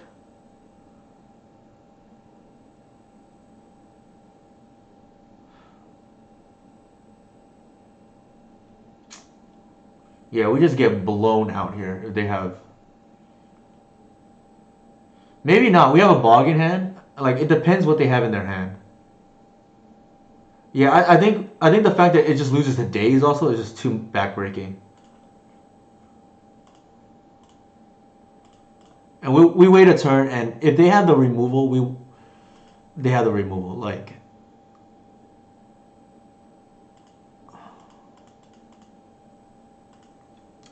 I just feel like with 4 cards, they probably have permission.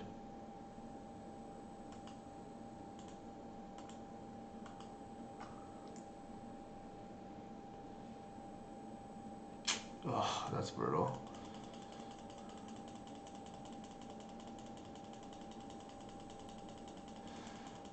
I think we're in a tough spot now. Like, we needed to fade Lightning Bolt there.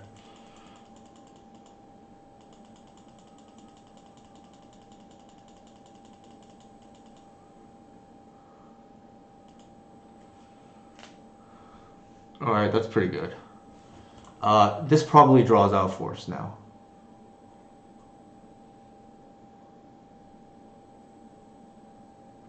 I mean, it's got to, right?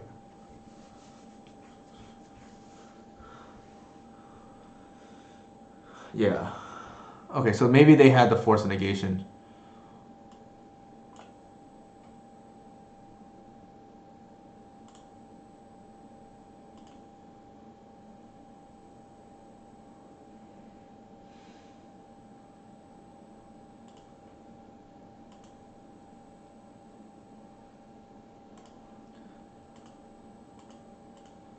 So we actually got rewarded there for not for waiting because they could have just OHKO'd our Archon.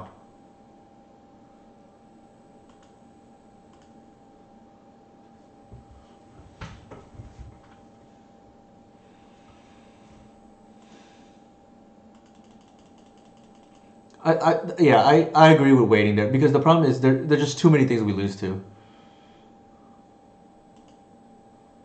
and we cannot wait on the glimpse another turn because we're already at 7.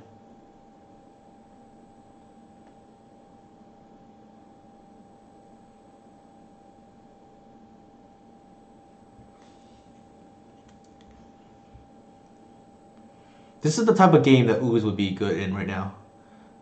Yes, or natural order would be a win right now if it resolves though. That's no, but they had lightning bolt. Like they had both the bolt and the right. So they had it covered no matter what.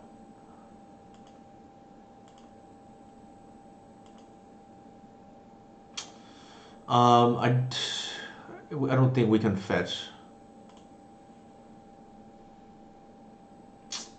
Oof.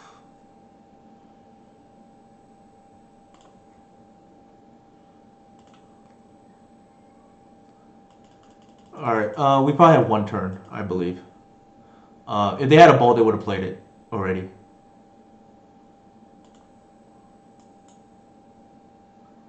Sure. All right. We have outs.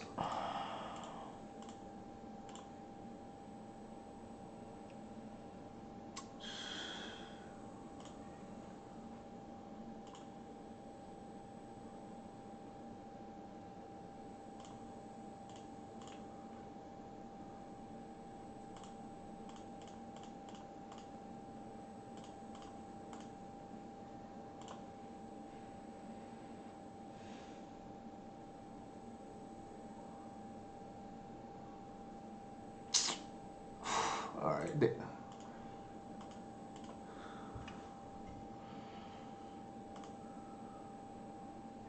It needed to be a ranger there. The other ranger.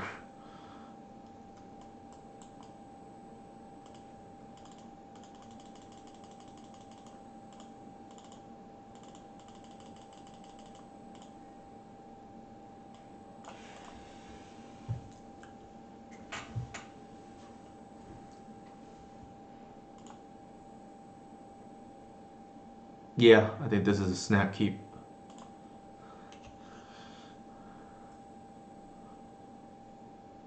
So here we're gonna go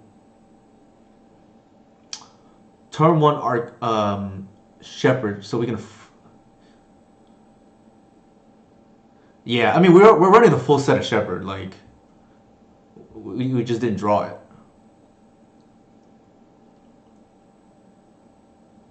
I don't even think we want like typically in it, with this kind of hand. Traditionally, I would lead with Green Sun.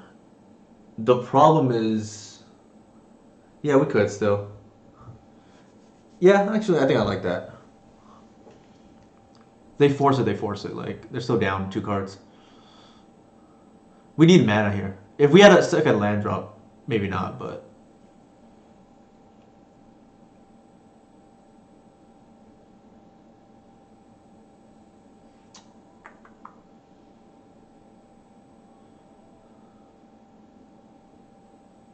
yeah, I think Green Sun's probably right. Like,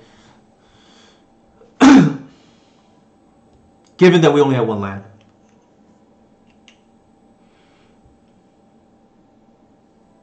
like it would open up a lot of plays. The problem we don't really have a payoff at the moment, and we are a little bit soft to Electrickery or Blazing Volley.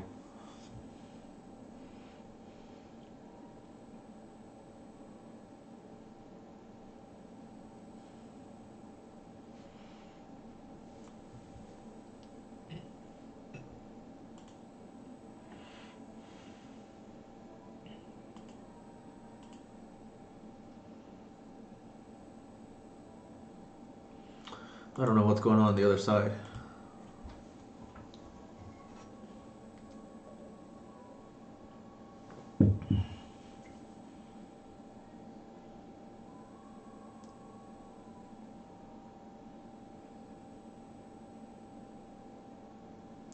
It is, but yeah, I think the idea now is just you just have to stress all their removal if they want to play, turn one force or whatever you do. No, but they run like 7 bolts now, main. Like their latest list are like 4 lightning bolts, 3 chain lightning, depending on the list. Like yeah, it varies wildly. It's definitely at least 5 removal spells, so 4 bolt and 1 chain lightning. And lists are anywhere between 1 and 3 chain lightning, depending on how aggressive they want to be. And then the blue red version just has like 8 bolts, right? I don't know what's going on with my opponent.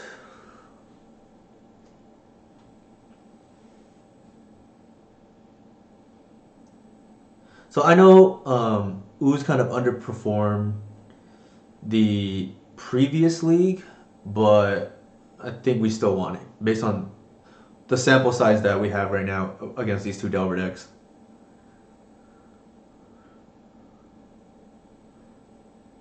Like if we had top decked Green Sun at any point, that's a win I think with Ooze.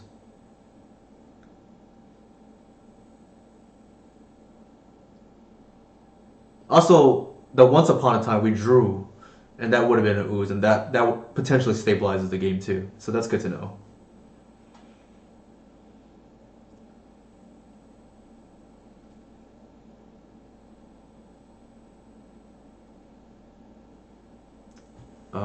Did I lose you guys? Are you guys still here by any chance?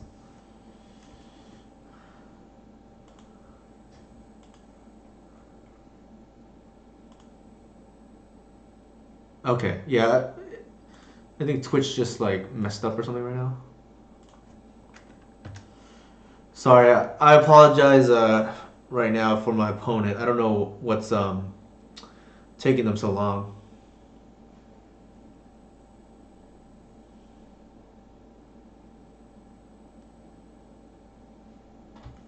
Maybe they disconnected.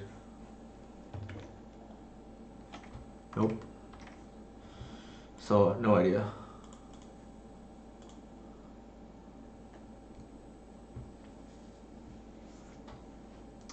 A card that I do want to try besides Archon, that has always interested me, and more so now that I played Modern, is Primeval Titan. But it's probably too cute.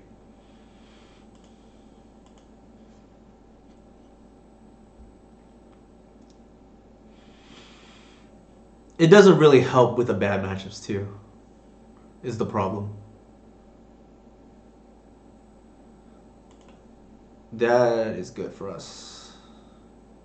Now we can kind of develop our board unimpeded. Uh, we're gonna want to at least play the Shepherd, the Ranger, and the Warp, and the Reclaimer too. Actually, yeah, exactly. Like it gets Cradle, but if you're casting Natural Order, you're probably already winning. Like, yeah, I mean, it'd be cool to have an alternate win condition in the because Titan will get both copies of Depths, but I think that's not necessary. It might be better just to Brona Progenitus. This is coming from a player who used to hate Progenitus, by the way. Huh. Okay. That does things.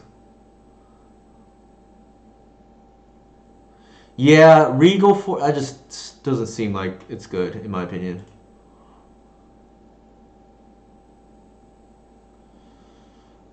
Here, oh, man, we get blown out by a sweeper.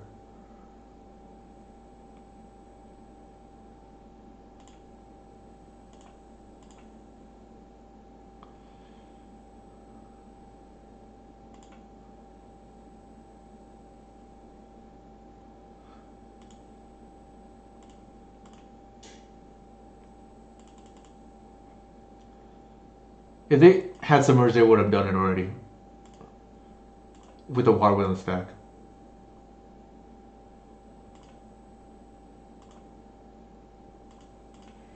Rough tumble would be really rough right now, but we can kind of play through a blazing volley. That's why I didn't play the heritage.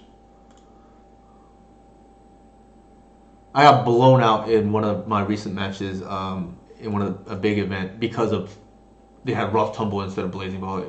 It was actually the guy who I think it's Keo Agro who top aided that showcase challenge. They were one of my my losses.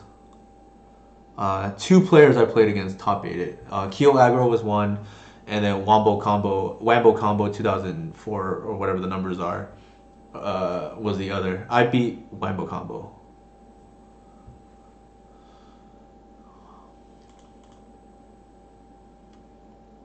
I also got blown up by an EE out of Delver, like a random EE out of Delver, because Reclaimer can't play around that.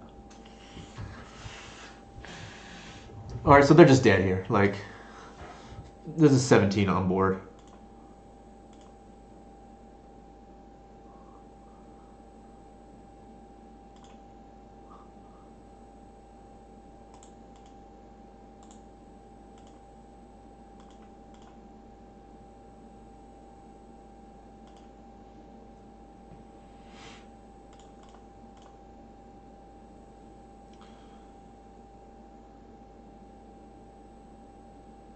Yeah. Like, there's no need to expose the heritage, and I was willing to risk exposing the Arcanus. Sorry, not the Arcanus, the Reclaimer, because it has to be exactly rough tumble. It can't be blazing volley there. And Reclaimer, if you untap with it, in most circumstances, if you're from our side, if you untap with it and the board is like even or we're ahead, the game's over.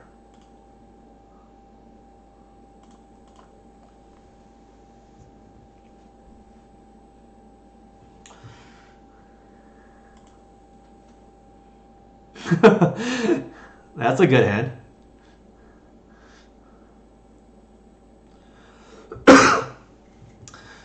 This is why I will always play 4 decays over the first trophy. It's because I cannot allow my opponent to untap with a Dreadhorde Arcanus. Like, that card is just the dumbest. Yeah, Reclaimer's a dumb card too. I like the play pattern of Legacy is just awful right now, in my opinion. Like, we're doing dumb things, they're doing dumb things. Like, uh, generally speaking, a lot of games are just runaway games. I will say that said, the games between Anurag and myself, those were pretty interesting. I thought that was probably the most enjoyable match, or the two most enjoyable matches so far.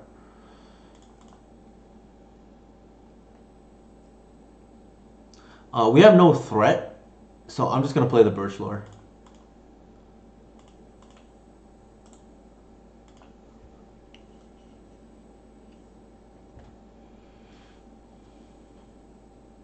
Like, this is representing Visionary or something, or Reclaimer.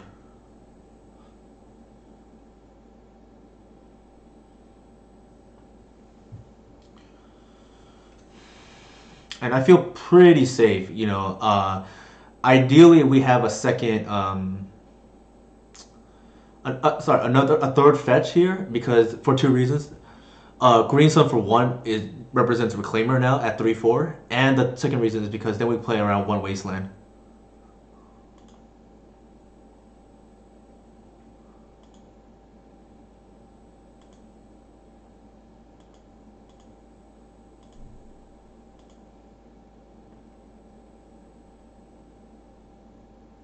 That is nice. Okay.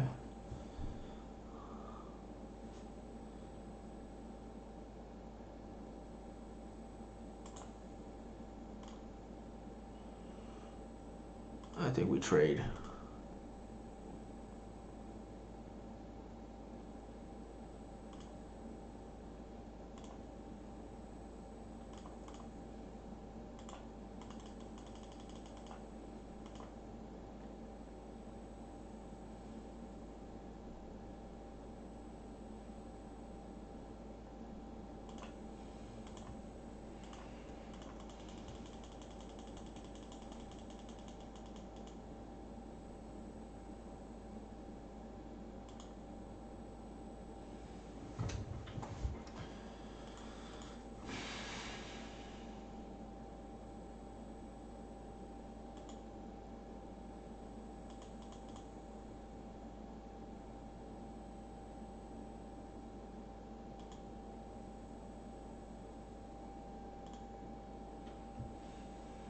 My opponent is playing kind of slow. I wonder if they're lagging.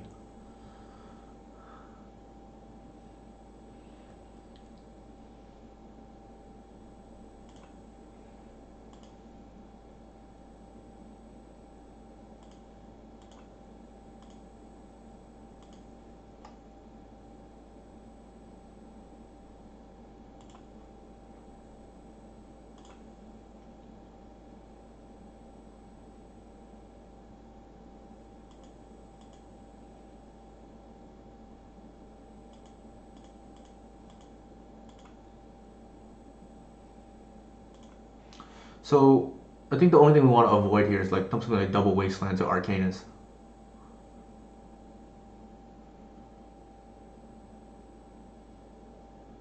Our hand is not particularly fast. Is the problem.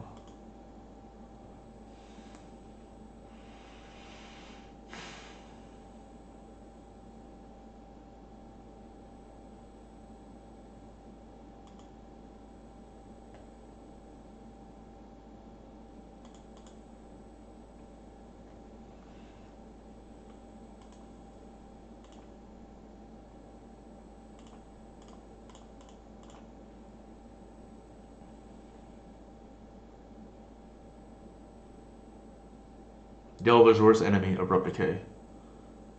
Oh my god, it's an angler. Jesus.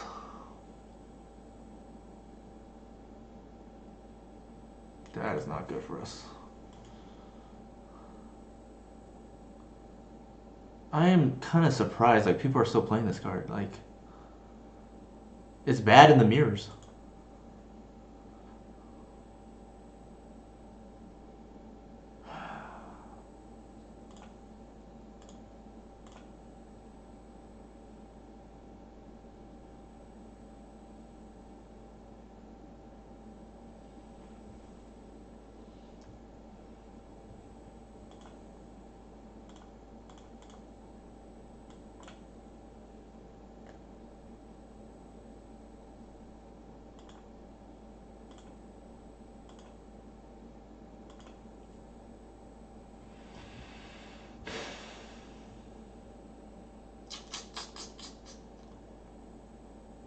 Alright, we go to 12.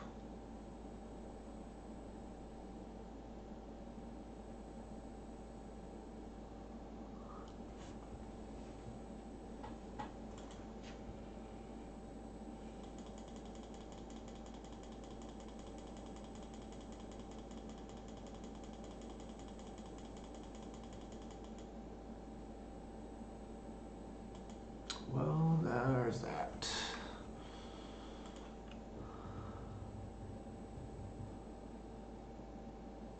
Okay.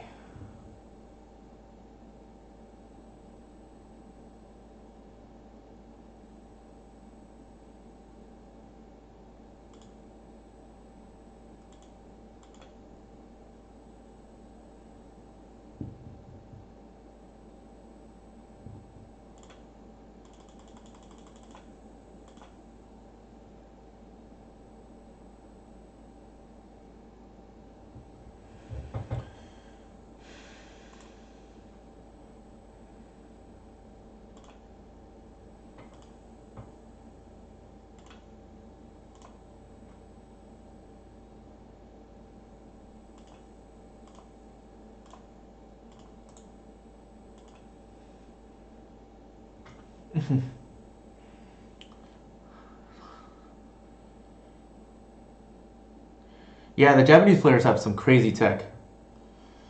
Yeah, the decay is big. The problem is oh my goodness. Like I'm not even preparing for that because like I would think that they're running what's it called, blazing volley, but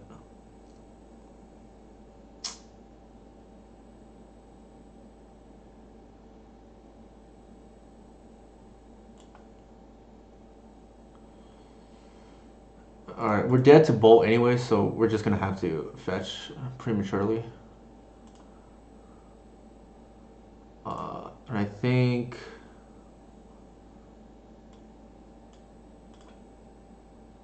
We do that. Actually, we go to 5, but that doesn't matter. Yeah, let's do this. This is better. That's huge. Alright, now we're in business.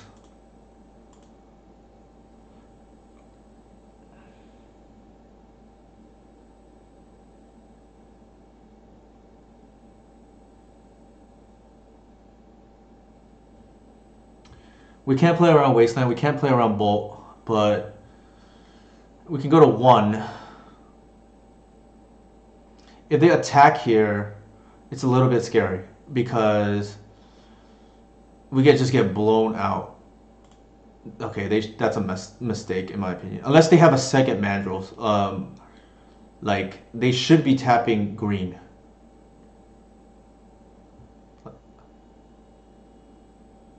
Oh my goodness, what do they have?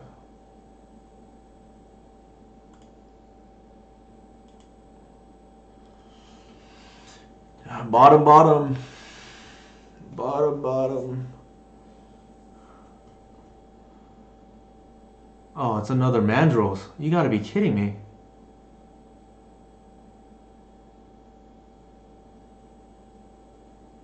Oh, man. Okay.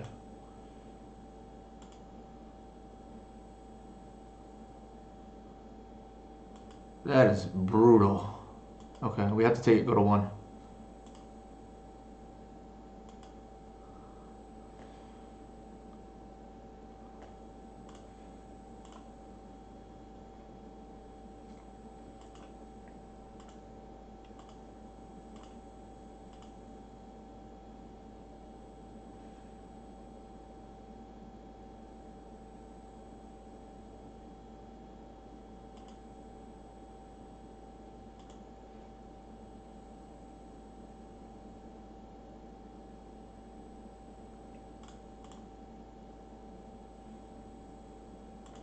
We should do this now.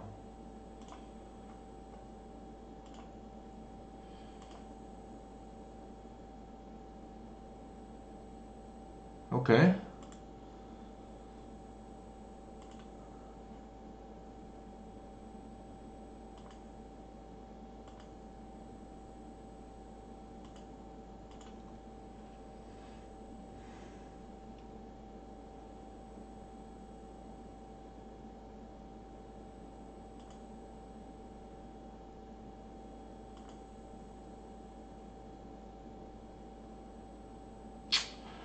Oh my god, why? So close.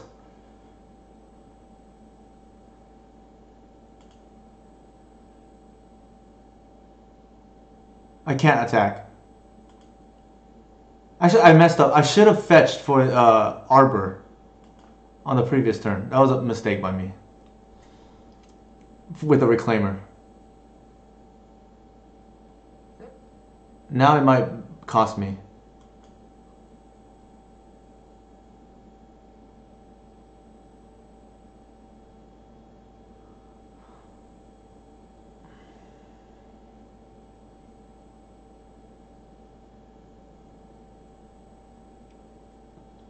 Oh my god, I missed lethal.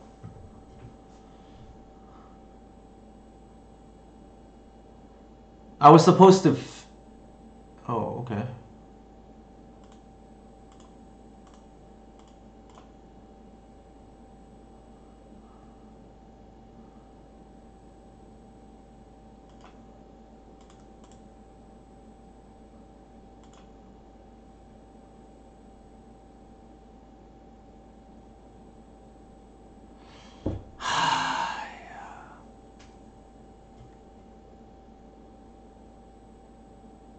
Brutal.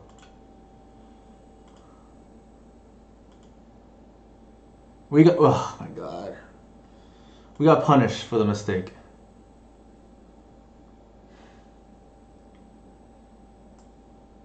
Oh my god.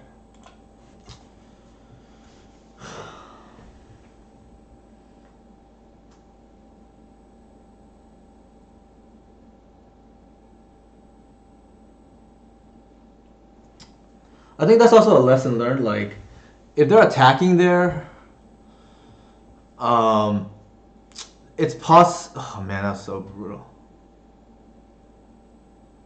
No, we should have sacked the basic force and got a arbor. That gives us lethal.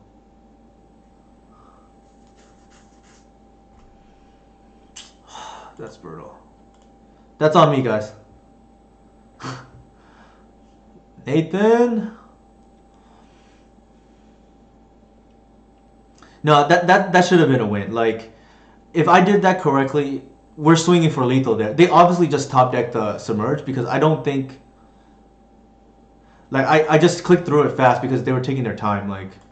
Like that's a mistake. An issue I had to fix. Like, I sometimes get a little restless when opponents play slow.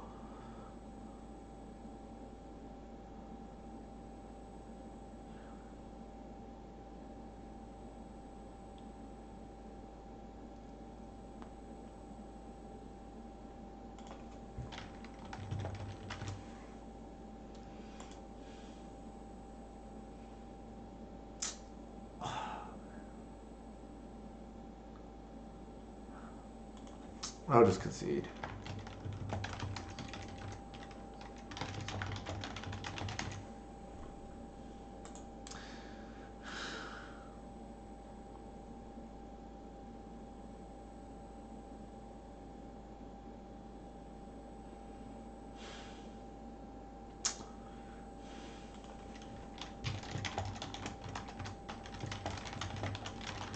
So Nathan's on Belcher.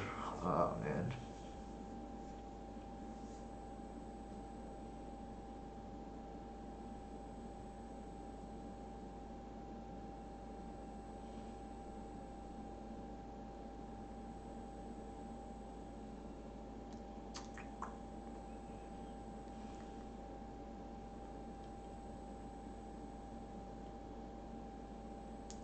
Yeah, I kind of knew it too. I was like, man, I'm gonna get punished for this. Like,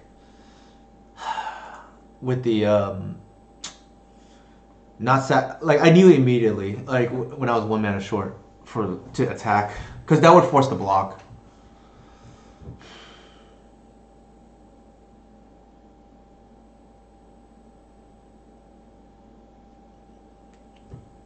I thought we had it. I thought we stabilized. And even after that mistake, maybe it's correct to yeah, it's so brutal though. Like to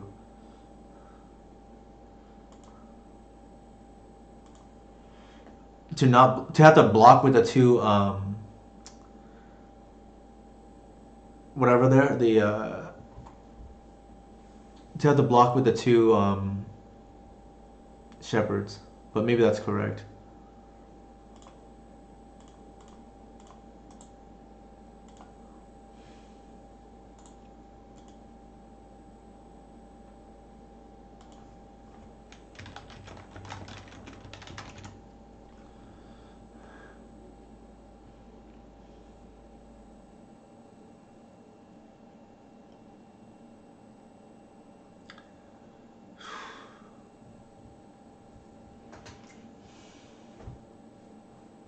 Yeah, we're playing against Nathan. He didn't know he was gonna get paired against us.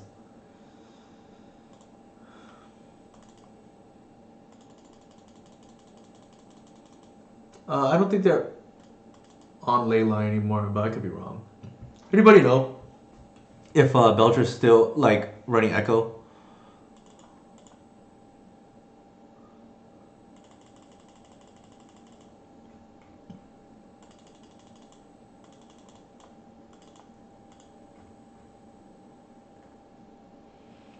I just because I don't think we have anything better. Like, let's just hope they're on the Echo build. I think this is the worst matchup like that we can possibly face.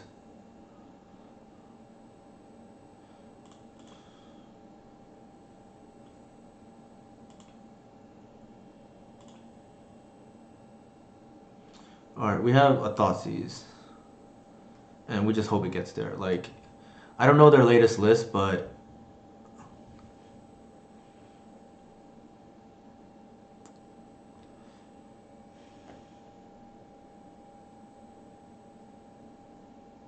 I think overall though, like it's still a good learning experience tonight. Like, oh no, okay, it's fine. We boarded the Leyland. If it gets to game three, we just have to pray, I guess. Like, this matchup is like unwinnable in my opinion. But because it's quick, we'll just play it.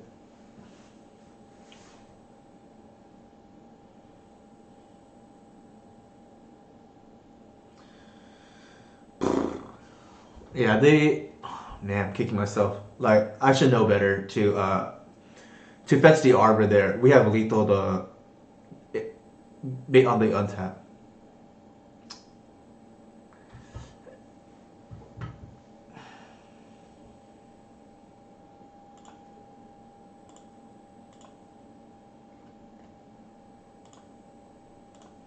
On the bright side, though, I think we kind of learned that um,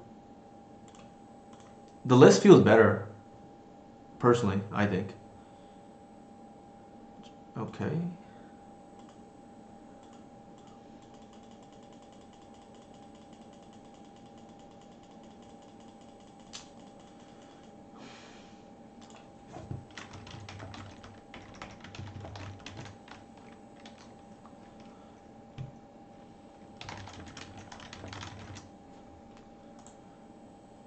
Yep, go nuts.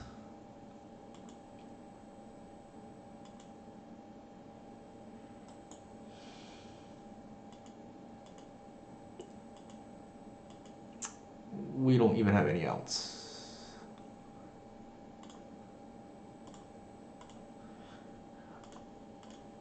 Technically speaking, I should have led with a cradle. It could matter. I don't think it will.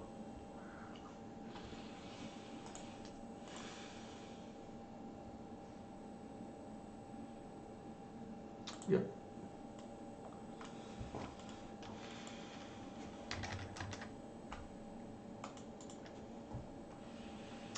All right.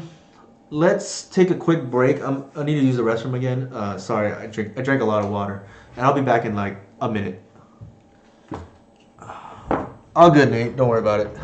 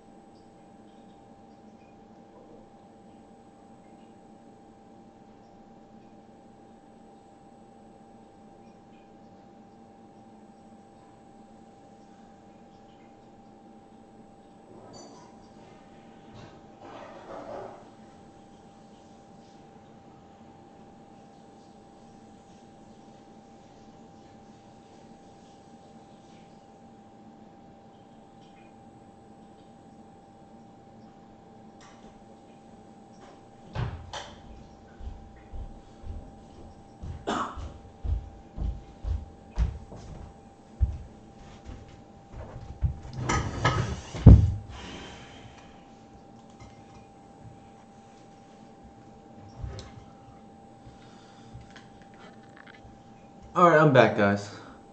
So this league so far, we probably punted a match against Rug Delver, not fetching the Arbor for the to have lethal, and then we got punished the turn immediately after because of the submerge. Um, with the Belcher, I don't think there's anything we can do about that loss. And then I mean, based on the sample, I think based on the games, I think yeah, these once upon a times can probably be the oozes because I mean you still get into these weird situations where you just want to top deck a green sun, and that probably wins the game. And the other thing is it allows us to play more comfortably the nurturing peatland, so I think that makes a lot of sense too, without sacrificing the consistency of the mana base of making Reclaimer a 3/4 as consistently as possible. Uh, I wonder, like, this fifth discard is probably the iffy slot. Also, three Leyline, like, it's hard to say. But I think overall, I'm not too. I'm pretty happy with the stream overall, results aside, because I think we. It's kind of a learning experience for everybody. I think. Like, it was kind of a deep dive into what we could get. Nathan, don't worry about it. It's okay. Okay, so this is a knit fit like match again. Ah man, I don't yeah. But I see why it would be necessary. Yeah, I don't really like therapy only because like you miss, there's a good chance you just lose the game. Um, it happens, Nathan. It's okay. Don't beat yourself up. Like I punted the previous match too, so it's possible if I won the previous match, we don't get paired. Okay, I'm not drawing well, but I don't think we can go to 4.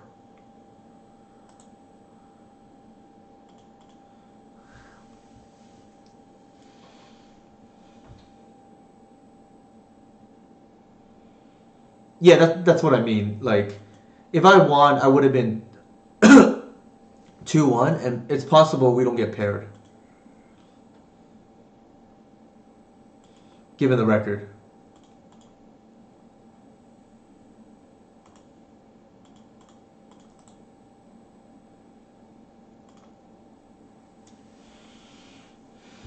We're setting it for turn 3.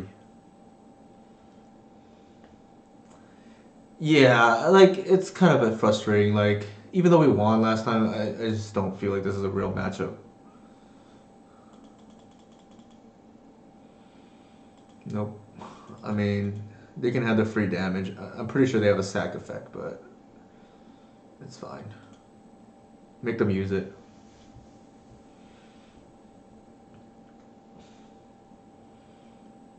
Intent maybe. Collector move.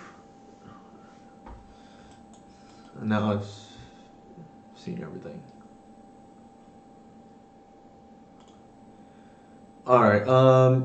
Here, like, there's an argument to be made to play one of the two, but in case we don't draw a creature, I'm just gonna go ahead and pass the turn. Like,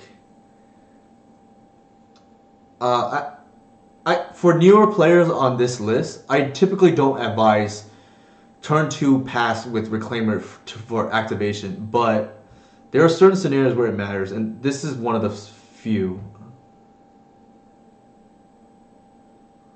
Because it ramps our cradles. Nope, not gonna do that.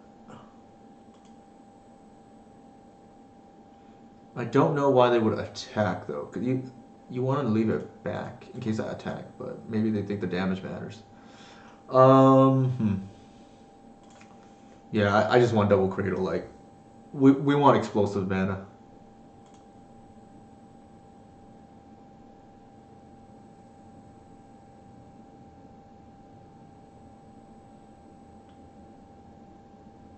Exactly. Yeah.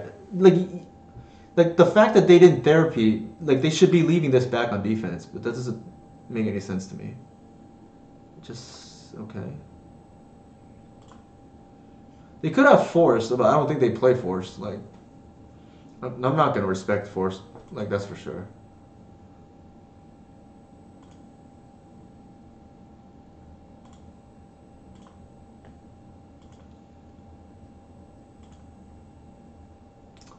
So typically this would have been an ooze or the nurturing peatland. Hard to say. If ooze, not the best draw, but okay. If peatland, that would be a bad draw in this case. The wirewood is damn good though. So is the hoof. I think I took the hoof. Well, ooh, this is awkward because I don't want to run into discard, but I feel like they would have used discard already if they had it. So I'm just gonna take the hoof.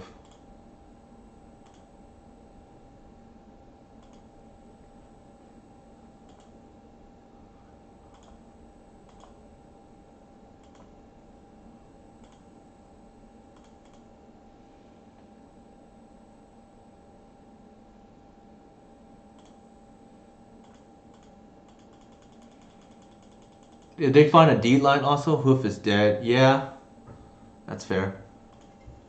I think if they have a D line though, we just lose, to be honest.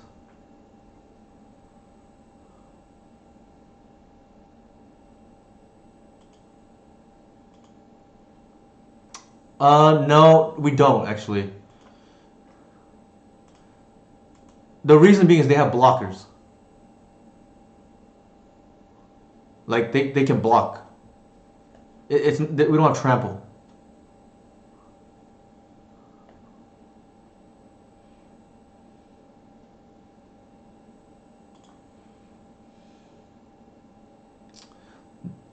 They must have a deed because that doesn't. Because there's one major issue with Shepard, and it's because it's a 1/1. But I think we can live with that. Sure.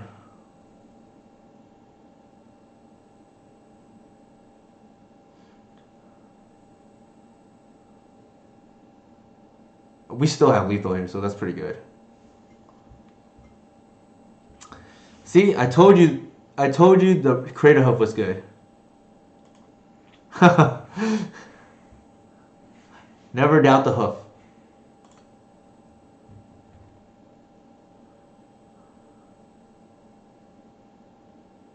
Okay. This is interesting.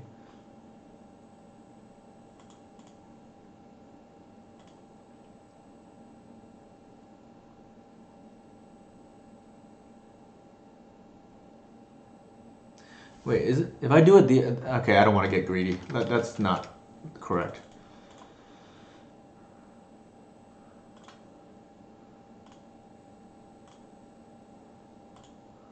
Maximum attackers. I was gonna do a cute line, but that's wrong. I think. Yes, map that's a checkout. I agree. They're just dead now. That's why, yeah, it's what I said earlier. The number of attackers is actually what matters, not the number of creatures. So there's another cute line I could have done where I could play Birchler Morph and then only have 3 attackers, but then that loses to Assassin's Trophy.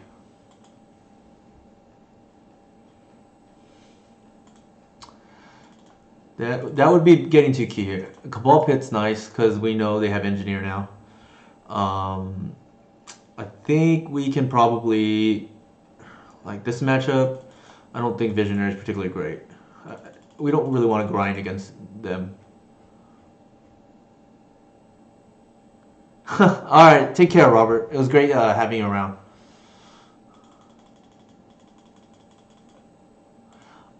If they were on Academy Rector, I would like Leyline. I don't like Leyline just to deal with Veteran Explorer. That seems bad. Bog is bad too. I think we just want speed in this matchup, to be honest. They're like a combo deck.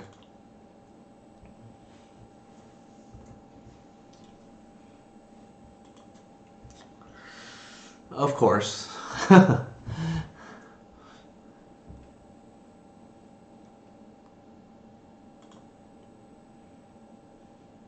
This is good.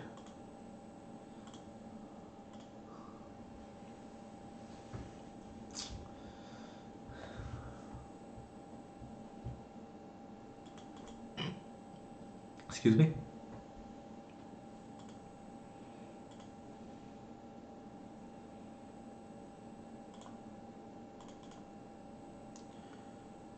Alright, let's see what they have.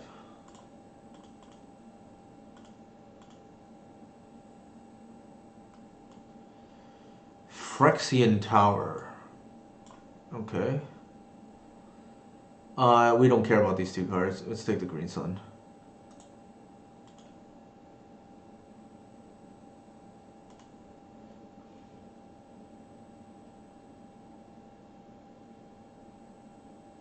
The Ooze is a blank against us, and the Oko is not really that relevant, in my opinion.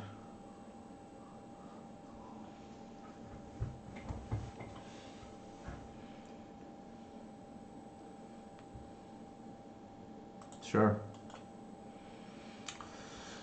2/2 Grizzly Bear, as Robert said earlier.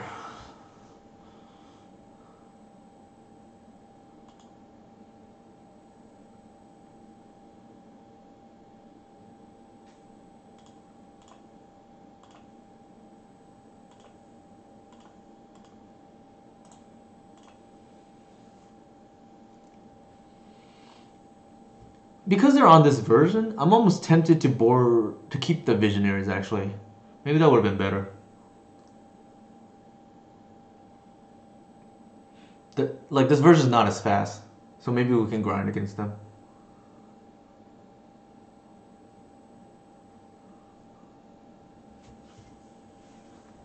Sure.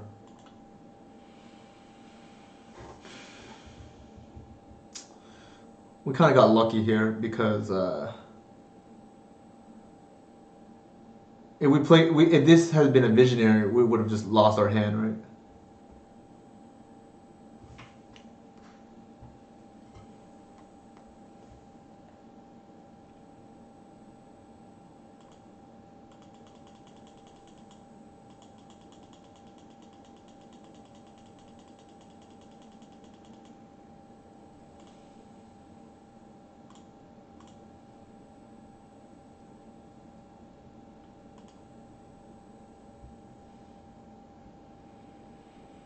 Alright, so they're going to play Oko now.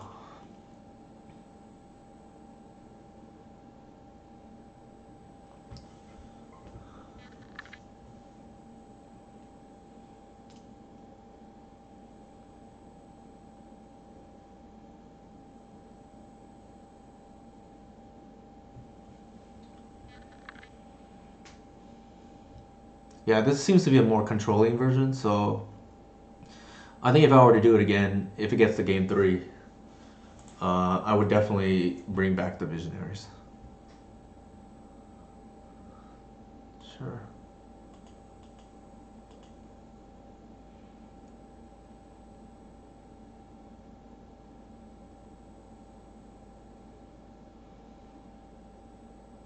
Might have been a missed opportunity by us, because their hand is not that great this game.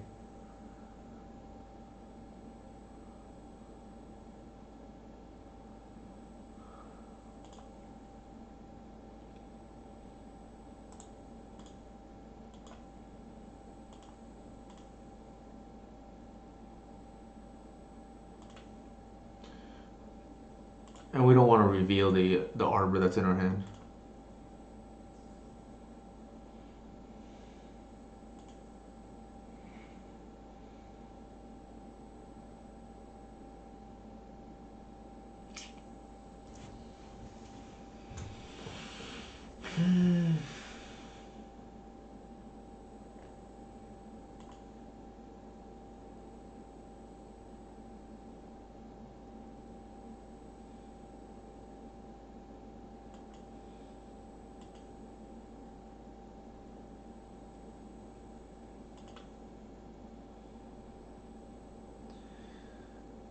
So we have a lot of ways to threaten lethal right here.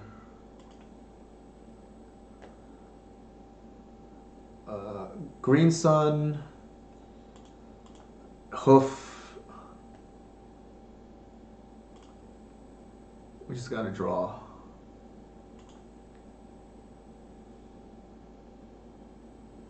That is a good draw.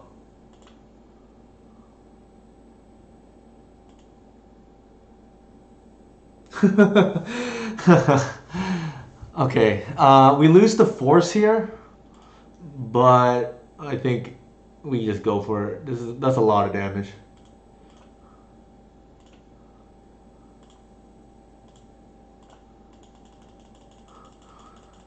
It feels good, David. It feels good.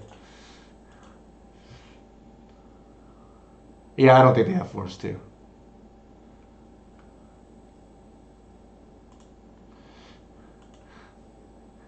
This is the Magic Gods pitying me after that horrible loss earlier, where I should have been able to win against Delver.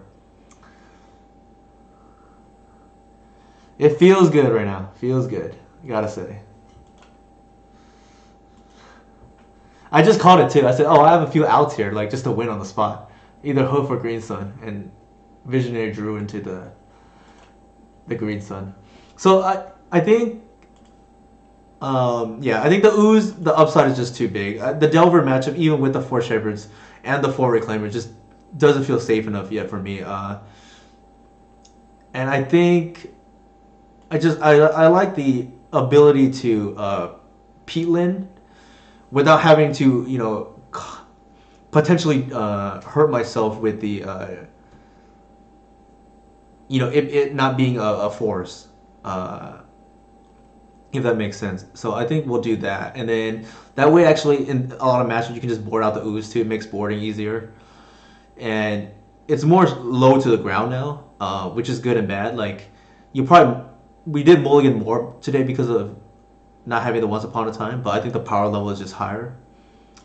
And I think the sideboard, yeah, the therapy is like real iffy. I think the third ley line is like questionable. I mean, I cannot stress we need abrupt decay at the moment. Like it was awkward facing that the delve creatures, but I just think we'll deal with it when it comes. I think dealing with arcane is just way more important at the moment.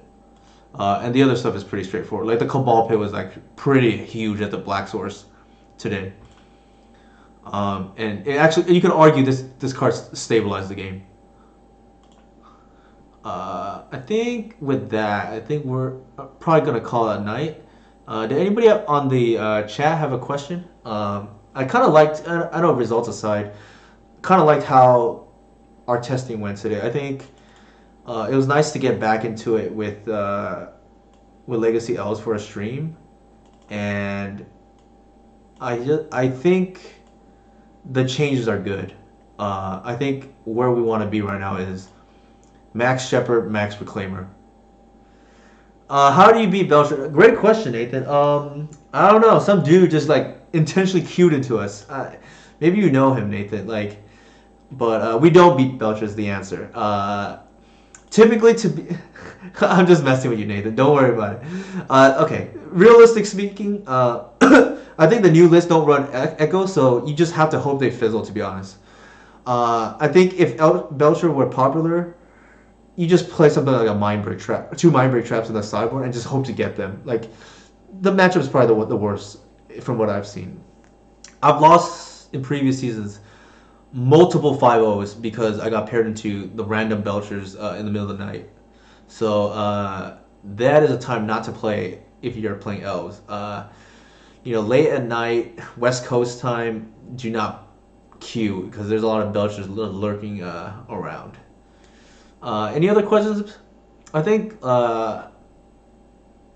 we did pretty good today. Like especially that second league. I misplayed and I cost myself. Like I'll take the blame for that one match against Delver. But I think the list, like we learned a lot. Like we tried it both ways, right? We tried with and without the Once Upon a Time, and I think the ooze right now, like given the state of the metagame, we kind of won. Yeah, I hate Mind Break Trap. My plan against Belcher is just to not get paired into it. And Test we can beat without trap. Like my record against Test players is actually surprisingly decent. Agreed, my Break Traps is awful. Like it's just so bad against so many decks. Yeah, I think with that said, like I was pretty happy. Like we saw against Delver, like four Reclaimer is a big boy, and if you get late, like this is essentially you have five oozes, four Reclaimer and then one ooze. Exactly right. You just move on. Like I don't really care about Belcher in terms of like preparing for it. Like I'll prepare for the other combo decks, but I don't expect to play against Belcher in a big tournament. Um, like it can do well. It's just that like it's not popular. All right, I think that's it. Thanks everybody for tuning in. I had fun doing this again. It's the first Elf stream in 2 months, and it felt good to do it. Like very productive session, I would say. Like we learned a lot. I think collectively, myself included. All right, peace out, guys. Take care. I'll probably try to run this back next week as well. Also running elves.